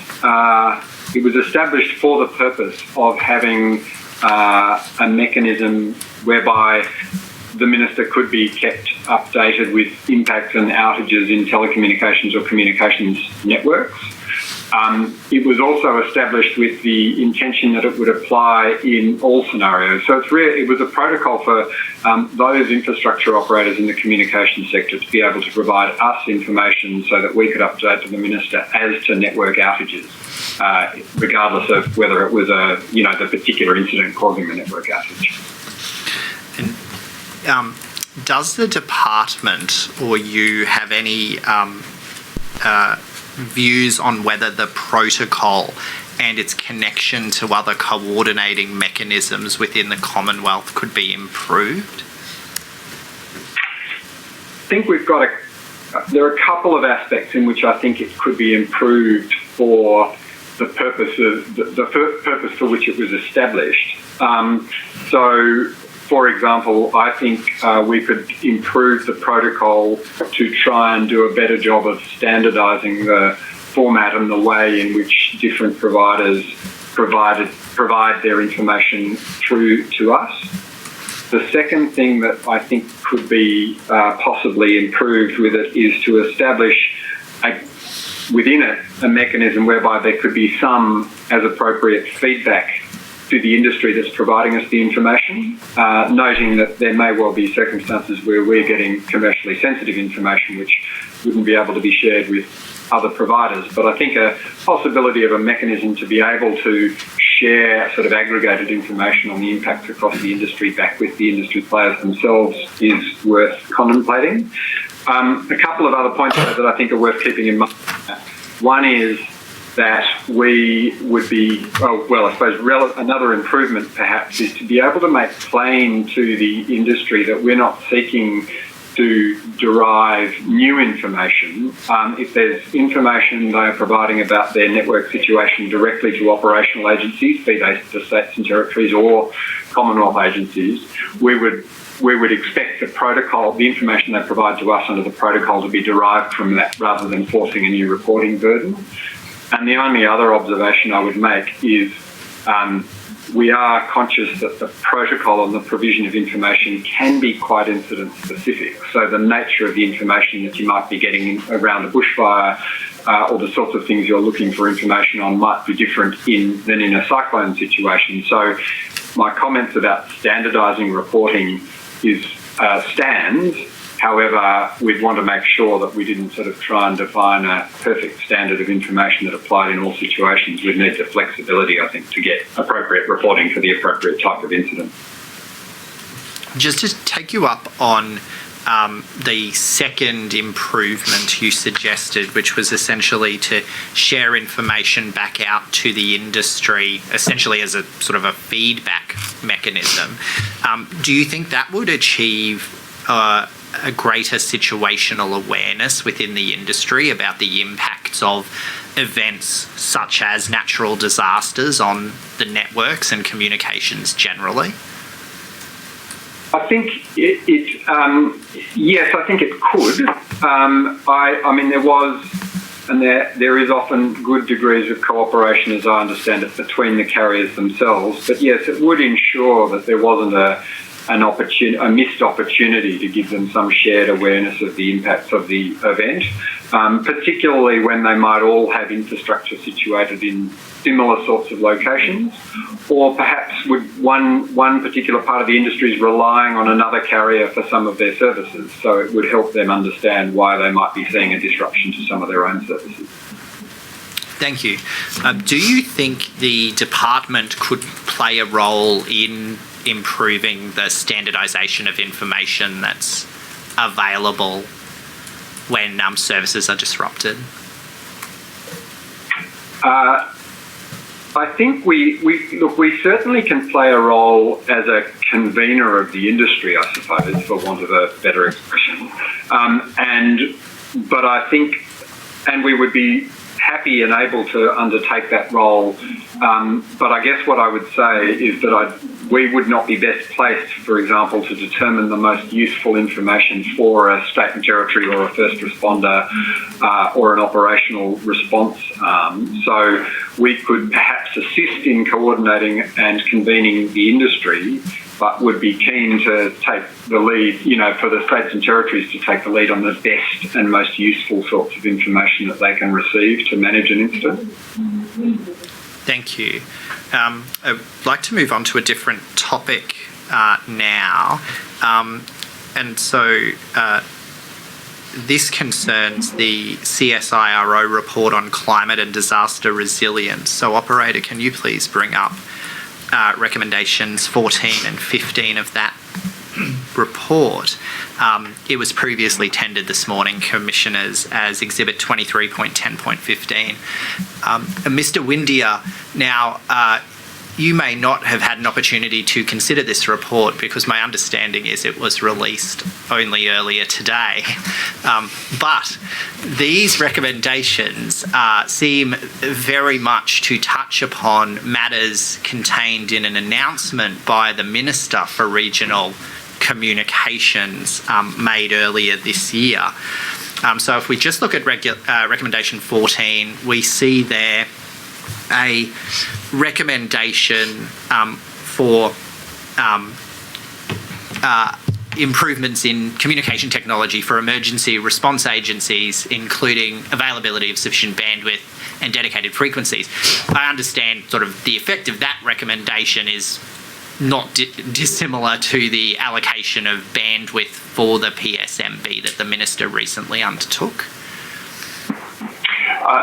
Yes, I think that's right. I think the decision to set aside and, in a sense, confirm the setting aside of dedicated frequencies for PSMB fits exactly, or very neatly, with what that recommendation seems to be heading towards.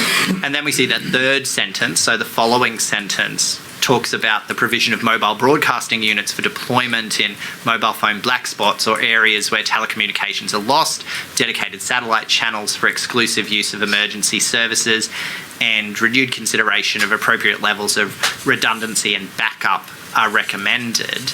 And then in recommendation 15, we see a similar recommendation essentially directed to increasingly robust infrastructure. So, Mr. Windeyer, I now want to take you to the government's announcement concerning strengthening telecommunications emergency resilience. And so this was announced by Minister Coulton, the Minister for Regional Communications, who's one of your portfolio ministers, in May this year. And I thought we could just step through the four elements of the package. So, operator, if you go to the bottom half of that page, thank you. So if we start first with improving resilience of regional and remote mobile phone base stations, the Commission has, perhaps not unexpectedly, received many submissions from members of the public and local communities about outages and the desirability of having longer backup power sources for telecommunications infrastructure. Is this the intention behind the first of those four elements with this package? That's right. The intention here is absolutely to increase the period of time a mobile phone base station can stay online, largely, or probably in most instances, by increasing the battery life available to the location. So yes, it's directly responding to that need to try and increase the amount of time they can operate if the mains power becomes affected, and it builds on, in a way, it picks up something that has been recently built into or contemplated in most recent rounds of the Mobile Black Spot program, whereby there was a requirement to have 12 hours of battery life available for the sites funded by, or to which the Commonwealth made a funding contribution. And this is a program that allows us to go back and increase the battery life on a number of other sites. Thank you. Turning there to the second element, which is the portable communications facilities to allow quicker service restoration. We see there that refers to cows, meows, and NBN road muster trucks. And just pausing there, Commissioners, you may recall there was a picture of an NBN road muster truck shown that was tendered on the 2nd of July, and it's exhibit 15.9.5. Something the Commission has been hearing about earlier today is the use of technologies in relation to natural disasters. And I just wanted to ask you whether there were any technologies, or whether the department or you were aware of any technologies that could achieve things like restoring communications to a community that's lost its telephone network tower, or ensuring communications for remote area firefighting teams, and assisting with cross-border operations where different agencies use different radio frequencies and bands. I think I would approach that by saying, in some respects, there's a distinction between comms or communication services for the public safety agencies or the responding agencies trying to manage an event, and broader communications availability for the community or the public to be both in terms of recovering from an event, or in making sure they have ability to continue to access information during an event. There is, I think, probably when one's thinking about the community, then obviously the technology solutions need to be ones that work with the devices that they have. And if we've got networks that are at risk of some natural event or another, then there is always the possibility that terrestrial network elements are going to be, are vulnerable.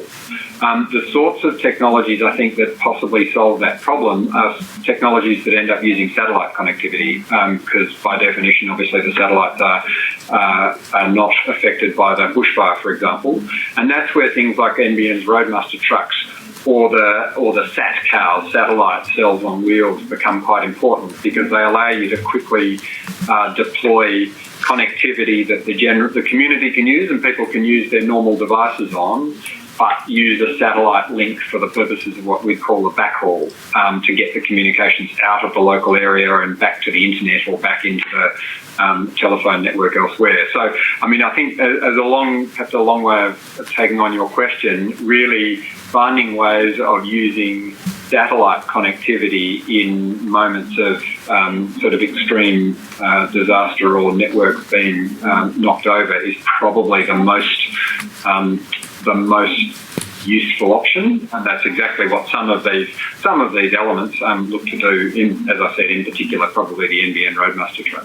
Thank you. And I should say, I think on the screen we can only see the first of the three elements. Operator, if you just scroll down to the final element, we see there an express reference to enhanced telecommunications for rural fire authorities and evacuation centres, and that includes funding the deployment of approximately 2,000 NBN Coast satellite services across the country.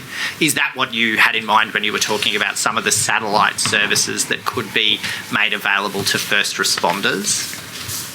So that's in a sense, yes, that's right. That's there are probably two categories of satellite services. There's what I'd call fixed satellite services, which is I think where this was originally contemplated, and that is giving a redundant service to various locations which uses the satellite, but it's a fixed service. There are other options as well that would be perhaps more useful if you wanted to deploy communications in areas that haven't had it previously, which would be various sorts of deployable portable satellite services. But that particular measure you've just referred to is designed to ensure that both or to improve the redundancy communications options to certain locations used possibly by the fire service, and also possibly sites used as evacuation centres where the community might look to gather and want some connectivity solutions. Thank you. Now, this might be an obvious question, but why aren't these services, such as satellite services, utilised already? Well, they are used in a number of situations, but the cost, capacity, and sort of ease of use means fibre optic cables, where we can, are probably a preferred mechanism of moving significant amounts of data around the country. It's also worth keeping in mind that whilst satellites are good to talk about in the context for the context of a bushfire discussion, there are other sorts of natural disasters where satellite services might be vulnerable. For example, in a cyclone instance where you've got satellite dishes on roofs, and if they get blown off, then suddenly satellite communications are not the ideal solution. But in broad, the answer to your question is terrestrially based networks, ideally fibre optic networks, are considered a more efficient way of moving significant quantities of data around without any time lag. Thank you. I note the time, so commissioners, those were my questions. No, just Mr. Windy, a follow on to that though. All those options that we just talked about then rely on some sort of terrestrial platform to still have the communications, whether it's a vehicle or it's a tower, even if it's satellite comms. That during the Royal Commission so far, we've heard of communities that have been cut off for days on end, where actually all those proposals that you were talking about are not useful. So has there been other technologies looked at that might be able to re-establish communications temporarily in those times when it's not the recovery side of it so much, it's a response where people are relying on those communications for life or death decisions? Commissioner, I think the fact that all of those ones I've talked about do assume some deployable infrastructure of some form.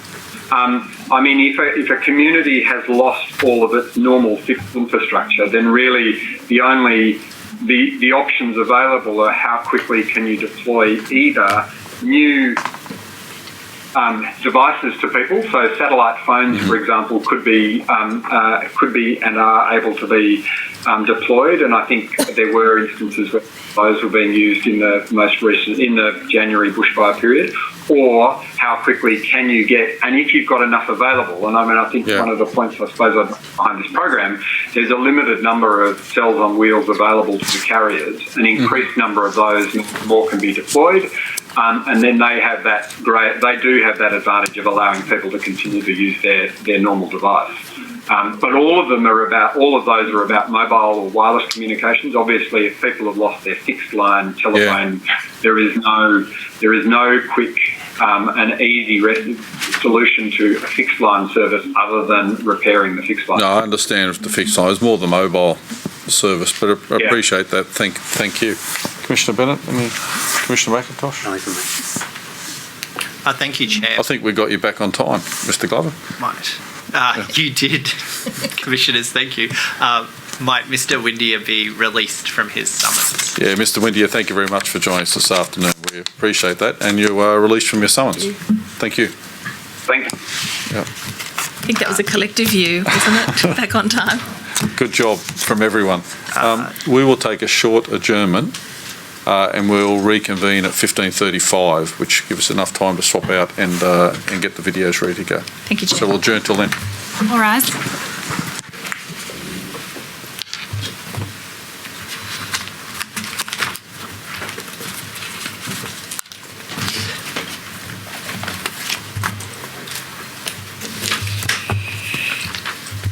The Royal Commission is adjourned until 3:45.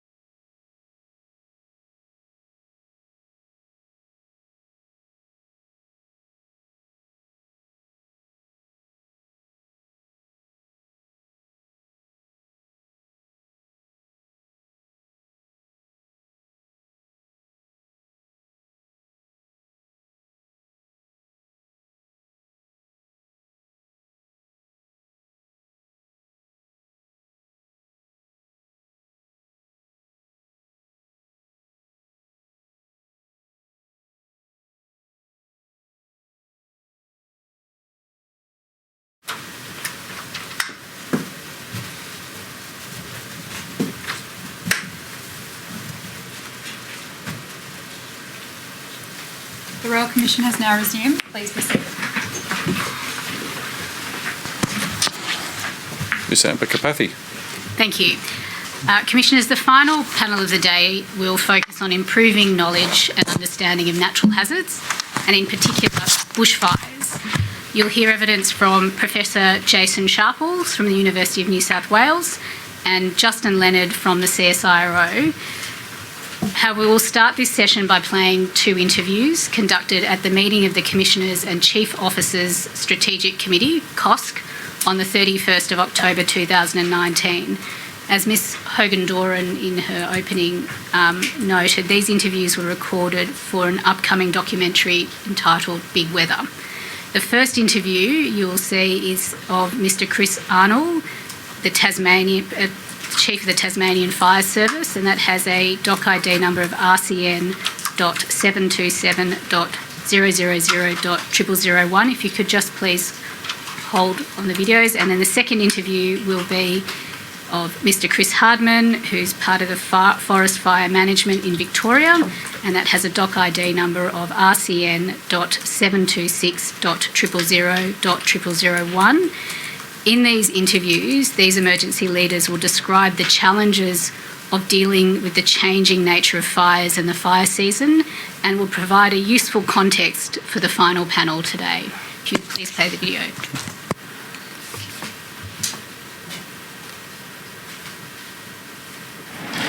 So it's only October. How many fires are there already burning in Tasmania? Well, right now we've got about a dozen fires, a couple to the north of Hobart, our capital, so that's a bit of a worry. They're all contained, but I've got to get going really because this afternoon we've got fires that could break out. Really? And so you want to be back in the truck? Yeah, well, I'd love to be back in the truck, but I don't get in the truck these days, so I get a bit of a tear in my eye as they go past. But no, I've got to get to the State Operations Centre, make sure the controllers got things in shape. So Tasmania, what are the conditions like in Tasmania for fire at the moment? Well, we all, this time of year, October, we do get a bit of wind, but we've actually got it's been a bit more protracted. So we've now got a day of total fire ban the other day, a day of total fire ban today, and another one tomorrow in the south. So whilst we do get those wind-driven fires in November with the mid-equinox winds, essentially, that then dissipates, and then we have a break until about Christmas Eve when we always have another fire. Yeah, really? So January, February. Have there been changing conditions in Tasmania, or what has it been pretty stable? I think we're seeing that slight change. We've certainly got more volatile fire behaviour. We're getting fires in fuels that we're not used to or we don't expect. So your wetter forests and even your rainforests. So that gave us a lot of grief last year. And then we've got fires that damn things that are underground, and we've got to try and keep them. And they could even still pop up this year. Underground fires. So peat in the peat. So. Sorry. So last summer was a bad one for Tasmania. Do you expect the same this summer? The predictions going into the last 4 years have essentially been the same. The East Coast has been our concern, a strip down the East Coast. Now that's been predicted as above normal. So we've had 4 years the same. The killer for us lately has been lightning strikes. So last year we got 2 bands of lightning strikes in January, February, of 2,500 lightning strikes. But instead of leaving us with, say, 7 fires, we ended up with 70. So the difference is, I think, the dryness, the fuels and the like. But with those conditions, we are not used to those. So that's given us a lot more work the next day, and we have to adapt to that. How are you able to deal with 10 times more fires than you're expecting? Well, there's a couple of things we have to look at now. We're changing our operating model. So volunteers aren't always available. We've got the same number of volunteers, but the distribution's shifted. They've moved towards the town. So really what we need, and we didn't have these things years ago, but we need to get some aircraft to hold the fire until we can get the resources on the ground to put the fires out thoroughly. So we're pre-positioning, say, 6 trucks where we know that there's a high fire danger.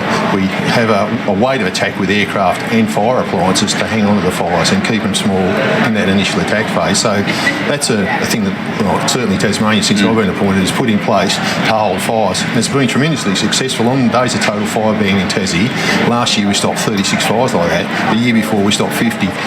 That goes unnoticed by the general public, but I'm pretty proud of the way our fireys are operating. Wow, that's amazing. And so it's a bit harder to get volunteers on the ground, is that It's their distribution. We've got the same numbers in Tassie. We've got about 5,013 actually. So we've got them, but it's the distribution of where they live. So once we used the strategy was essentially have a truck in each town, and there was a quick intervention. Well, now we have daytime response difficulties, perhaps with people being available to get on the trucks. We might have to send them from further afield and the like. So we have to just adapt to our environment, essentially, what nature's giving us and what our resourcing status is and how that's set up.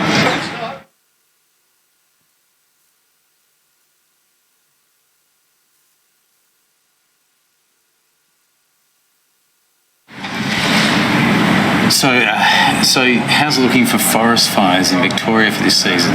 Yeah, it's really interesting. We have this really underlying dry soil issue, and what happens when the soils are dry is that the heavier fuels are available to burn. So what we do is we see much more intense forest fires when the fires when the soils are dry, and certainly in central and east Gippsland we've got record dry soils. And for instance, just over the last 3 years, if you accumulate all of the rainfall over the last 3 years, we've missed out on a year's worth of rainfall in East Gippsland. So is this the new normal? That's a question we're all asking ourselves. And that is the interesting question is, how do you know whether this is the normal? How do you deal with this kind of new, dryness? Yeah, well, it's a seasonal, we do get annual variation, seasonal variation, but more recently what we're seeing is the bushfires are more intense, and the forests that don't normally burn, so our wet forests and our gully systems, they're actually burning, which is bad for the environment. And of course it creates those big convection columns, and they present more risk to the community. It's interesting, from an outsider's perspective, you're kind of like, well, we always have fires. It's hard to necessarily see what's changing. Is it that intensity that's actually the main change that we're seeing in fires? Yeah, I think it is. From my experience, I've never seen, when fires get really intense, they put up a big smoke plume, and people would see those big smoke plumes.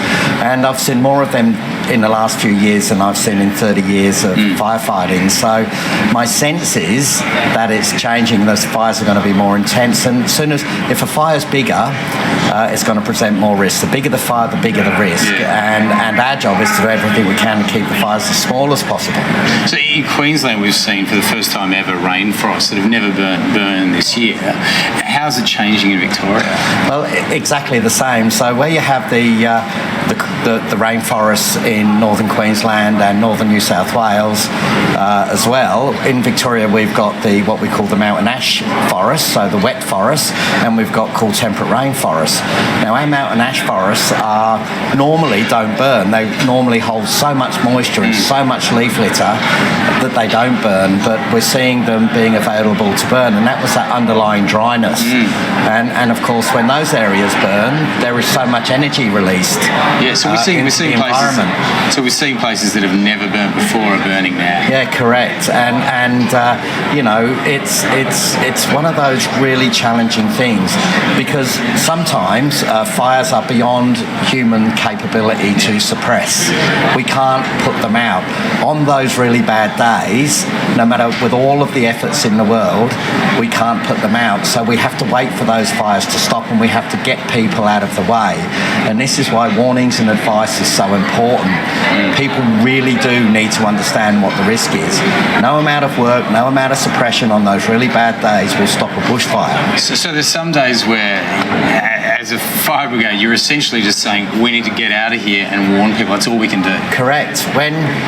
So on a really bad day, we might have 600 ignitions. We might put 595 of those out.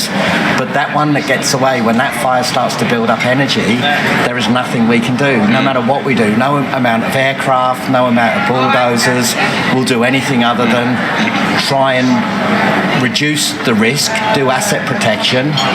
We've got to warn people, we've got to evacuate people, we've got to get them out of the way, because Mother Nature is bigger and more powerful than we can ever be. It's a raging bushfire is no different from a cyclone. It's an inevitability in this country, and in northern New South Wales and Queensland, they are now seeing fires like we have in Victoria. So the increased intensity means more fires that essentially you can't put out. Yeah, well, we work really hard with an aggressive first attack. So we have models of response where we'll send an aircraft, we'll send 4 bulldozers, we'll send a whole bunch of firefighters, and we're really hard to hold that fire small. But about 1% of those fires get away from us. And when they get big, if we have the bad days after that, then literally we just have to make sure people enact their bushfire plan, that they've left early, that they make really good decisions, because when those fires do come exploding out of the bush, there isn't much we can do about it at all. Wow, it's extraordinary. Good luck for the summer. Thank you very much. I hope that it is a calm one for you. Same. Thanks. That's fantastic. Just quickly, there's that term of the black swan, which is that event that you can't even imagine, that's unprecedented. Could we just one quick question? Yeah. In that sort of same vein, of, is this abnormal, completely imagining the unimaginable? Yeah. It's kind of We'll talk about it. And maybe because I was an incident control on a Black Saturday fire, and I remember putting out a warning saying, I have no idea what's going to happen on that day. Maybe I could tell. Yeah, definitely. That's great. Yeah. There's a reality of this. Most fires we can do something about, but there are those that we just can't. I got the sense hearing the talk today that what you're preparing for is this kind of catastrophe beyond what you've dealt with before. Yeah. How do you prepare for that kind of Well, every day there's people like ourselves. We have to plan for the worst possible scenario, and we hope for the best. We are optimists, believe it or not. Although we're planning for the worst, we're very optimistic. I hope that we never have to apply preparedness and go out and fight those catastrophic fires. But I can recall during the Black Saturday campaign, I was an incident controller during that campaign, and I had a fire that I was fighting on the Thursday. And I remember putting a message out to the community is, I don't really know what's going to happen on Saturday. These conditions are unprecedented. I have never in my 30-year career seen conditions like this, a week of 45 degrees, 47 degrees on the day. And I had to say to the community, I do not know what will happen. The very best thing you can do is get out of the way of this thing, because it was beyond my comprehension. I couldn't imagine. It was the next level. It was the next level. It was the next level. Black Saturday was the next level. And at 3 o'clock in the morning, we had 30-metre flame height backing down the hill towards the river. We have never experienced anything like that. I hope never to experience it again, but as professionals, we have to plan for those days. And are you seeing a change in circumstances now that it's making that kind of thing more likely? Yeah, I think with the drying climate, the data over many years says that the climate is drying, and that dryness, if it's combined with hot, windy days. Now, last year in Victoria, we had 135 days of bushfires, right? But we didn't have 2 really bad days in a row. We had 1 bad day in a row, and we're able to chase those fires and round them up again. If that second day had come, those fires may well have run out into those communities. So we are in the hands of Mother Nature, and if Mother Nature puts together 2 or 3 really bad days concurrently, then we're in that situation again. The Bureau's warnings about the coming summer, did that make you worried? Look, we do this is our job. We prepare for this year on year. So for me, I put on additional firefighters depending on where the risk is higher. Some are seasonal firefighters for forest fires, and we hire more dozers and more aircraft, and we plan for whatever the seasonal outlook is. And the governments right across Australia, they support us in preparing for the projected outcomes we would expect. Yeah. Well, good luck with it. Wow, 30 metres back hiking down the hill. Yeah, because normally you go up a hill. Yeah. That's right. And it was my firefighters were down there, and I called them on the radio. I said, "Get out!" And then I had to do the Royal Commission afterwards. You know, they got me for the Royal Commission, and they challenged me. They said, "If you hadn't pulled your firefighters out, you could have saved this town." And I said, "But if I hadn't pulled my firefighters out, they would have died. Just imagine the questions you would be asking." Yeah, exactly. You know? Particularly in that circumstance as well. Yeah, it was life-threatening, and they were the only human beings at risk at that time were those people. Yeah. And you got to make that call. Yeah, I couldn't have done anything else. Here? Cheers. So, yeah, that's hard. I mean, I think you made the right call there. Yeah, you do. And then, of course, the lawyers, they have the beauty of hindsight. And weeks and weeks and weeks to study everything that we made over a 72-hour period. It's frustrating, that, isn't it? Well, it's okay, because I think we need to be held to account. You know, we saw the Grenfell Tower incident, you know, and it reminds me, they're stark reminders that we can't let rules and regulations sort of hold us to. We need people to think strategically. We need them to adapt. We need them to think. You've got to have humans in the time. That's right. No set of rules and procedures can predict a really dynamic situation. Yeah, exactly. So 30-metre flame. I'm still just trying to get across my head. 30-metre flames down the hill. Down the hill.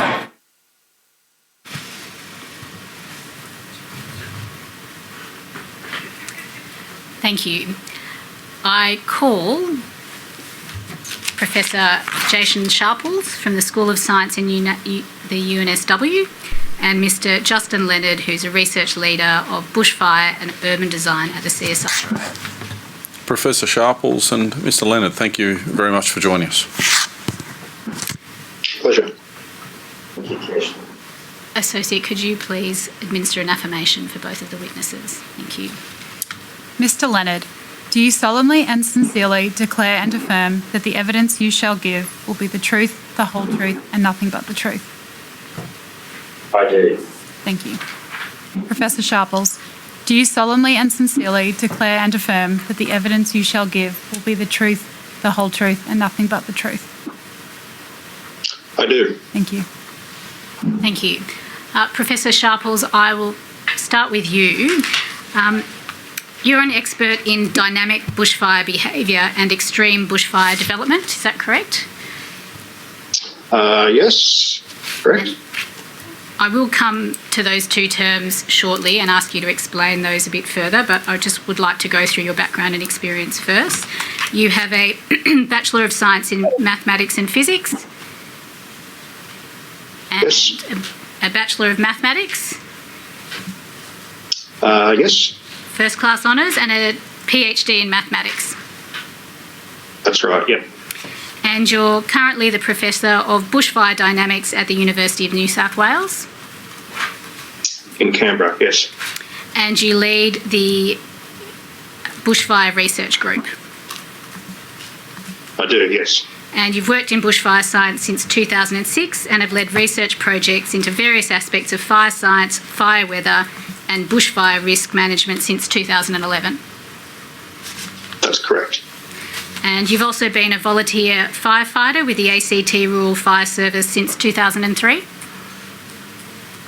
Yes.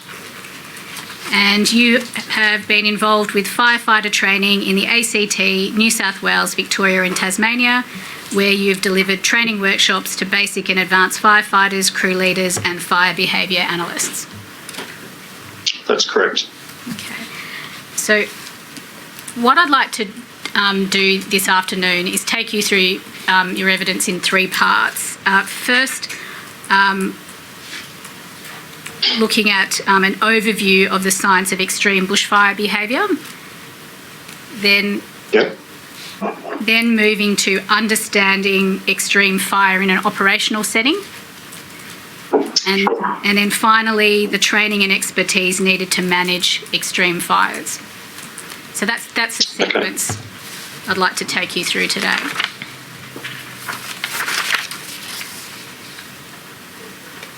Now, the Commission has heard evidence and received submissions from many regarding the unpredictable fire behaviour experienced during the 2019 and 2020 bushfire season. But before we go into these three topics, I wanted to, I thought it would assist the Commission if we can briefly understand some of the key terms that you use. And so first, what is an ordinary bushfire? Well, I would say an ordinary bushfire is one which I guess tends to obey the usual rules. Okay, so we have models which go back the 50s and 60s, which will allow you to predict the behaviour of a bushfire, into its rate of spread, its intensity and so on, based on the ambient environmental conditions of things like temperature, relative humidity, wind speed, fuel load, the slope of the terrain and so on. Okay, so an ordinary bushfire is one which is going to be fairly well described in those sorts of terms. Thank you. And so what are, and I think you've identified what the drivers of the behaviour of ordinary fires are, and they're the ambient environmental conditions, terrain, etc. And that is what the traditional models use. And so what do you mean when you talk about an extreme bushfire? Okay, so an extreme bushfire is a bushfire which has escalated beyond those ordinary sort of levels. You have a fire which is now exhibiting expansive active flaming over large areas, and most importantly it's a fire where that expansive flaming has gotten to the point where it enables the fire to actually start to couple with the atmosphere. But what I mean by that is you've got huge vertical plume development going on. The plume has actually gotten to the stage where it will reach a point in the atmosphere where the water vapour in the smoke plume will start to condense into liquid water droplets. What that then does is that essentially turns the plume into a large atmospheric weather system, starts to form clouds, things like that. When the water vapour condenses into liquid droplets, it releases extra heat through the latent heat of condensation. That heat then gives more buoyancy to the plume, and so you end up with having not just a fire being driven by surface conditions, but a large coupled fire atmosphere event, which is is no longer a surface phenomenon by itself. It actually involves levels of the atmosphere up to some fairly significant heights, and sometimes even all the way up to the beginning of the stratosphere. Okay, so it might help by illustrating with one of the figures that you have in your statement. If we could please go to figure 1 in document PJS.500.001.0001. Yep, thank you. And if we could also please in document NND.001.00945.01 at page 4, show figure 1 on the same screen, please.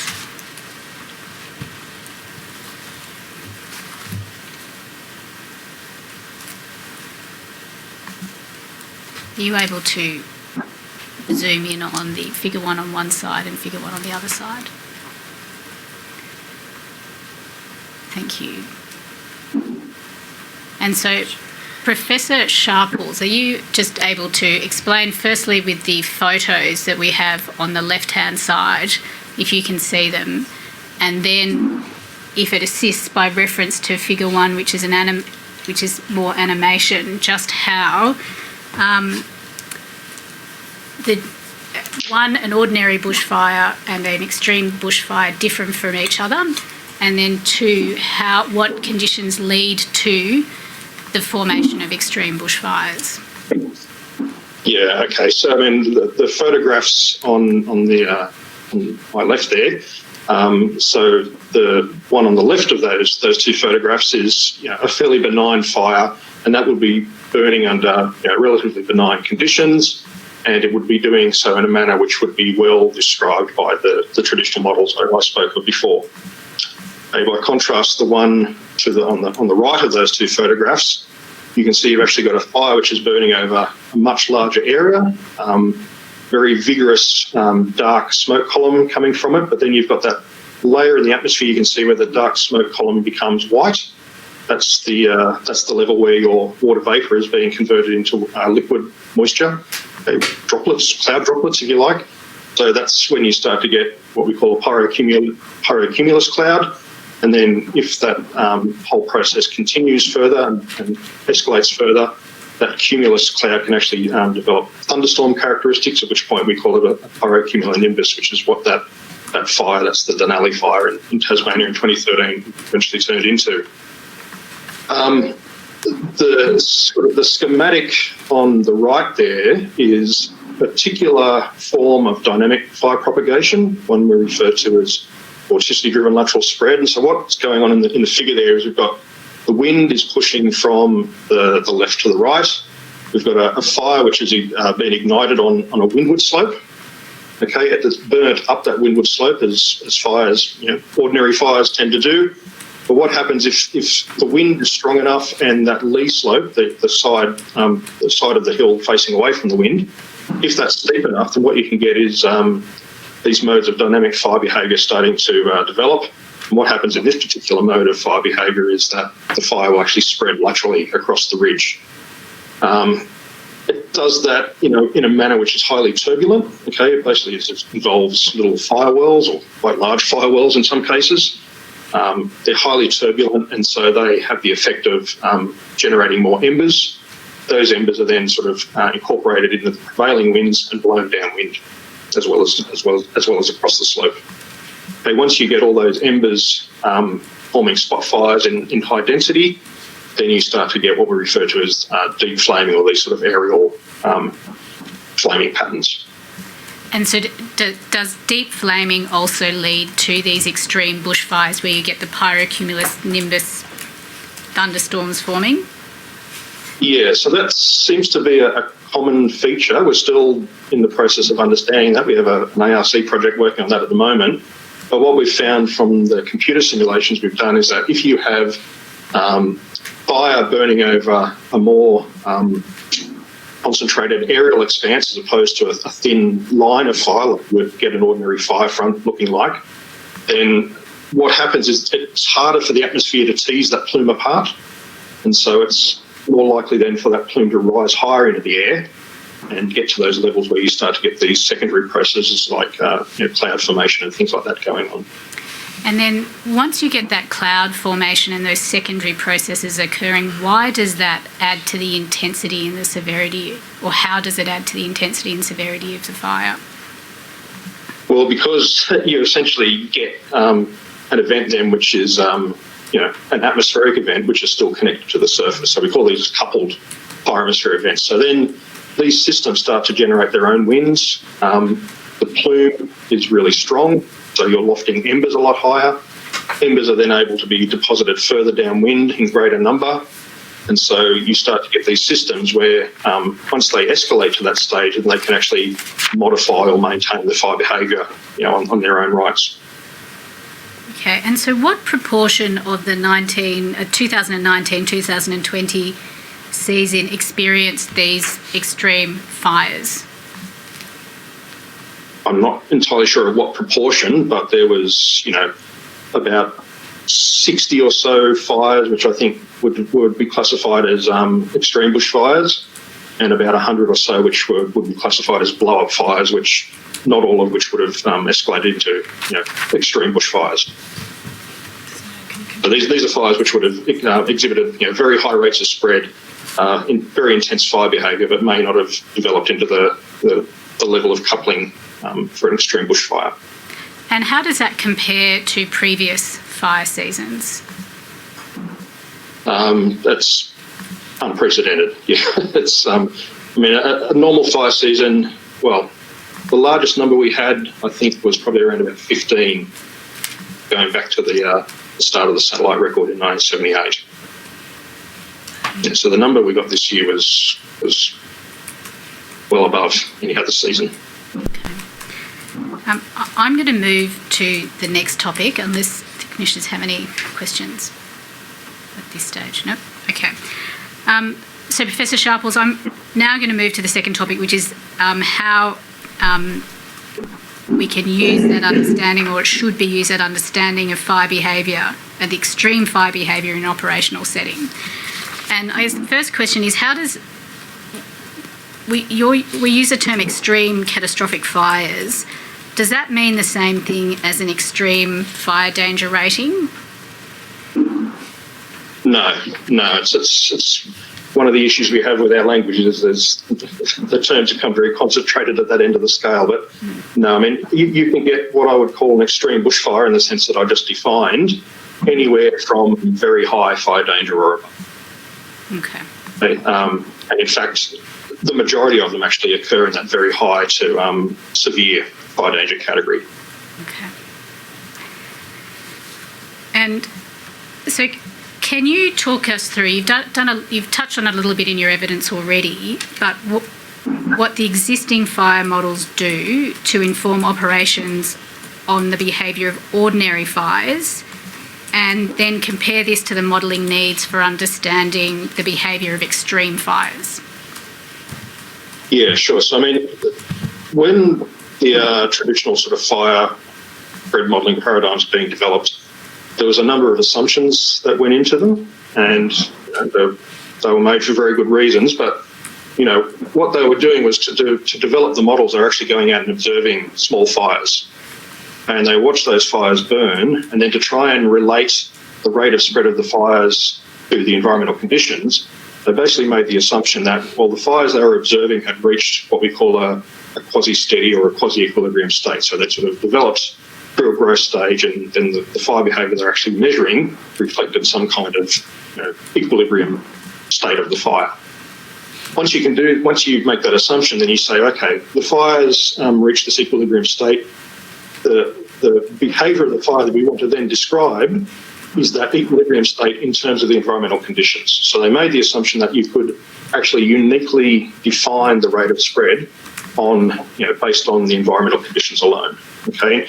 Now, there's sort of another assumption that goes into that is you're not thinking about different parts of the fire interacting with each other. Okay, so there's sort of two assumptions there. Once you've got this quasi-steady assumption about being able to describe fire behaviour uniquely in terms of environmental conditions, and two, you've got a fire in which interactions between different parts of the fire line don't matter. Okay, now, they're very good assumptions for the vast majority of fires.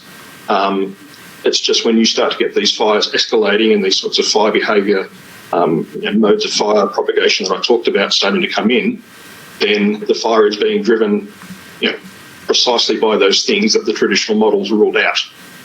Okay, so you're starting to get different parts of the fire line interacting with each other. You're starting to get the wind and the terrain in the fire starting to interact with each other. You're starting to get the fire in the atmosphere interacting with each other. Okay, and once you get that, then the fire starts to generate its own weather conditions. And so the ambient conditions, which were assumed to uniquely define the rate of spread, are no longer the only thing driving the fire behaviour. So you need to start to account for these extra interactions that are taking place. Okay, thank you. And so the Commission has received evidence on the development and testing of CSIRO's Spark fire behaviour platform, which, although it isn't operational, it's functional. And if I understand it correctly, this is a modular platform. Can you identify how a modular platform will be able to address and inform extreme fire behaviour and the complex interactions you've just outlined?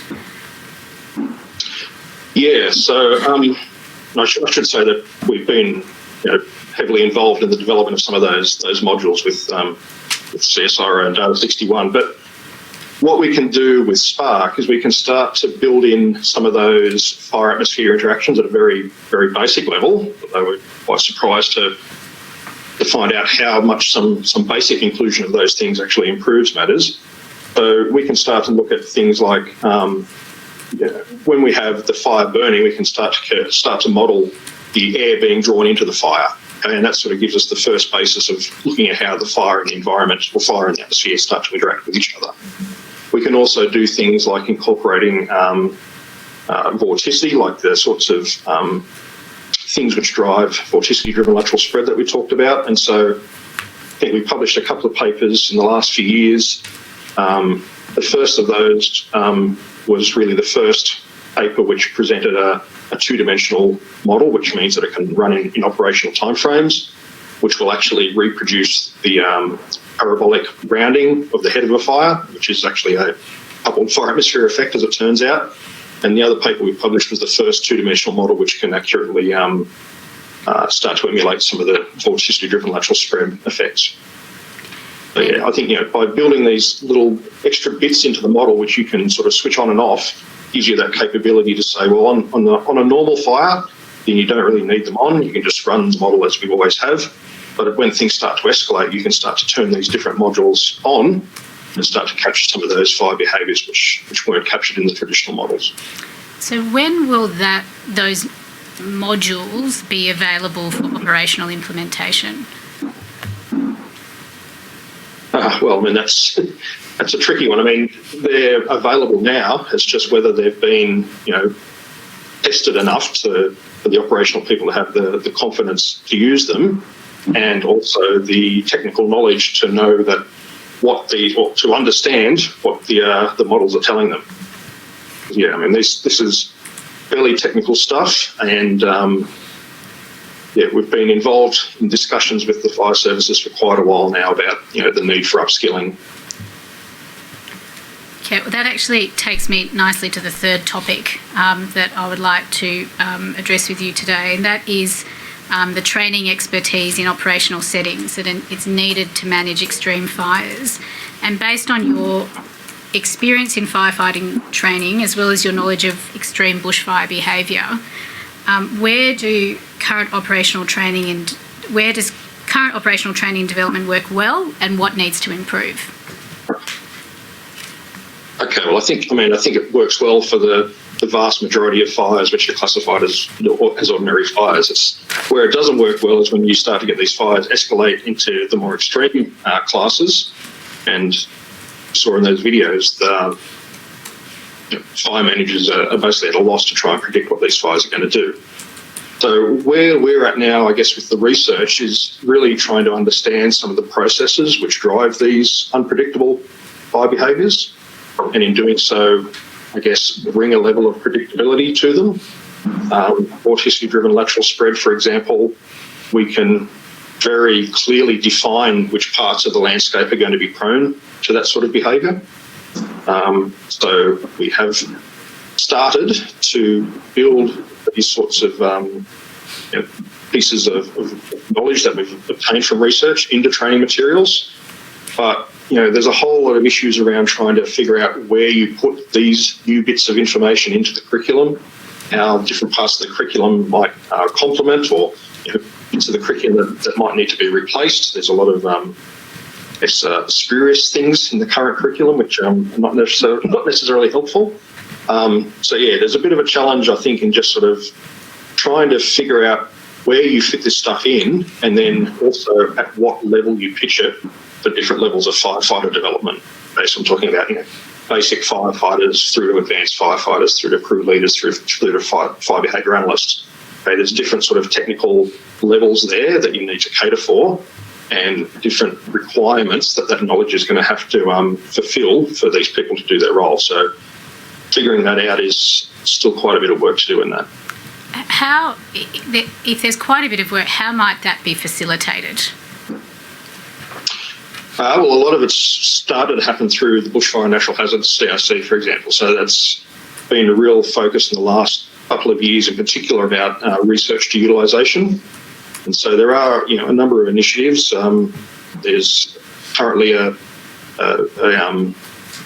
project in the CRC to try and develop an extreme fire behaviour biopedia, they're calling it. Okay, so an easily accessible reference which gives firefighters and fire managers access to basic definitions, explainers. We're hoping to have sort of video content in there which will actually give them the opportunity to see these fire behaviours in action.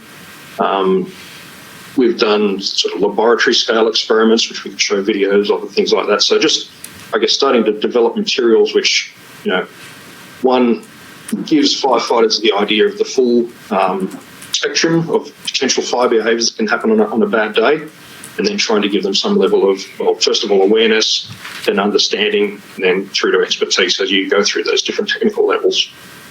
And when do you anticipate that training material that you're developing at the moment will be finished or will be ready for delivery?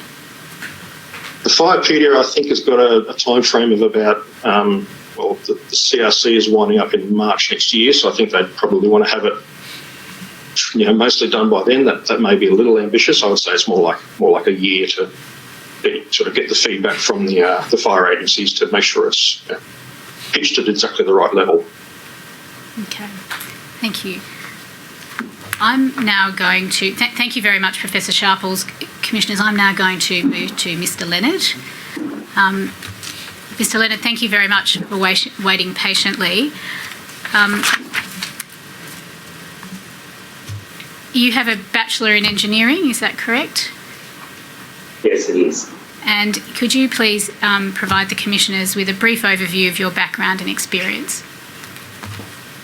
I've worked with CSIRO for over 26 years, focusing initially on fire and fire behaviour and materials work, and have developed most of my recent focus in bushfire response of buildings and communities to bushfire. So understanding the context of how bushfires arrive and how they impact infrastructure and how various different types of infrastructure respond to those fires.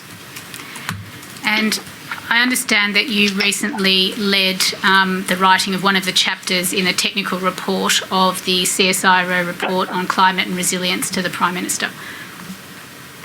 Yes, that's correct. Thank you. Now, just to guide you, I have your the latest CSIRO response to notice that provided information about the various research programs that you've been involved in. So I'm going to run through those and just ask you to draw out the key findings of the various studies that have been done in relation to the interaction of fire behaviour and the impact on the built environment. And starting with the 2009 Black Saturday bushfires in Victoria, I understood that there was a number of different studies that you were involved in looking at the impact of fire on the built environment.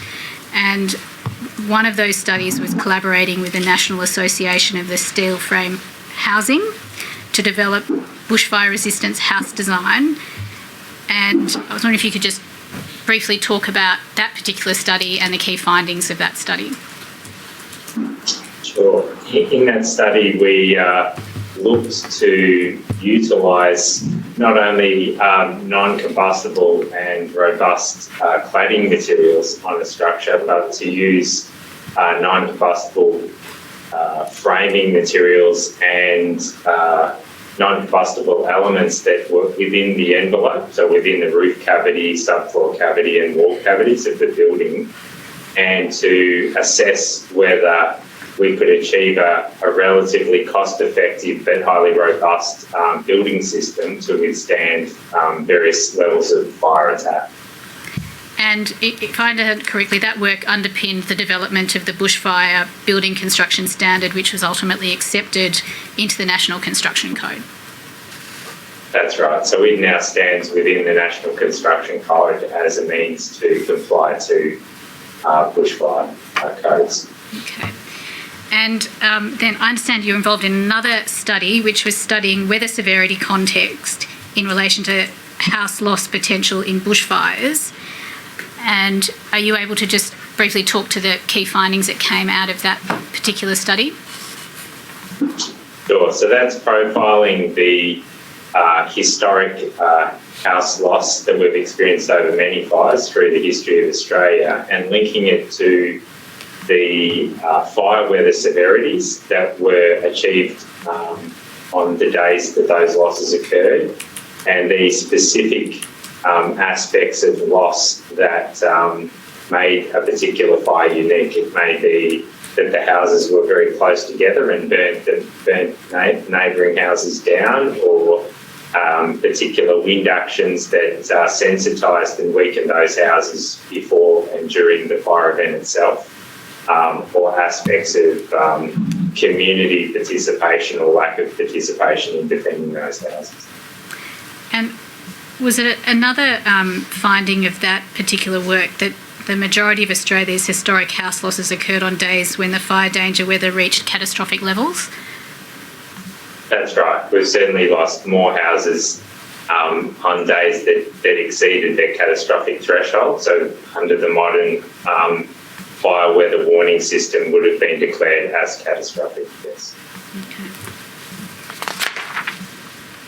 And then you were also involved in a study on the role of timber decking in houses and life loss in bushfire events.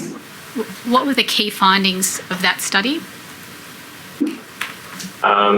In our studies of timber deck performance, we find that timber decks play a role in adding additional fuel loads and heat loads to houses, and that the propensity for a timber deck to become involved in a bushfire has a lot to do with the fire intensity that the deck receives, but also the weather conditions that dry out the landscape as well as the deck and predispose it to ignition. And you're also involved in a study looking at the role of radiant heat flux modelling as a predictor of house loss. And that found that modelled radiant heat flux potential was a poor indicator of potential house loss. Can you explain why that finding is significant? Yes, certainly. So when we are doing post-fire analysis and trying to understand why certain houses burn down and others do not, we look for predictors. It might be the distance to the bush or its unique location. And in this case, we used complex models to predict the level of radiant heat each individual house may have received, and then looked for whether there was a statistical correlation between the predicted radiant heat exposure on the house and whether the house actually burnt down. And we found a very poor correlation between those factors. And so if you can explain what that means then in the context of an actual bushfire taking place. So the houses in the landscape that you would predict to receive the most radiant heat from a large advancing fire front aren't necessarily the houses that are burning down. Okay. So what is causing, if they're not burning down because of the radiant heat, what is the main cause of house loss? Our post-bushfire surveys attribute the vast majority of house loss to have occurred in the absence of a fire front or radiant heat interacting with it. And that leaves the mechanisms of ember attack, which either directly implicate the house or elements around it, along with low-level surface fire, which burns up to and involves either the house or combustible elements adjacent to the house. Okay. And then there was another study you looked at the house losses from the 2016 Wye River fire, and the analysis included how the unique local landscape parameters had a major influence on the potential of house loss and how that related to life risk implications. And I think one of the findings were that such parameters are not currently addressed in the current building and planning regulations. Are you able to talk to that finding and explain it a little bit further? Yeah, so Wye River is a community predominantly of holiday houses that are fairly tightly built into a coastal basin. So they're close enough to each other to typically be able to burn the neighbouring house down. but they're also built on quite steep slopes, typically under tree canopy. And the surface fires would burn over those slopes and reach combustible elements that are typically stored under those houses and cause the structure spread. That creates some significant escalations in the total number of houses you might lose in one given fire, but it also would represent a significant life risk to people if they happen to be in those houses at the time, because there isn't places around those houses that people could safely migrate to over a short distance. So there's the chance that they could be entrapped within the urban environment themselves and lose their lives. And in what way does the current bushfire building standard not address those particular factors? Or in what way does it address it and in what way does it not address it? The current building and planning systems don't account for the exposure risk from a neighbouring house that's on a separate land parcel, and it doesn't account for the additional fuel loads that were found to be typical as stored materials and retaining walls that were prolifically present within the Wye River fire. And you previously just gave evidence about ember-caused losses. Is there any link or correlation between the ember-caused losses and the extreme fires that Professor Sharples was just describing?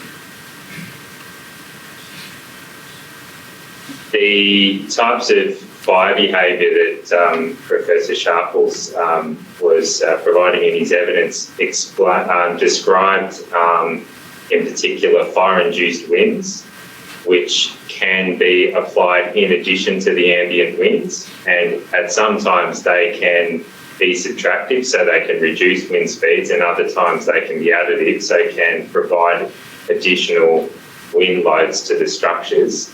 They can carry embers further, that they can also be of substantial intensity, that they can weaken structures due to those wind actions and make them more vulnerable to ember attack, and therefore escalate the likely number of houses lost.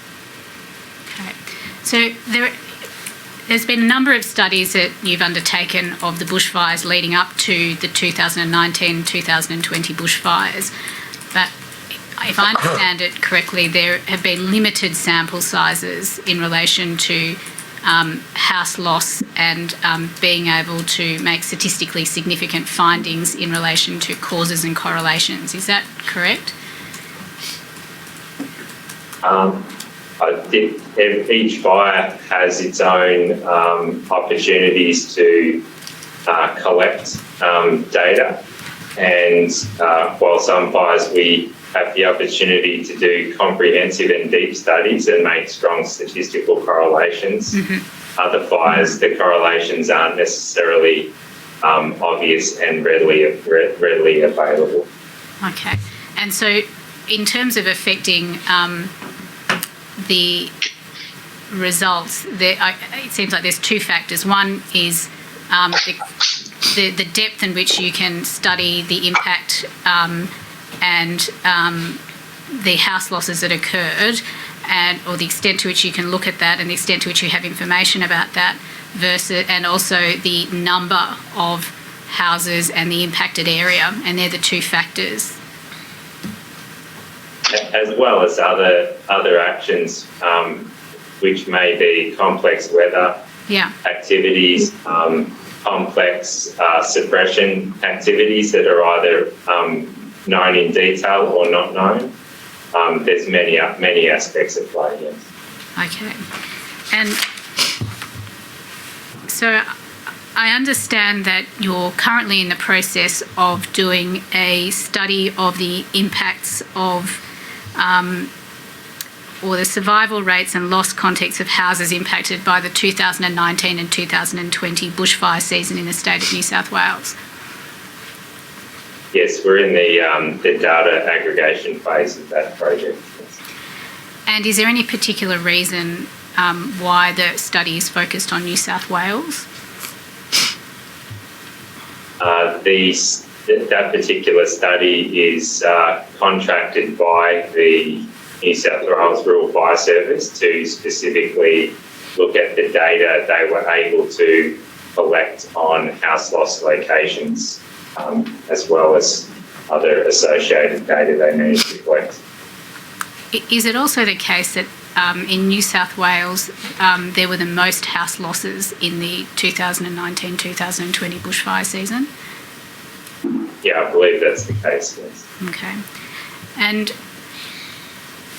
can you just very briefly describe what the scope of that study will be and the timeframes?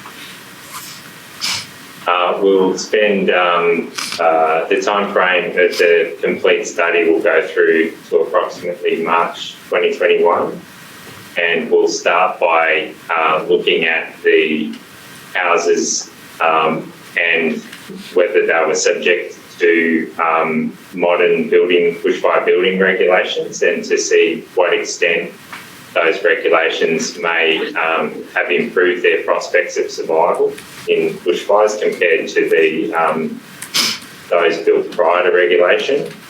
Then we'll move on to linking other factors such as the fire weather severity the house was likely to have experienced, and other factors around the house loss context. And so this will be part of the study scope, if I understand what you've just said correctly, will be to look at the impact that the bushfire building standard and building regulations and planning decisions have had on the survival rates and impact on house losses during the 2019-2020 bushfire. Yeah, that is one of the key focal areas of the work. And I apologise if you've already mentioned this, but is there two sets of report? There's an interim set of findings and an interim set of reporting that you will do. Is that correct? Or even though the study itself will take is not due to be finished until March next year, there are some interim observations and reporting that you will be doing earlier than that? That's right. We'll try to produce an interim study report focusing on the relative performance of regulated structures as an interim one around the September-October timeframe. Okay. And how many houses are you looking at data for? What's the sample size for this study, approximately? It, when completed, should cover something like 2,500 structures. And has a study of this size and of this nature been conducted before in relation to bushfires in Australia? I don't believe it's involved that number of individual houses, or although I stand corrected if Black Saturday actually involved a similar number of post-bushfire studies. Okay, thank you. Commissioners, I don't have any further questions. Okay, I've got one. I'll go to Commissioner Bennett first. Commissioner McIntosh. Yeah, thanks, Chair. Thank you both for your evidence. Both of you have raised issues about AS 3959 either directly or indirectly, and I just noticed your evidence there, Mr. Leonard, about conducting that study. Would you suggest? Firstly, I'll start with a simple question. Would you both agree that there seems to be weaknesses in the existing standard and the extent to which they reflect the current bushfire science? I'll go to Professor Sharples first. Yes, I've already been on the record in various documents I've published about my my feelings about some of the weaknesses of the standard, in particular the concept of design fire, which is in the standard. This idea that on a particular day with particular weather conditions, you will get a particular type of fire. they're still very much based on these quasi-equilibrium notions of what a fire is going to behave like. Okay, so I think, the types of dynamic fire behaviours that I've talked about and outlined in my submission aren't well accounted for in the current standard at the moment. And also, as Mr. Leonard mentioned, the whole role of pyrogenic winds and how they might deform structures or, lift tiles off and things like that and give extra opportunities for embers to enter a house and burn it down aren't well accounted for in the current standard. And Mr. Leonard, would you agree that there are weaknesses in the existing standard? I believe the current body of science knowledge has much to offer and to be considered as a continuous improvement process for AS-Stream and Pipeline. And would you suggest then that probably the best way to go about it is to wait for your results of this study that's going to go into this in a potentially a depth that other studies haven't, or do you think there's already enough to move on? I would see it more like a continuous improvement process where there's substantial science already present to be considered and delivered, and then as the learnings of the new studies come, they can then be rolled in as well. Yeah, thanks very much. I might just stay with you, Mr. Leonard. In your submission, or the CSIRO submission, or response to the notice to give, you raise issues about incomplete information and difficulties in obtaining information about the nature of the houses that have been lost and the conditions under which they were lost. Is that a common problem in the sorts of studies that you do about house losses? Yes, Commissioner. It's the data is time sensitive. So once the houses burn down, they begin to be cleared and modified. It's also quite a challenge after the fire events to actually determine which houses were subject to which building controls, because that data is typically held at local council level and not aggregated in a systematic way to state or national level. So does that speak to weaknesses in our data collection processes and a role for improving standardisation in the approach that's taken to impact assessments? Yes, it certainly does. And it also speaks to the way we collect and aggregate information about what building controls were applied to which houses, so that in the event that a disaster's occurred, we can readily access the information about how houses were built prior to that event. Yeah, right. So pre-event data collection and processes, and post-event impact assessment data collection and collation. That's right, Commissioner. Yep, thanks. Nothing more from me. Thank you both. And I've got one question for Mr. Leonard.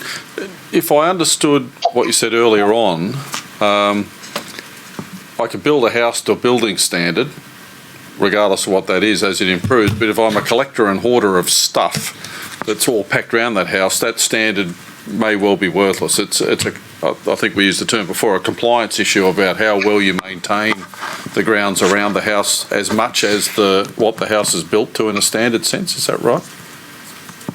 Oh, that's very much the case. The ability to effectively maintain that house and keep the landscape extremely clean and tidy is an absolute imperative to maintaining the effectiveness of what that minimum regulatory standard was attempting to achieve. Okay, thank you very much. I appreciate that clarification. On top of that, Ms. Amber Kapathi, that's the questions finished from us. Thank you very much. May the witnesses please be excused. Professor Sharples and Mr. Leonard, thank you very much. Appreciate you spending the time this afternoon and your release from the summons. Thanks. Thank you. Thank you. 9 o'clock tomorrow. Yes, Chair, I just wanted to give you an update. I've sought updated instructions on the notices that were sent by the Royal Commission on Friday, and I'm presently instructed that we haven't heard from either New South Wales or Victoria. So what was the time that they were due? 12:30, Midday. midday. So So that's, we'll follow that up with parties' representatives. so I can do the maths, that's almost 5 hours overdue. Thank you. I'll let you follow up with the parties. Thank you very much. We will adjourn until 9 o'clock tomorrow morning. All rise.